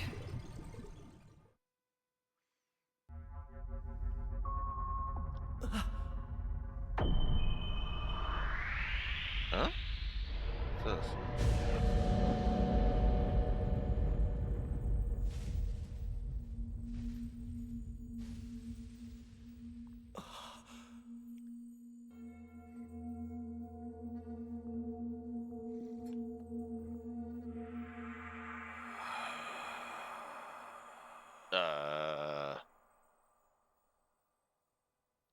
Hi, creepy dude from the cover.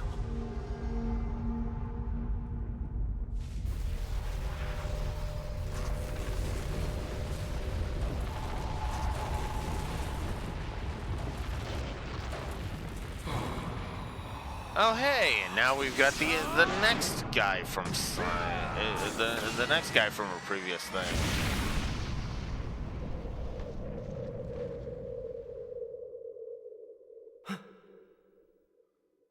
Huh?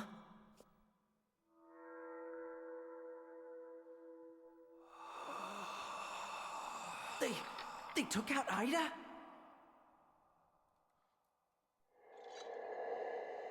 What in the world are they?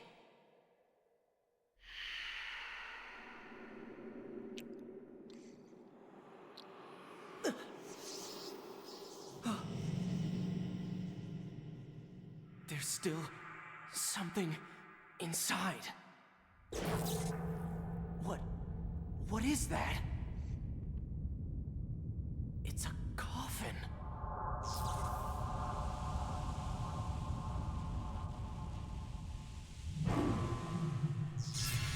Tri-Edge?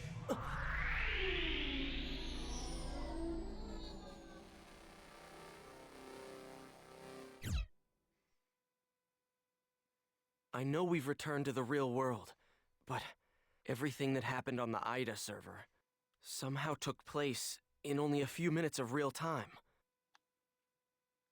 The one who appeared inside the operation folder was Tri-Edge. There were 2 others besides Tri-Edge there. I'd like to know who on earth they were. They were attacking Ida. Does that mean that Tri-Edge isn't Ida? No. And also, Adelie. Each spoiled that in Volume 1, so... But yes, now...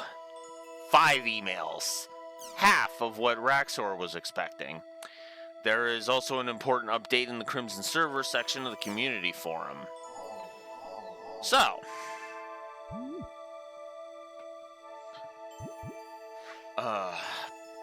because I really don't want to spend 4 billion years... Oh, that is shifting the... Did you use Japanese extras? What?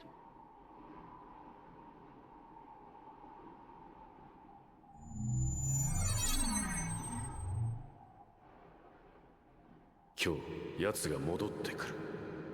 あの悲劇の舞台にな。奴が帰ってくる。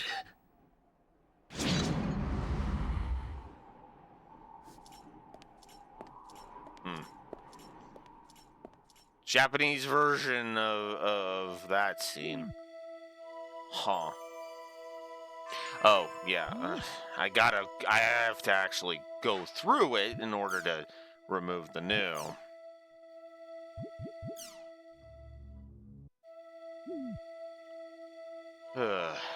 Okay, there. Remove the new. Alright.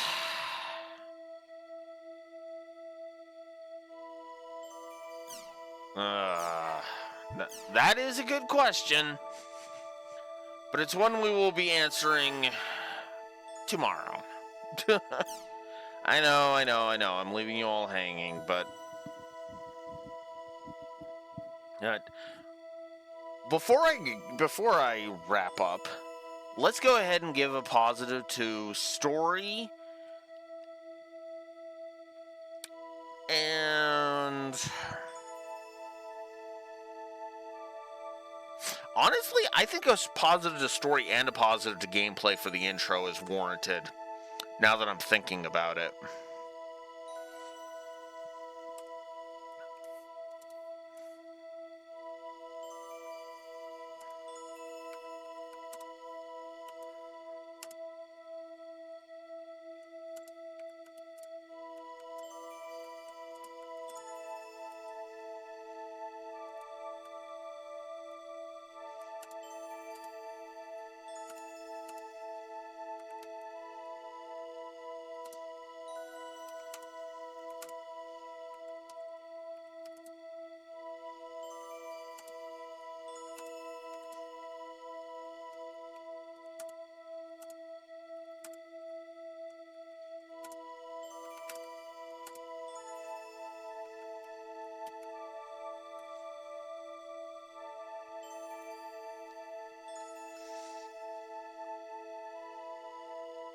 Actually, there is one more thing we should go ahead and see about, actually. Let's see news capture.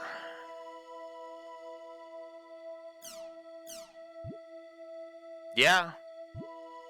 Oh, wow, you can't watch the older ones?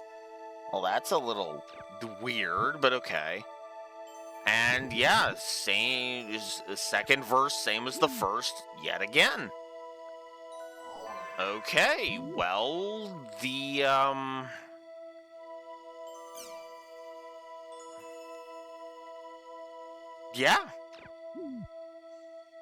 Yeah, that's... Ah! You're not gonna let me see the forums and shit.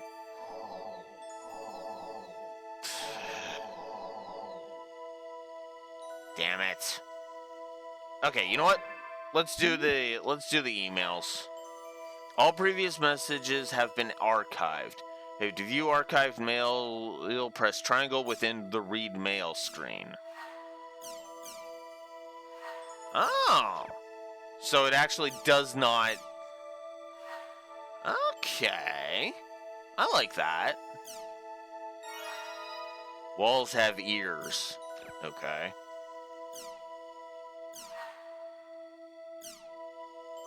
You mean the more you want to keep something secret, the easier it is to be found out? I don't think that's the same thing as a motto.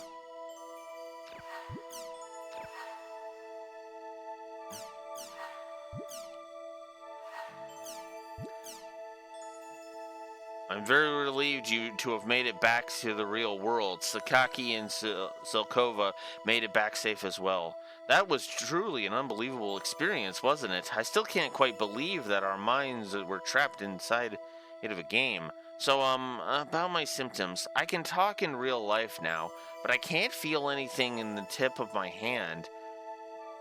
And it's the exact same spot where my character was cracked.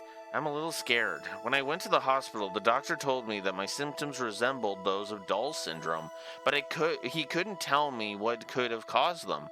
I thought I would be fine once I got back to the real world. What should I do, Haseo? Do you have a little time to talk? If so, please meet me in front of the fountain in the Alchemy District. Adderley. Her hand is paralyzed, so the real Adderley is... There's no way a doctor can help her. The problem's got to be Ida. Conversation bonuses. Thank you for converting to Volume 2, blah, blah, blah, blah, blah, blah, blah. Doppelganger's weapon. If you defeated a doppelganger in Volume 1 Rebirth and got the key item Own King, and you can receive a doppelganger-only weapon in Heinz Invasion by defeating a doppelganger in this game. Okay. Crimson Versus is now open.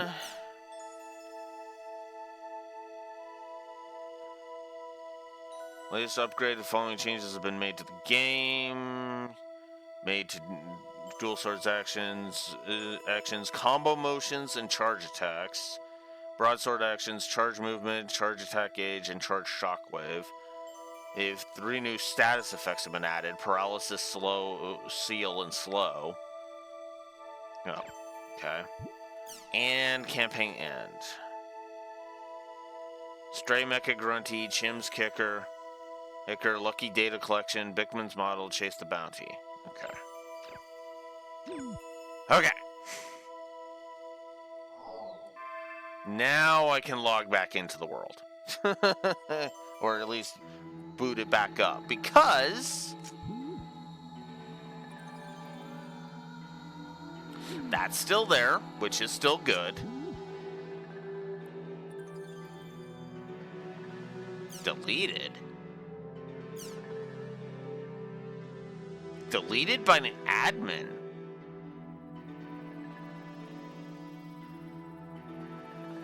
And no one... even if what you're saying is true, no one will release posts like that. Oh! So basically a bunch of people were freaking panicking their asses off.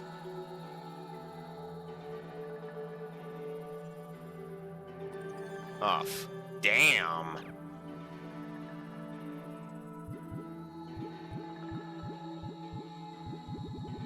god, there's a lot. Damn.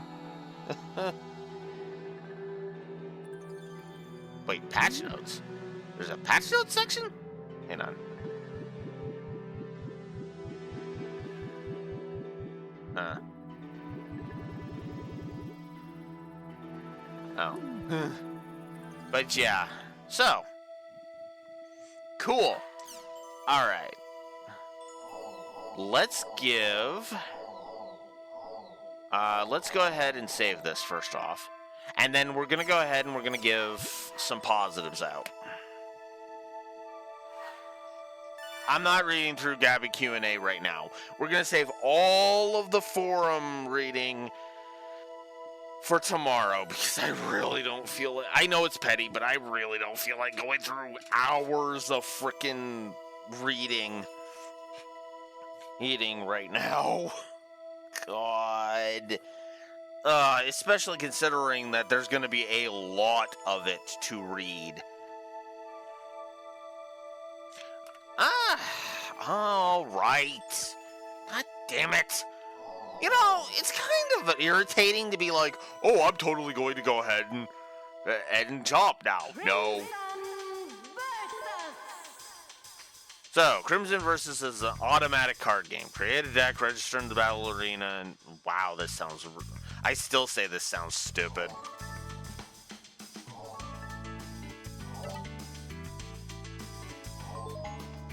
Bunch of cards we got. We can go to deck edit.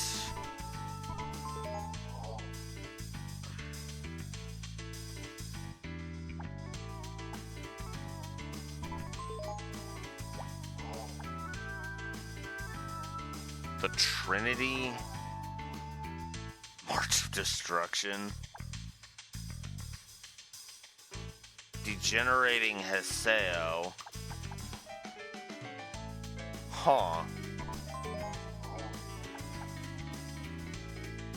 Sold us.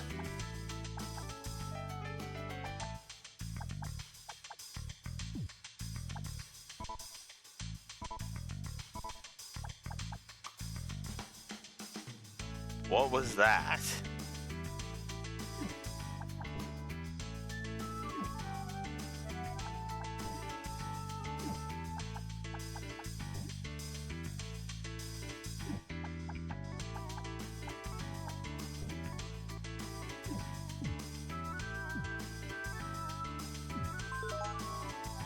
Dreading your deck, try using practice battle. Okay.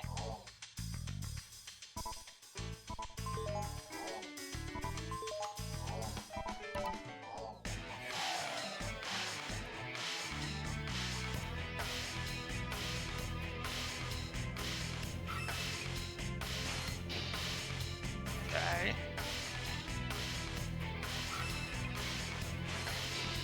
Well, fuck you two.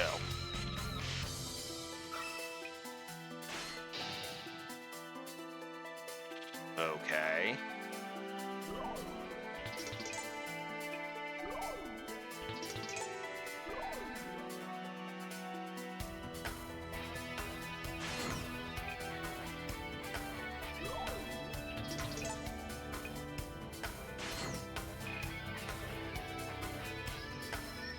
Wow.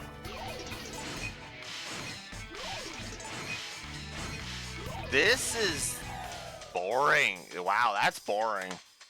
Holy crap.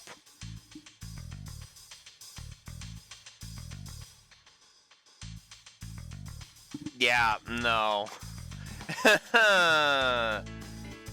I don't like it. I definitely do not like Crimson Versus.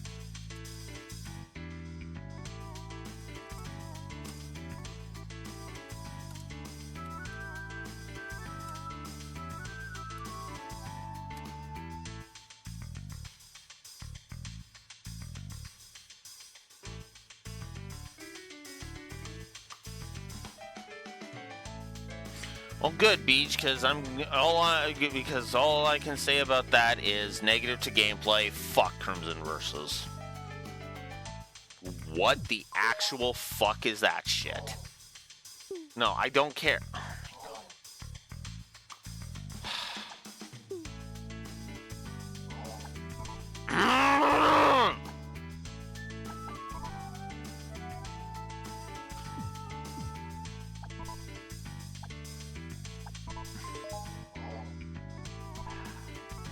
Fine. Register deck 1, then return and end. Fuck you.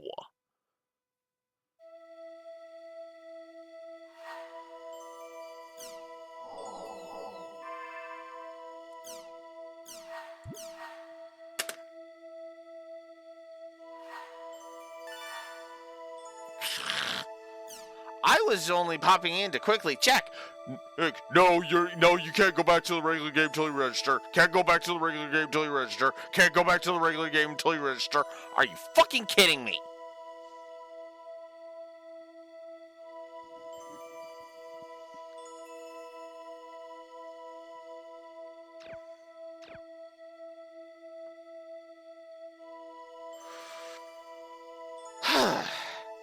And on that note, let's end on a more positive thing by continuing to talk about the intro.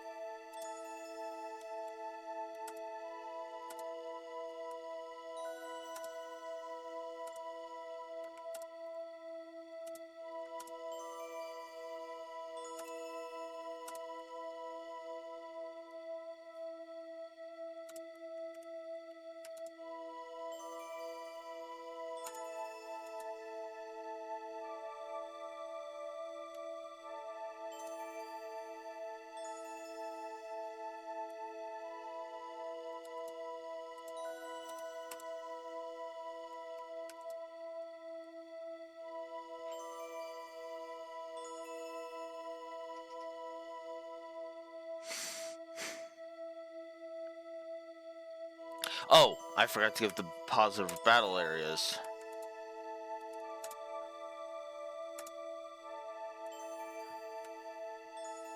There we go. Okay. So now that we've done all of that, let's go ahead and give... Let's go ahead and give the positives. Positive to the intro on the story. I shouldn't have to justify that. Battle areas and the intro. I honestly don't feel like I need to explain that one. All right, now let us go ahead and give some background lore positives, shall we?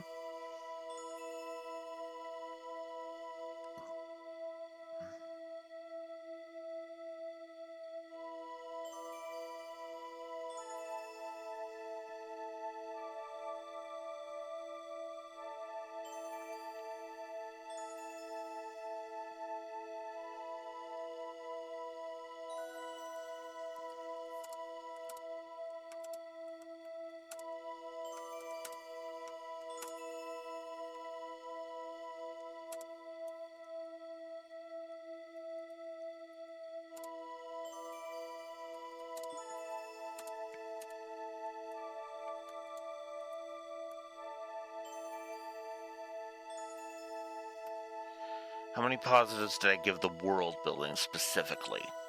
1.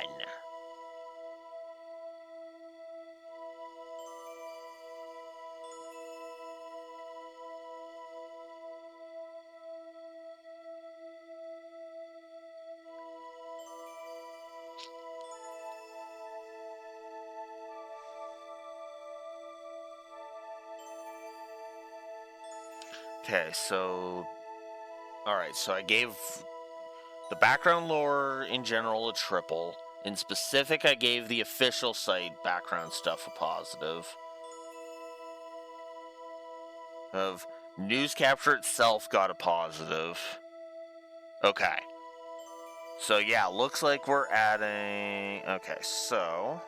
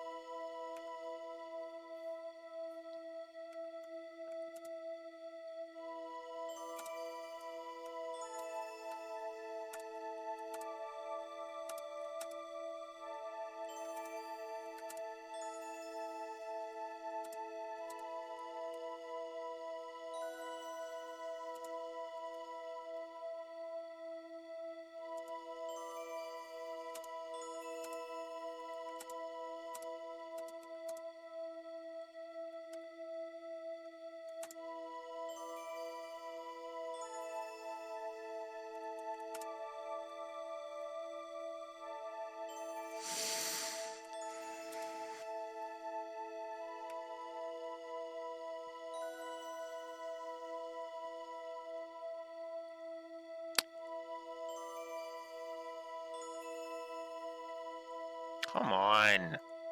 Stupid thing. There we go. Okay. Yeah, that is pretty much... That nukes all the potentials. Hang on. Well, you know what? No, let's update the HUD first. Then we'll fix that.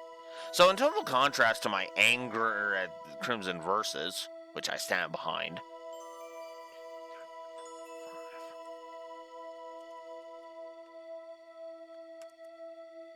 That's where we're at story-wise. I have no problem saying that right now. Now, on the negative front, is there anything?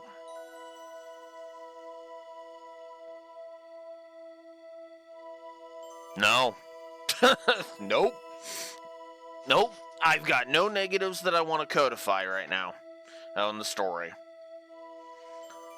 God, that's a fucking contrast. Holy crap. God damn. Oh, yeah. One more thing in the gameplay.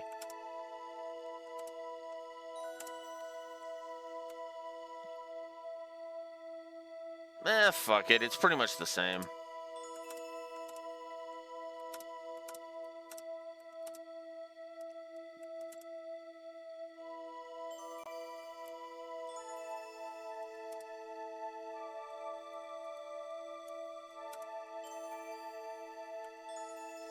There we go. So there we go. The HUD, info and game. There we go. How's that for a start? I mean, yeah, a lot of gameplay negatives, but I mean, yeah. Net positive on gameplay so far. We'll see if that changes, because, I mean, well, if we look at Volume 1 real quick here, to really kind of hammer home, the problem, the Avatar fights were really bad. I did not like the gameplay, the intro on the gameplay when it came to Volume 1. I hated Delta Lazy Advice's Exile, and Delta Pulsating Unlimited Metal Doll. Oh, those dungeons sucked. If I'm forced to go back to either of those in the story, I'll give the negatives then. Otherwise, no, we'll leave that alone. We might give the Avatar tutorial every damn time if that keeps up. What's funny is that the Avatar battles and Point Break have actually felt like they make more sense now. I mean, you still have the frickin' Ida things flying around like stupidity, but it feels like the spamming of the projectiles and its movement feels a little more predictable this time. So, yeah. We'll see if checking the emails becomes as egregious as it was before. Or we'll see if the pacing sucks ass this time. We'll see how much grind we have to do. The itemization is probably going to be a negative. I don't even know if the arena is something we can go to in this one. And the clunky interface I've already given. Wait a minute. Wait a minute.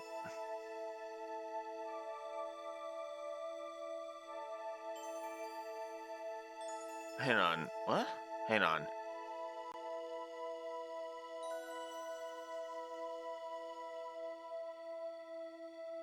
Oh. Oh. No, no, no, no, no, no, no, no, no, no, no, no, no, no, no, Alex. What the hell?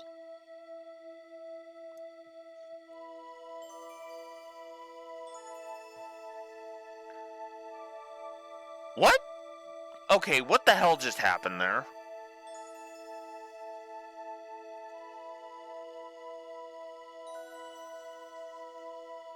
It's like, hello, I told you to backspace that. Okay, there we go. Because I actually need to nuke 2 negatives off the board.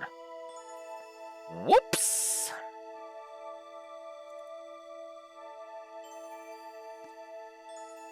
Interface was only 1 negative last time. I'm not declaring it worse now. Hell no.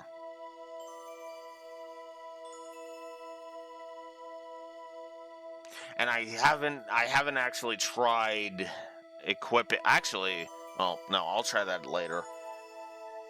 So yeah, how's that? But yeah, no, there it is. So that's the first. So yeah, that's gonna do it for the first session of GU, of Volume 2, of GU Volume 2. Oh fuck. Ugh. All right, I'm gonna go ahead. So I'm gonna go ahead and say it. Volume 2 is off to a much better start this time, because there was a lot of wonkiness that kind of made me go when it came to Volume 1. But here we are. Volume 2 is actually doing relatively well. I actually kind of like it. There wasn't as much really clunky stupidity, so we'll see how that all goes. I'm going to go ahead and work on my veto list and probably my fanfic again, because I started getting farther and then it's just like it kind of stalled, and I want to get farther on that. I should probably also work on some other shit too. So tomorrow, 9 a.m. Central Standard Time, more.hackgu. We will check we will be doing a lot of reading tomorrow. A lot. So, yeah, be ready for that. Until next time, Blue Wolf Alex of the Lore Walker signing out. Have a good one. Later.